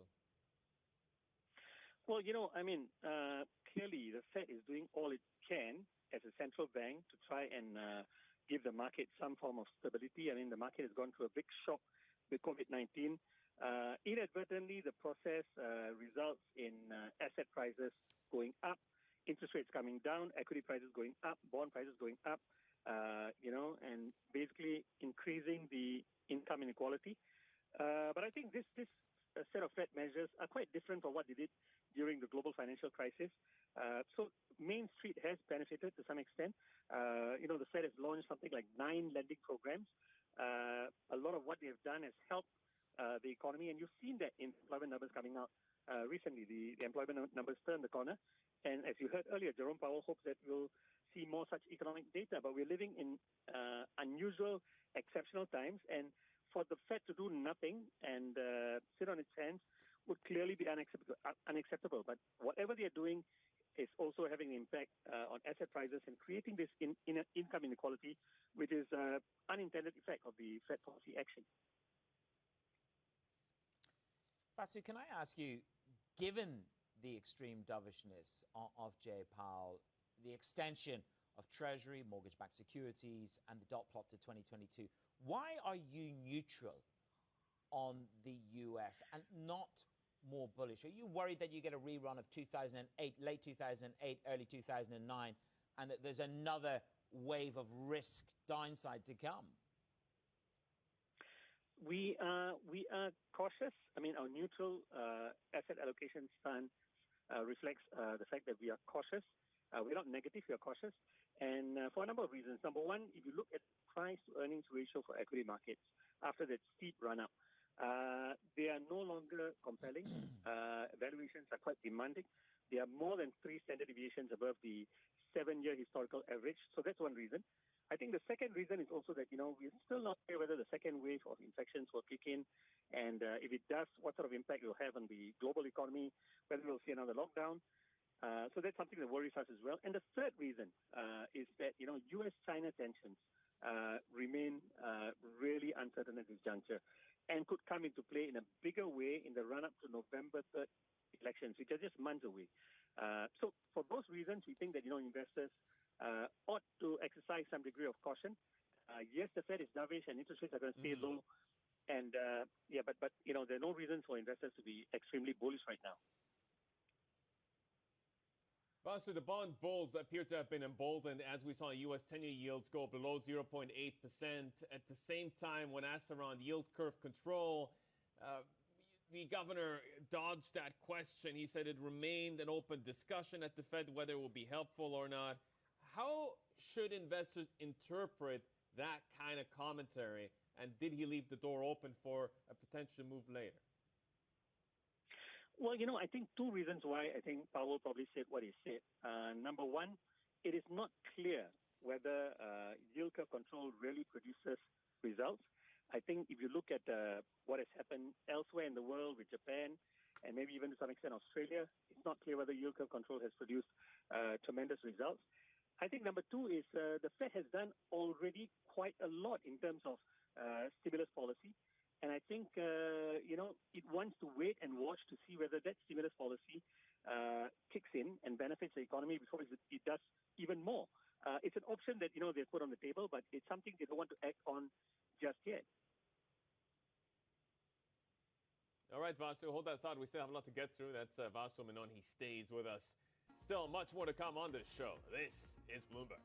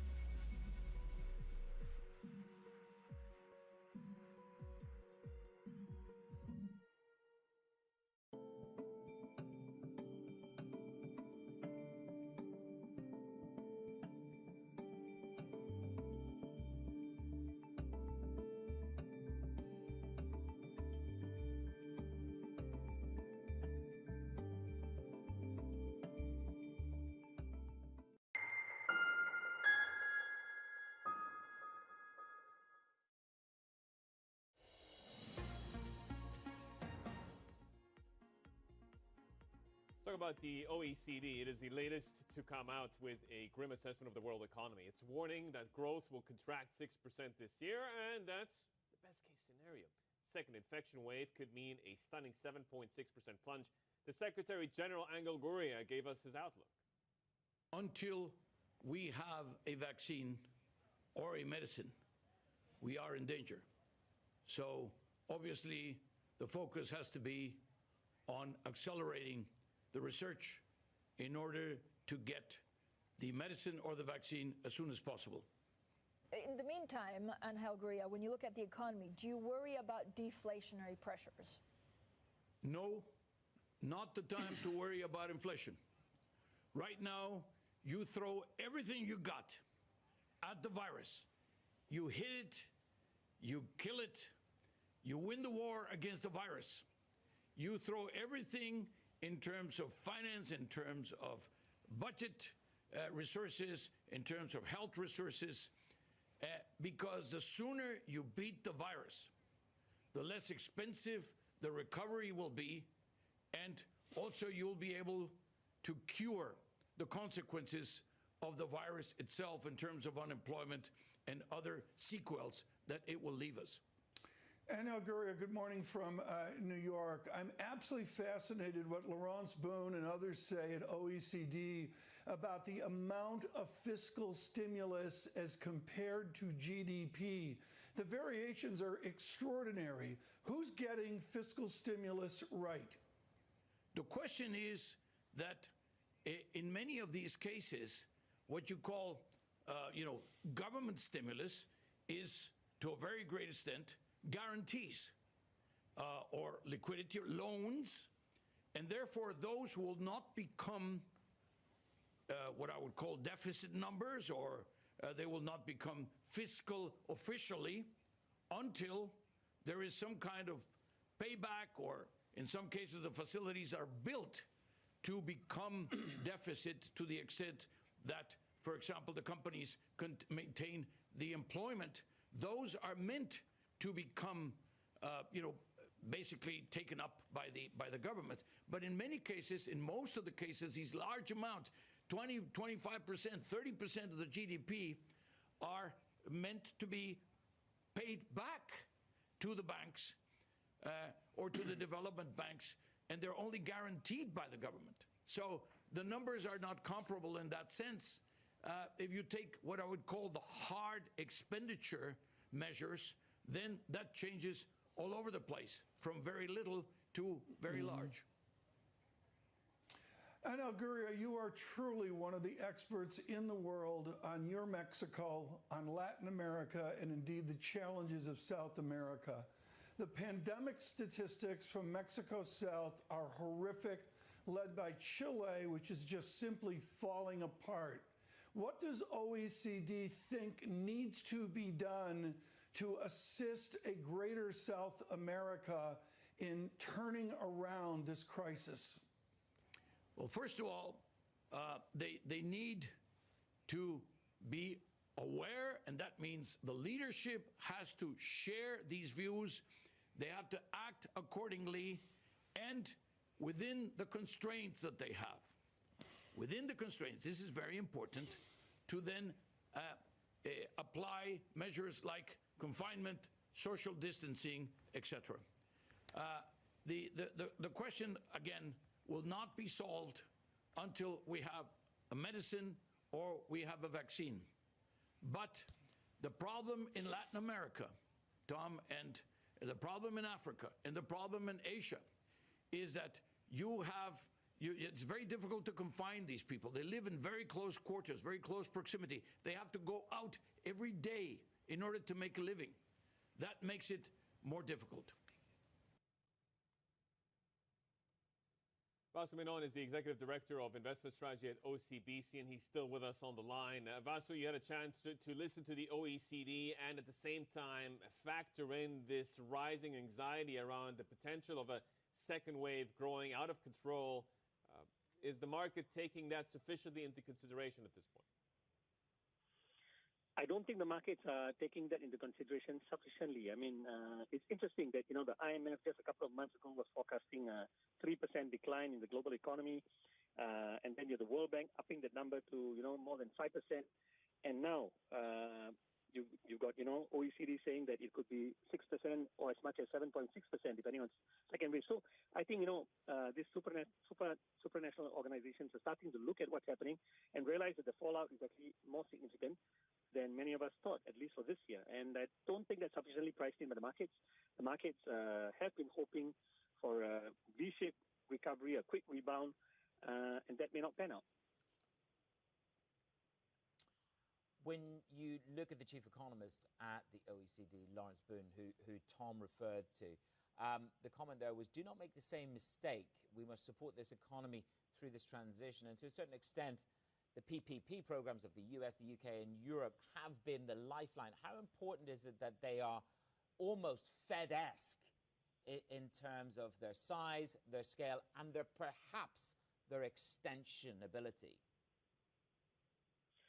Well, clearly, I think the message was that, governments and central banks cannot take their eyes off this problem. They cannot go easy on the problem. They've got to pull all the ammunition out. And they have got to continue doing all they can to support the economies. And because this is going to be a long-haul battle, it's not going to go away anytime soon. And we need to fight with all the vigor that we have. And I think that's what many governments are trying to do.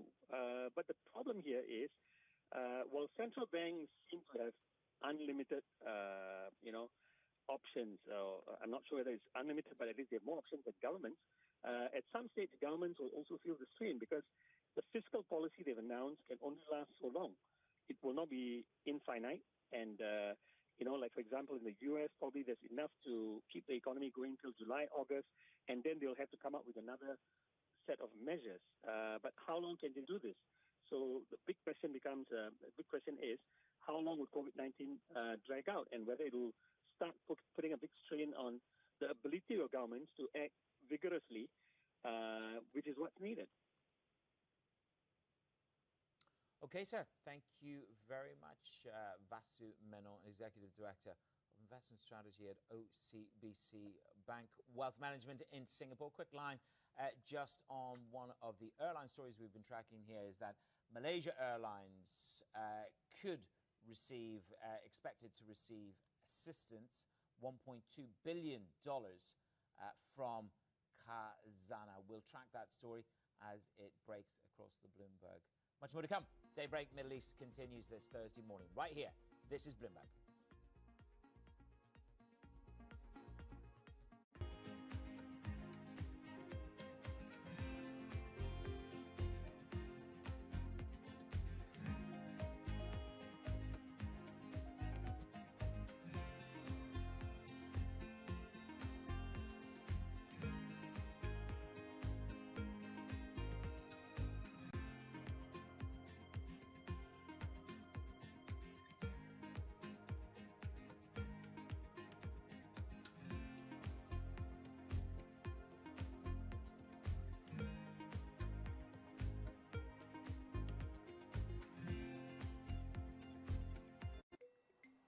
Fuel, corn, livestock, precious metals. Commodities are everywhere, and so is Bloomberg. Bloomberg commodity indices deliver leading benchmarks for true diversification. Adding commodity exposure can help hedge against inflation and diversify your stock and bond portfolios. With full data transparency and broad distribution, the Bloomberg suite of commodity indices is your measure for the commodity markets. With Bloomberg, you've got the markets covered.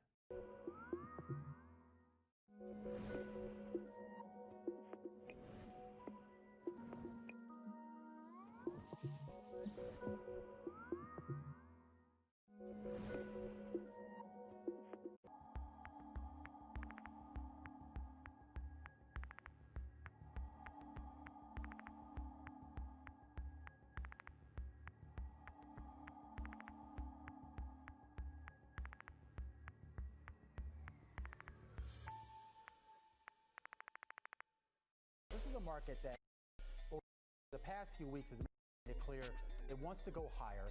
It got a little spooked by the idea that geopolitical tensions are rising.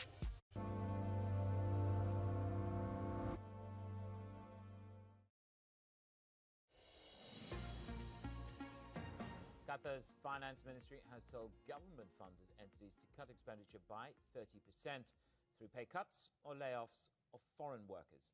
Simone Foxman joins us with the news flow from Doha. Simone, good to see you. So what's the impact for the economy here, the sort of the numbers, that kind of cut, how would that play out to the real economy? Good morning, Manis. Yeah, so just to be clear, the finance ministry is giving these government-funded entities, these ministries, a choice here. They either cut workers whole scale, or they just institute pay cuts, but they have to get to that 30% number in 2 months. Also cutting some benefits as part of that. The primary impact we're watching for is on Qatar Airways and Qatar Petroleum. These are major local employers, and the impact's going to be on middle-class, white-collar consumers that really drive the economy. Today, we're going to be watching those food and beverage consumer names, Almira, Baledna. Both of those are some of the best performers year-to-date in Qatar, up close to 20%. Also, Widem is a meat producer. That's outpaced the index. But, this could have a real impact if we see outflows of these foreign workers. Again, Qatar not the only country in the region to try and cut its foreign, to try and put the burden of spending cuts on this foreign population. Kuwait yesterday announcing plans to stop hiring foreign workers for its oil sector. That country as well has big plans on that regard. Simone, what about Kuwaiti banks? I mean, they popped up on my radar. They slumped in yesterday's trading. what's really weighing on them specifically? Well, yesterday, the Kuwaiti Banking Association essentially announced that there were going to be no dividends from Kuwaiti banks this year, and that having an immediate impact on the banking sector. The association saying it wants the banking sector to continue operating normally, wants to ensure liquidity until the extraordinary circumstances caused by COVID-19 end. And of course, that had a big impact on all banks, but most particularly Gulf Bank, Bergen Bank, and Kuwait International Bank. Let's pivot to Oman, Simone, because we've seen many analysts of the Gulf's most vulnerable economy, but we've seen a recovery in the markets. So take us through the thinking there. We have talked a lot, Manis and Yusuf, about the dramatic surge in bond prices that we saw in Oman in May. And this has only gotten more intense as we've continued into June. So actually, we're now at 95 cents on the dollar for that 2029 paper. This is very, very close to where we were trading last August. Arkham Capital is taking an optimistic view here. Abdul Qadir Hussein, who's the head of fixed income there, saying that the country could actually have the opportunity to tap the debt markets, particularly in the sukuk space, because there's demand from Sharia-compliant investors. So that would sort of change the picture and the negative outlook that we've been talking about for Oman. Notably, we've also seen some pressure come off the currency, those 12 months forward, really coming down dramatically, while they remain higher than any other Gulf currency. So the risk obviously is still there, but the question for investors is this a risk they're willing to take? Indeed, Simone, thank you very much. Three great stories. Simone Foxman, our correspondent in Doha. And we're tracking results here on Bloomberg. We're going to hear exclusively from the Deputy CFO of Mubadala. That's the Abu Dhabi sovereign investor, just after 11 a.m. Dubai time. Yeah, we're also keeping an eye out on the sell-off that appears to be accelerating, especially in risk assets. The South African rand down about 1.1% in the EMFX space. The Mexican peso down 1.6%. And then the Aussie dollar down 1% as concerns rise about the messaging from the Fed and the rising number of cases in the U.S. as well from the coronavirus. We'll get into some of these other key themes from various parts of the agenda. This is Bloomberg.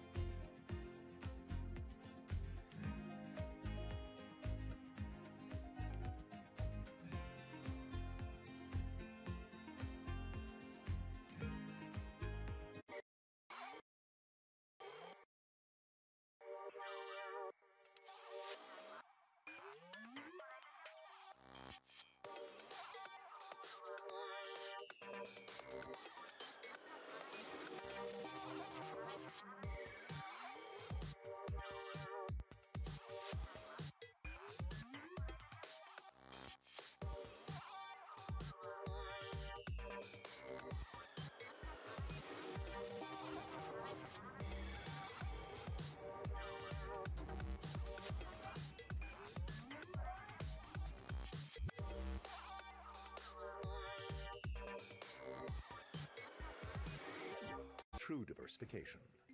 That's what adding commodities exposure to your stock and bond portfolio can help provide. The Bloomberg Commodity Index is the standard for commodity market exposure. 23 traded commodities are represented: agriculture, livestock, metals, and energy. The Bloomberg Commodity Index is the benchmark most widely used by investment professionals globally. Track your commodity investments with a proven financial information partner. The Bloomberg Commodity Index. True diversification.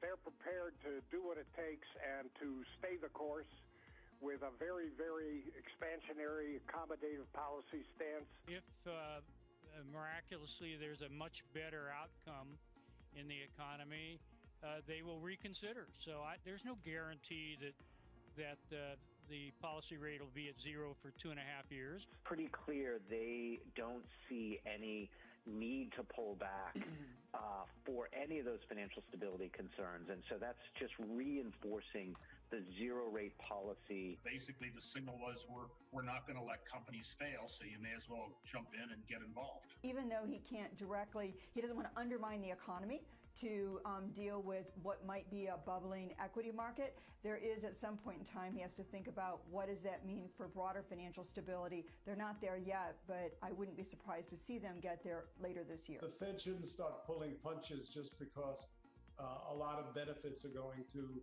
shareholders, because what it really cares about is maximum employment. The Fed will play its part, but it's certainly not the only game in town, and I'm not sure it's the premier game in town at this point. Some of our guests there reacting to the Fed's decision and commentary from Jay Powell. Let's get back to this part of the world and talk about inflation, because in urban parts of Egypt that decelerated to the lowest level since November, with the rate declining to 4.7% in May. That's well below the central bank's target of 9% by the end of the fourth quarter. And it's welcome news at a time when authorities are seeing economic growth projections revised down due to the coronavirus pandemic. Let's bring in Arti Chandrasekar, and she is the Portfolio Manager, Vice President at Shua Asset Management. Arti, welcome back to the program. So lower inflation should give the central bank a little bit more room to cut, at least in theory. That also should translate into higher asset prices. Inflation definitely came lower than street expectation, Yusuf, and this is despite weakness in EGP. But we think this is largely one-off. We don't think inflation is going to remain at these levels going forward. We do expect it to pick up in June. We expect MPC to actually hold on. Yes, there is a lot of upside. There's a lot of room for CPE, but the Monetary Policy Committee will probably hold rates in the coming meeting. Arti, good to have you with us this morning. You paint a particularly bleak picture economically for Egypt. Tourism, remittances, and canal revenues. So the backdrop to the economy is far from assured as we begin to deal with these new headlines about potential wave 2 of COVID this morning. Give us your view on the economy. So tourism revenues will be close to zero probably in the second quarter and third quarter. We do expect probably a loss of $6 to $8 billion. If you were to assume 20 to 30% hit on remittances, Swiss Canal revenues will have another loss of $5 to $7 billion. Yes, this is partially mitigated by the savings from lower oil prices. But overall, it's definitely not looking good. Egypt has to mobilize close to about $2 to $3 billion more. They have $2.5 from IMF. They have already done $5 billion from Euro bond dollar issuance. But they still probably need $2 to $3 billion for the rest of the year. So is there anything left in the playbook in terms of clients looking at exposure into Egypt for their portfolios in the equity or fixed income space? The growth engine for Egypt is definitely strong, as in it's one and only positive GDP growth country in the MENA region for this year. But the risk is also very high. Look at where CDS is. We're talking at 520, 530 bips, up from 250 in the beginning of the year. So definitely the risk-reward match is not really good, and it's not sitting well. The headwinds in currency is also there. We do expect pressure on pound to further depreciate, probably towards EGP 17 by the end of the year. And because of this, we are a bit skeptical to enter the market. The only place that we want to be there is in equities and COMI. COMI is a blue chip name we like, and we have given their low exposure to retail and SME sector.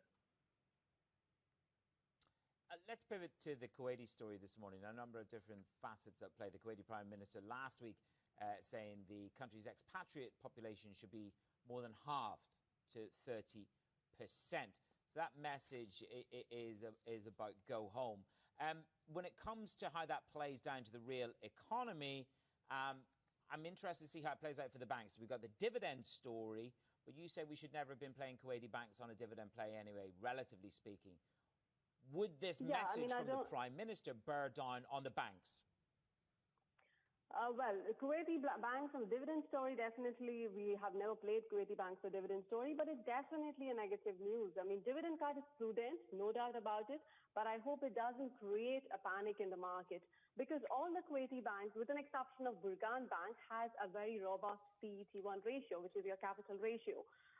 So essentially what this move could possibly do to the investors is they could possibly extrapolate worse than expected profitability numbers for the Kuwaiti banks for this year, which might not be the case. We do expect profitability of the Kuwaiti banks to decline substantially by 20 to 30% for NBK, KFH, Burgan and Gulf Bank, but it is not going to dent their capital. It is not a capital event. So we do expect more pressure for the Kuwaiti banking sector stocks, especially the high-yielding dividend plays, the likes of Burgan. The retail investors will churn more into the telco names, but for a company like NBK, we like the story, and it's a good entry point if we see more pressure. I think the Central Bank of the United Arab Emirates has put out a statement on some of its expectations for the remainder of the year, and some of the key points they made was that the fiscal growth will average about 28%, credit expansion is going to slow, followed by a recovery. And then property prices are seen declining with a sharper drop in Q2 and in Q3, followed by a gradual recovery. Does that align with what you've penciled in for the remainder of 2020 into 2021? To a large extent, Yusuf, it's right. I mean, DFM is down like 23% and 18%. There is no immediate catalyst at the moment. Investors are definitely and very keenly watching all these macroeconomic data coming out, some concrete numbers in the sector data, the banking space, the money supply, any of these numbers, especially like what you said now, the UAE Central Bank coming out with putting those kind of numbers. I think these are the numbers that basically tells us how to gauge where the market is. It's definitely not it's not an outlier. We did expect these kind of numbers, so it's not going to be a great surprise to the market. That being said, given that there is no catalyst, the market will remain sideways for a period of time, unless we see improvement in the PMI numbers, in the sector numbers, in the retail and the consumption numbers, which is unlikely to happen up until the Q3 to Q4. Aarti, thank you so much. Aarti Chandrasekhan, Portfolio Manager and Vice President at Shua Asset Management, our guest host this morning on Middle East Markets. Up next, we speak to the UAE's Minister for Infrastructure Development. This is Bloomberg.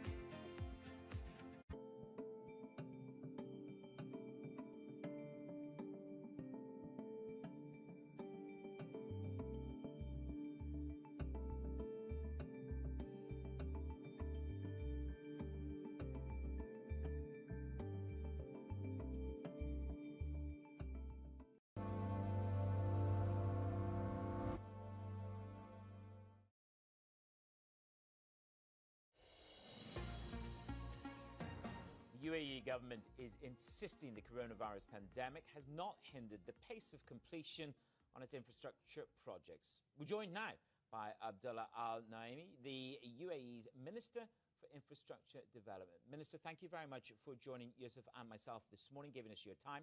You have 104 projects. You say you're committed to these, and 13 billion dirhams of expenditure. Will you remain, if I speak to you in a year's time, are you going to say, Manas, I have not had to cut back at all in terms of the number of projects or the commitment of capital? There's no headwind at all to these numbers. Very good morning to you and your audience, Manas. If you speak to me a year from today, I will tell you exactly the same thing that I would tell you this morning. Our projects have not been hampered to make the right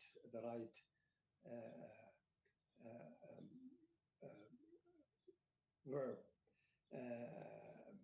Most projects in the whole universe were affected by the pandemic phenomena all over the world. I was recalculating my projects, and I thought it might be a good idea to add also the 7 billion that we allocated for our housing scheme. So what we have today is over 20 billion dirhams of projects together being managed. Have they been affected? Yes.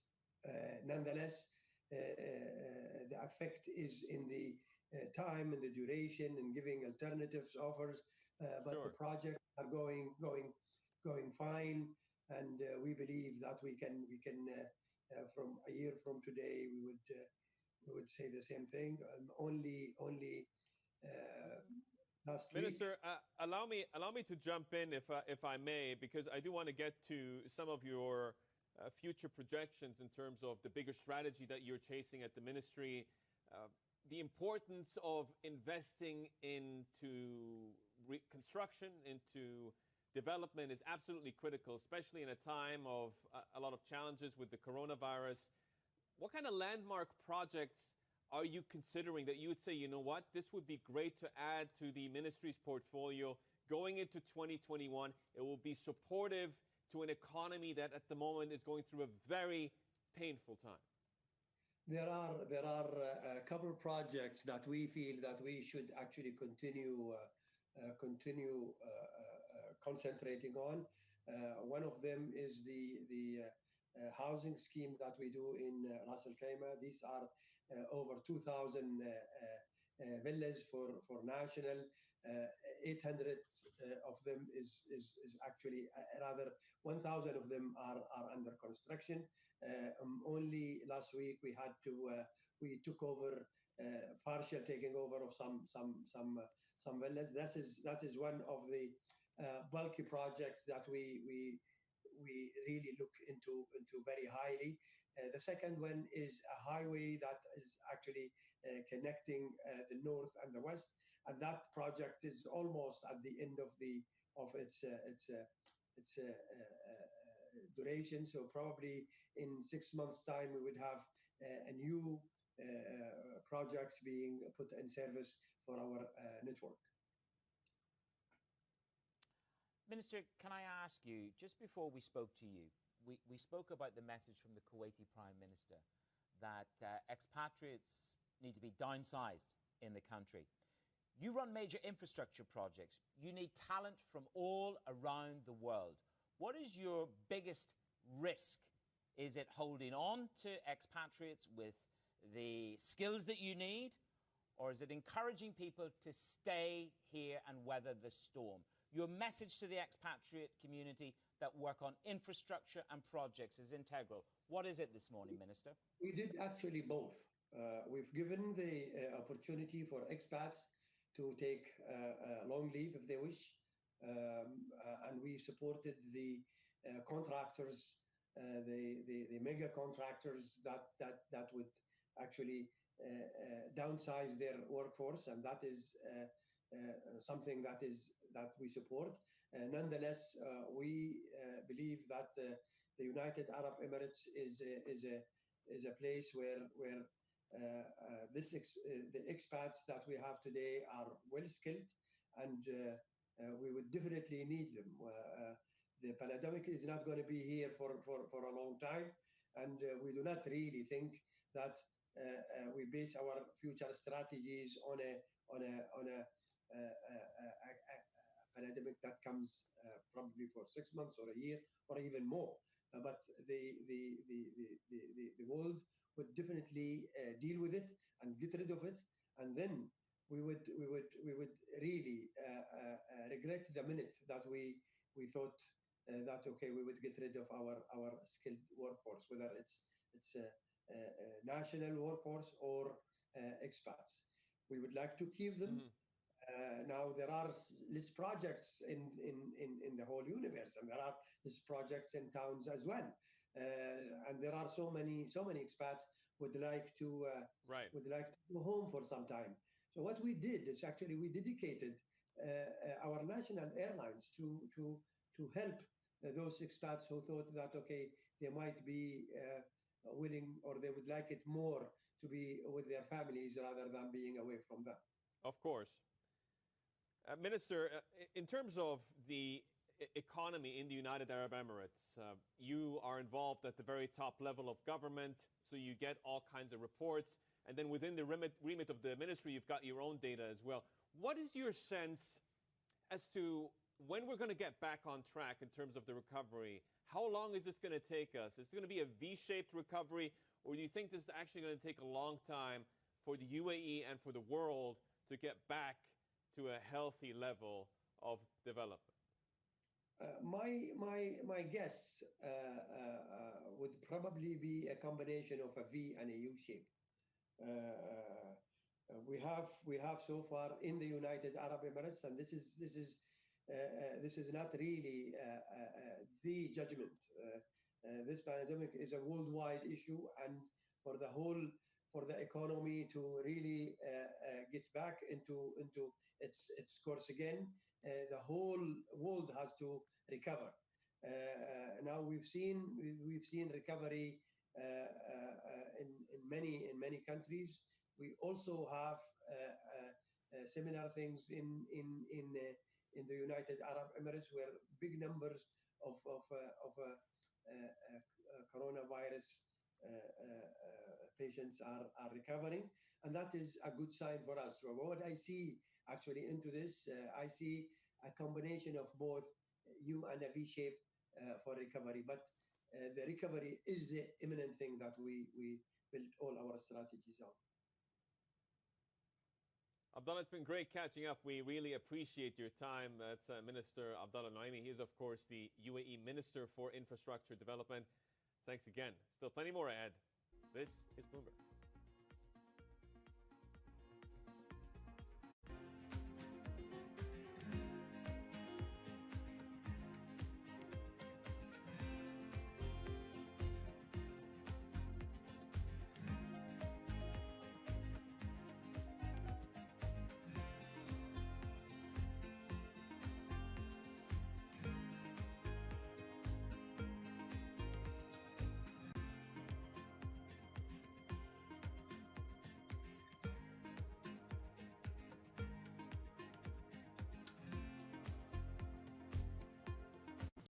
I'm David Weston. Bloomberg Television is reinventing one of the most iconic brands in financial television for a new audience. Join me to see the news program for the clever investor. This is Bloomberg Wall Street Week. This is a market that over the past few weeks has made it clear it wants to go higher. It got a little spooked by the idea that geopolitical tensions are rising. Bloomberg Television is reinventing one of the most iconic brands in financial television for a new audience. Consistency is more important than volatility. There's very likely to be a decoupling between the United States and China. Look, I think the reality is this is highly unusual. This is a really good example of the intersection of business and government. Join me to see the news program for the clever investor. This is Bloomberg Wall Street Week.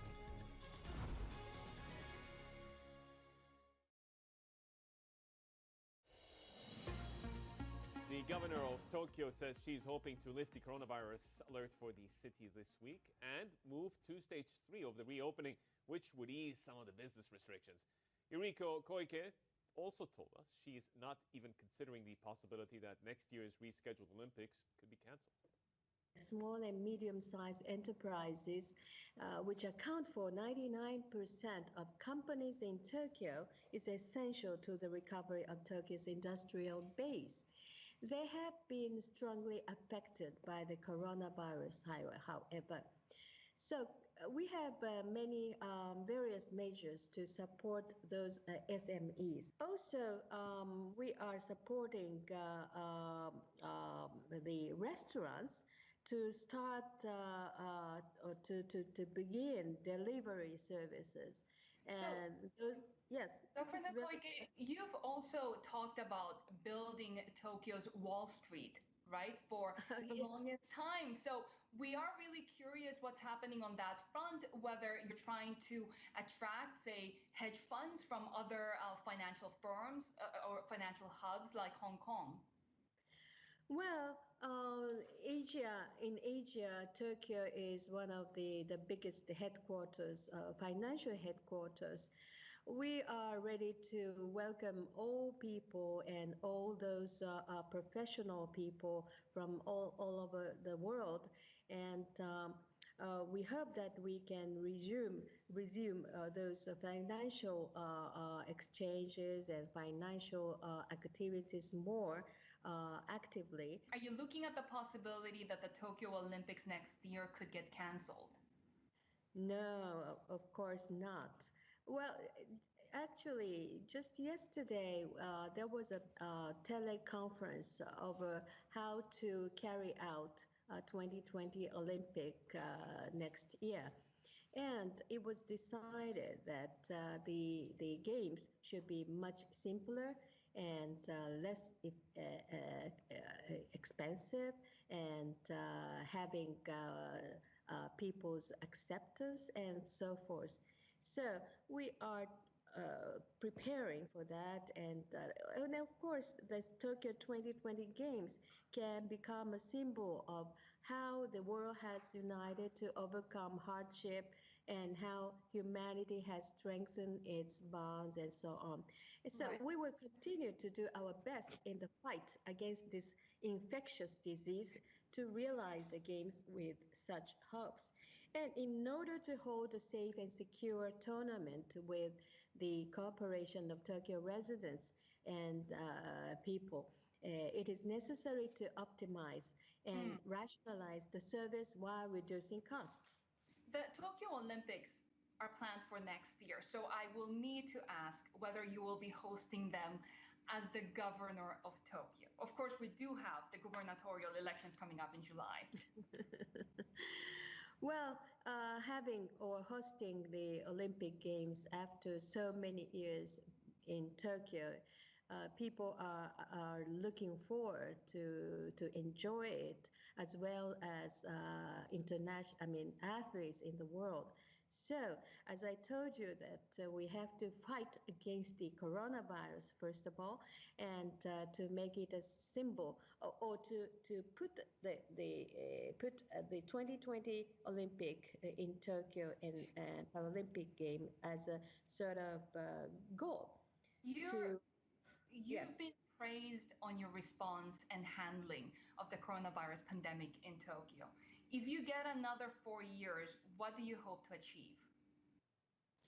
Well, I'm so busy to fight with the coronavirus for the time being, but I'm sure that Tokyo is a most sustainable city in the world, and Tokyo has a lot of possibility for future. So I'm to fight against the coronavirus today and to prepare for the second wave is the most important key to keep Tokyo sustainable and keep on growing up. And just a reminder for you, we've got some cracking conversations coming up. An exclusive one with the Deputy CFO of Mubadala, that is the Abu Dhabi sovereign investor, just after 11 a.m. Dubai time. Stay tuned for that. Yusuf, these markets are moving. Yeah, so there's a firm risk-off mood that is taking hold as we speak. So that is becoming very clear in the EMFX space, including the South African rand and the Mexican peso. The Mexican peso down about 1.6%. There is a combination of factors playing in here. A, there's a lack of fresh incentive from the FOMC and the Jay Powell presser we had overnight to maintain the rally. And then you had the other headline from the coronavirus cases, the numbers surpassing 2 million, according to JHU data. Look, if you go to Top FX, they've written this story up. Commodity currencies decline on economic woes. And this focuses in on the language and the nuances from Jay Powell, which talks about considerable risks. Whether you believe that rates are going to stay on the grind until 2022, and there is some skepticism around that, mind you. In the great financial crisis, it took us 6-7 years to get off that zero bind. Have a quick check on the oil market as well. You're under pressure there. Inventories are literally ramping higher this morning. We're down by 2.9% on the Brent contract, Yusuf, at the moment. So you are just seeing American inventories, the highest since 1982. And then you sent me the Goldman's note this morning. They are not nearly as exuberant. I love a bit of exuberance. Who doesn't? I know. Irrational exuberance, one might say. We might see that in the gold trade, by the way. We have that every day. Do you have a bit of irrational exuberance in gold? Not necessarily, but the moves have been exuberant by any stretch of the imagination. The gold bulls got everything they wanted from the Fed. There could be a test of $1,800 announced, according to the MLive team. The bond bulls appear to be emboldened as well after 10-year Treasury yields fell below 0.8%. And again, whether we get yield curve control remains an open question. Yeah, and it seemed very tepid, you know, that it was there. It's interesting. John Arthur's column talks about the debate from a Bloomberg question on bubbles in markets. Powell swerved it, but it doesn't seem that this Fed is too bothered about bubbles. At the moment, this is Bloomberg.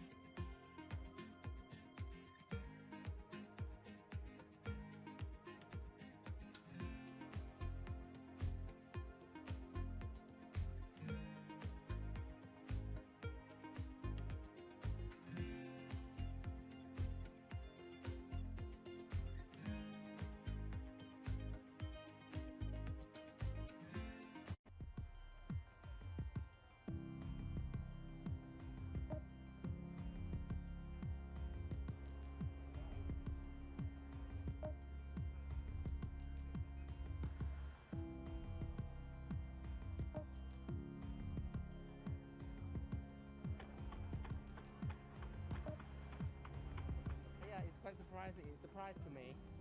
It sounds like a horse riding, you know, and it's okay.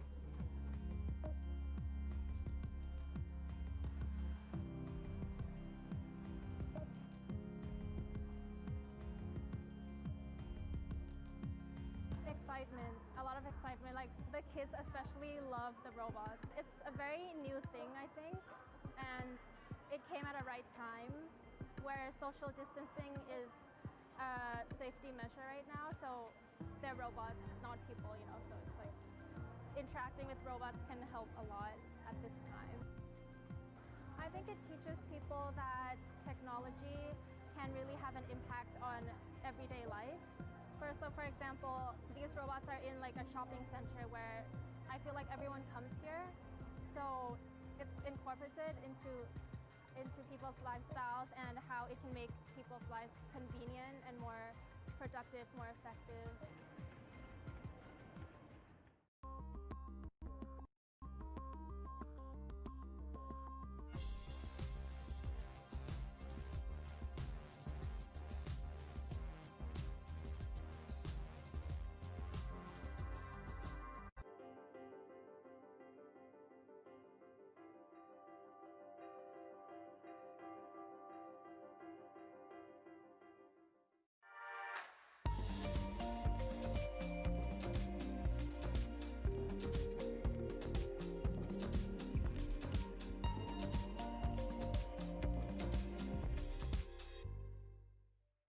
Founded more than a century ago from humble origins, L'Oréal is now the world's biggest beauty products company.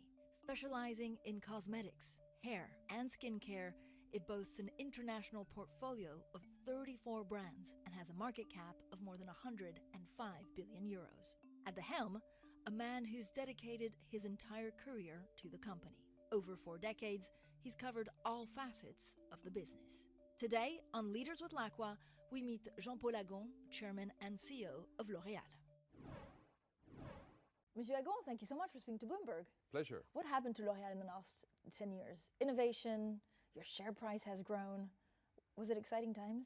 Yeah, very exciting. You know, I started as a CEO 10 years ago. It has been 10 years very exciting. Of course, we had a crisis in 2008 and 9. But globally, the business has been very good. We have been growing, acquiring brands, launching new products, gaining market shares everywhere in Europe, USA, China. No, very exciting, fantastic. What's been the most fun? In fact, the most fun has been the past 3-4 years because thanks to the digital revolution, everything has been transformed. And as I tell my teams, I think that this industry, our business, our company has more changed in the past 3 years than in the previous 30 years. So it's an amazing time, extremely exciting. So is this the way you sell, or is it the way that people actually look at makeup? No, in fact, it's the relationship between brands and consumers. In fact, the digital has completely transformed the relationship between the two. Before that, you know, the brands were talking to consumers, pushing towards them information or whatever. But now the consumer has taken the power. The consumer decides how he wants to see the brands, what he wants to know, how he wants to discover them. Digital, in fact, creates a relationship that has nothing to do with what existed before. But isn't it much more difficult, therefore, to control your brand?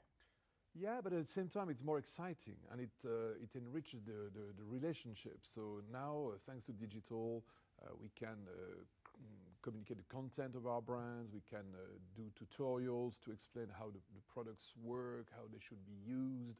We can have a personalized relationship with consumers. So it's a completely new dimension. It's much more rich and exciting. So what sells at the moment? Is it the luxury brands or is it the more consumer brands? This year, luxury. This year, luxury has been booming everywhere, mostly with Chinese consumers. You know, Chinese consumers are fantastic. They love beauty, they love luxury, they love our brands, and our business with Chinese consumers everywhere has been booming. L'Oréal's global reach stretches across 140 countries.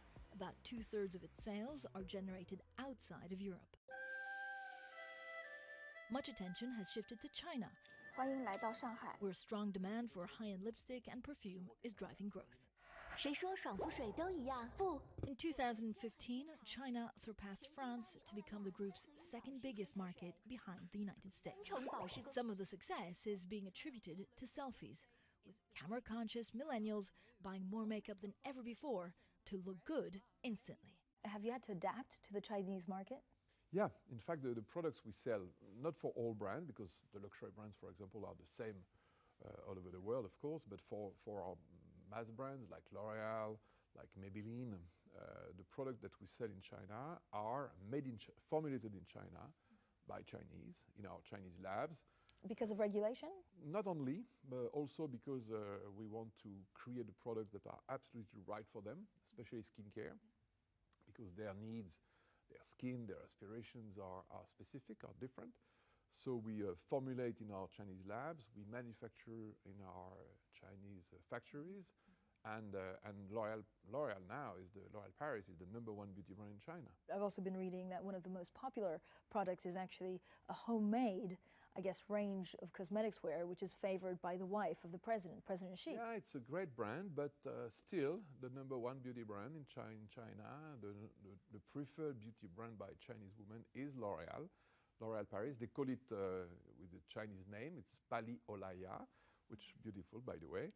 And it's great because, you know, the L'Oréal Paris is the #1 beauty brand for Chinese, for Americans, for Europeans, for Russians, everywhere. So It's a Not great, bad. satisfaction. Yeah, So, not bad. so tell me about your success in China.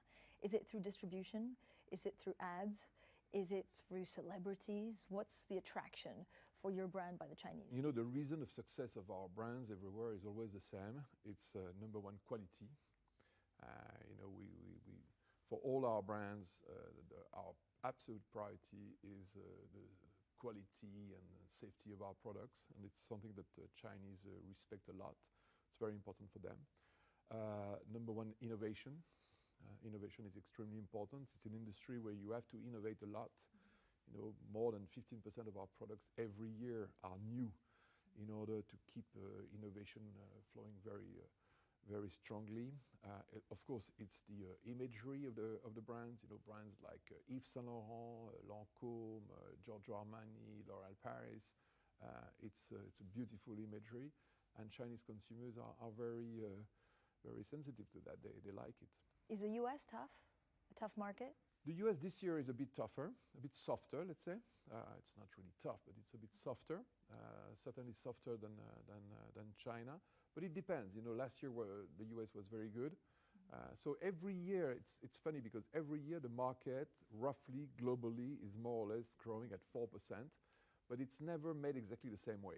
But so how difficult is it to predict what will work and what won't? Why am I using this mascara, not the other mascara? Why am I using this foundation, not the other?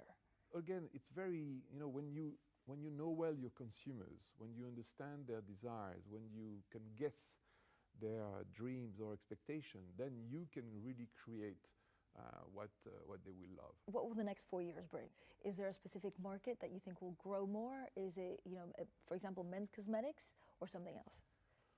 You know, digital, I think, will be the most important element of transformation of the market. So definitely we're going to see the e-commerce growing. For example, e-commerce in China is already more than 30% of our sales for our mass market brands. So it's huge.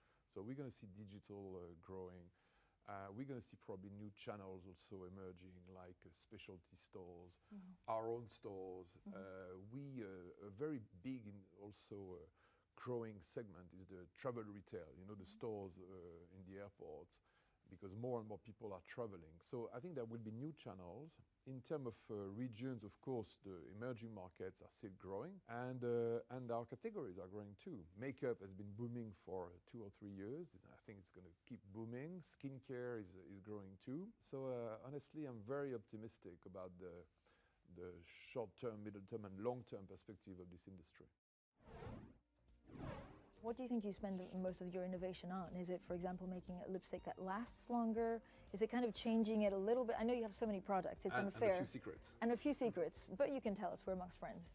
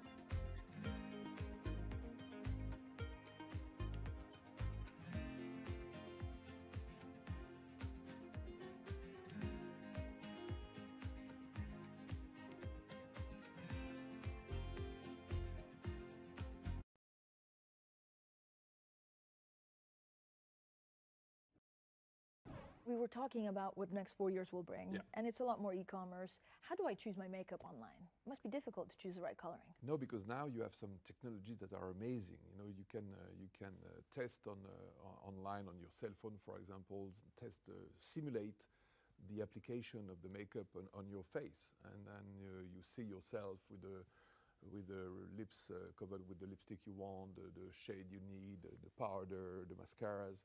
You know, I did a demonstration of that to my board, you know, completely made up, and it was, they were ecstatic. Was that for the launch of the app? Yeah. And so they said yes. Yeah, I wanted Fantastic. I wanted to share with the board the fantastic progress of technology. It's amazing.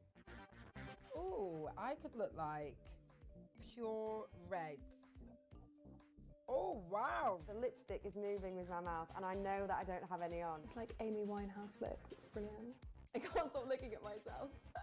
So this is amazing because you also have to then change, I guess, your research and development. How much of the overall cost goes on actual digital products? Well, it's difficult to say because it's everywhere, in every brand, in every division. But what I can say is that now, more in terms of media, 1/3 of all the media that we do now goes on digital. In terms of e-commerce, 7% roughly of the sales that we do go on e-commerce through digital, and it's growing 30% a year. So there is a shift happening, which is extremely fast, extremely strong. The company that invented the platinum blonde is constantly innovating and developing new products as consumer demand changes. At its lab in Paris, scientists have studied more than 7,000 types of hair and are now experimenting with 3D printing. The hope is to one day help people suffering from hair loss. L'Oréal's already created fake skin to avoid testing products on animals and invented a UV patch to monitor exposure to the sun's rays. We have the #1 R&D facilities in the world. We are spending roughly 3.5% of our sales in research and innovation. And obviously, the most important topics are hair, skin, and hair. This is where we invent and create new formulations for hair care, hair color, all type of hair products. You also have a patch? Yeah. Is that right? UV patch. A UV patch, so you put it on to see when you're overexposed to the sun. Yeah, it's a creation that was made 2 years ago that we presented at the Consumer Electronics Show in Vegas last year. And it's a UV patch, you put it on your skin, and it's linked to your cell phone. And it calls you or it rings when your exposure to UV has been too high. It's a fantastic tool. So do you think there's going to be more of a trend, which I guess is between the cosmetics and the healthcare? Yeah, absolutely. Yeah, and also with internet, you know, this triangle between beauty, health of the skin or hair, and Internet of Things is creating new opportunities, and that's going to be very useful for consumers. What do you like about your job the most? I love understanding people. You know, I think that one of my strengths is the capacity of empathy with consumers. So I have this capacity to understand, to feel, to guess what consumer want, what is their desires, sometimes their dreams, and then to be able to formulate products that will respond to these dreams. Do you believe you have to take risks to innovate, or actually, do you? Oh yeah, of course. Yeah, because every innovation by definition is a bet. Every launch is a bet. It's like a new film or a new movie or new music. You never know in advance. But that's the magic of it. So what do you think you spend most of your innovation on? Is it, for example, making a lipstick that lasts longer? Is it kind of changing it a little bit? I know you have so many products, it's unfair. And a few secrets. And a few secrets, but you can tell us, we're amongst friends. No, we are working on all categories. You know, we have 3,500 researchers from many departments, and they are all working on all type of cosmetics, skincare, hair care, hair color, all sun care. And because fundamentally, as I told you, we really believe first and foremost in terms of efficacy and quality. So you know, the mission of the company, which is beauty for all, is also not only beauty for all, but the best of beauty, the best quality, the best performance, the best efficacy, the best safety, and that keeps us busy. 3,500 researchers. Yeah. How long does it take from, I don't know, who has a concept of, for example, a new product, until that product being on the shelf for someone to buy?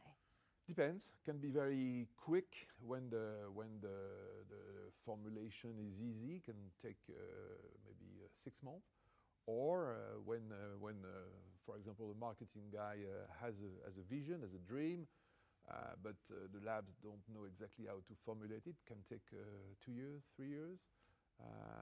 Really depends. Mega volume on top, mega volume on bottom. Share it with your friends and buy makeup instantly. One of the criticisms often leveled at the beauty industry is that it's only for young people. Is there any truth in that? No, not at all, of course not. First, that would be stupid, because we are addressing all needs for all people, and look at our ambassadors. For example, Jane Fonda, Helen Mirren, they are not millennials. So no, honestly not. Do you sell more to millennials or to people of a more certain age? No, we sell to everyone. It depends the brand. The brands, of course, some of our brands like NYX, Urban Decay are more targeting young people. Biotherm or L'Oréal Paris may target other categories of consumers. But no, we cover the whole scope of consumers. And in terms of age, in terms of diversity, in terms of countries, Chinese, Brazilian, Europeans, everyone. It's a beauty for all. So how do you sell to the emerging markets? We adapt the products that we sell, of course. We make sure that they are affordable and that people can buy them. Brazil, for example, is very interesting, because Brazil is the country in the world where the hair is completely unique, because it's such a mixed country in terms of ethnic origins, that the blend is completely amazing, and that you have to create for Brazilian hair care products that are completely specific. And by the way, it's very interesting, because sometimes they are the most demanding consumers, and so when you can create in Brazil a product that is good for them, then you can make it for the world, because it's going to be great for everyone. Do you think Generation X cares more about this than millennials? There is an urgency, clearly. We are not talking anymore about a potential threat. I mean, there is a clear and present.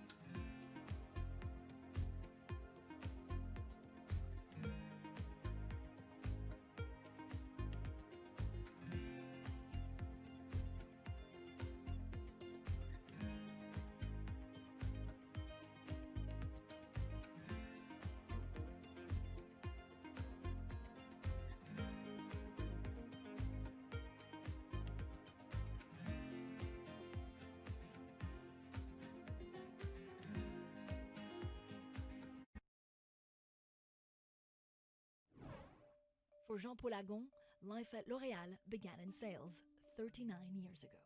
He quickly understood the power of advertising. Read my lips. I'm worth it.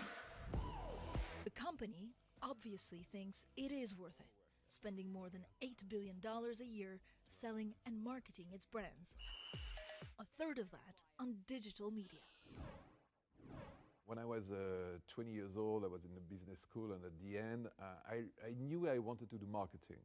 And for me, beauty is the supreme art of marketing, because it's a marketing that is not only about understanding, analytics, but it's also about emotion, guessing, creation. So I think it's a fantastic marketing. There is no better marketing than beauty marketing. And from that 20-year-old Jean-Paul Agon, what have you learned about yourself? My God, a lot, a lot, because it was a long time ago. No, it took me, many years to get where I am today. But I was always passionate. I think the incredible part of L'Oréal also is that every day is a new adventure. Every day is a passion. It's a company made of really passionate people, and every new mission is an adventure. So what are you like as a leader, micromanaging or overview? I like overview, and from time to time I'm tempted to do micromanagement. But when I do that, my team say, Jean-Paul, you should not, you should not bother with that. Let us do it. Do you review though the end product every time, or how does it work? As much as I have meetings with, of course, with all the brands. Not all the time, of course.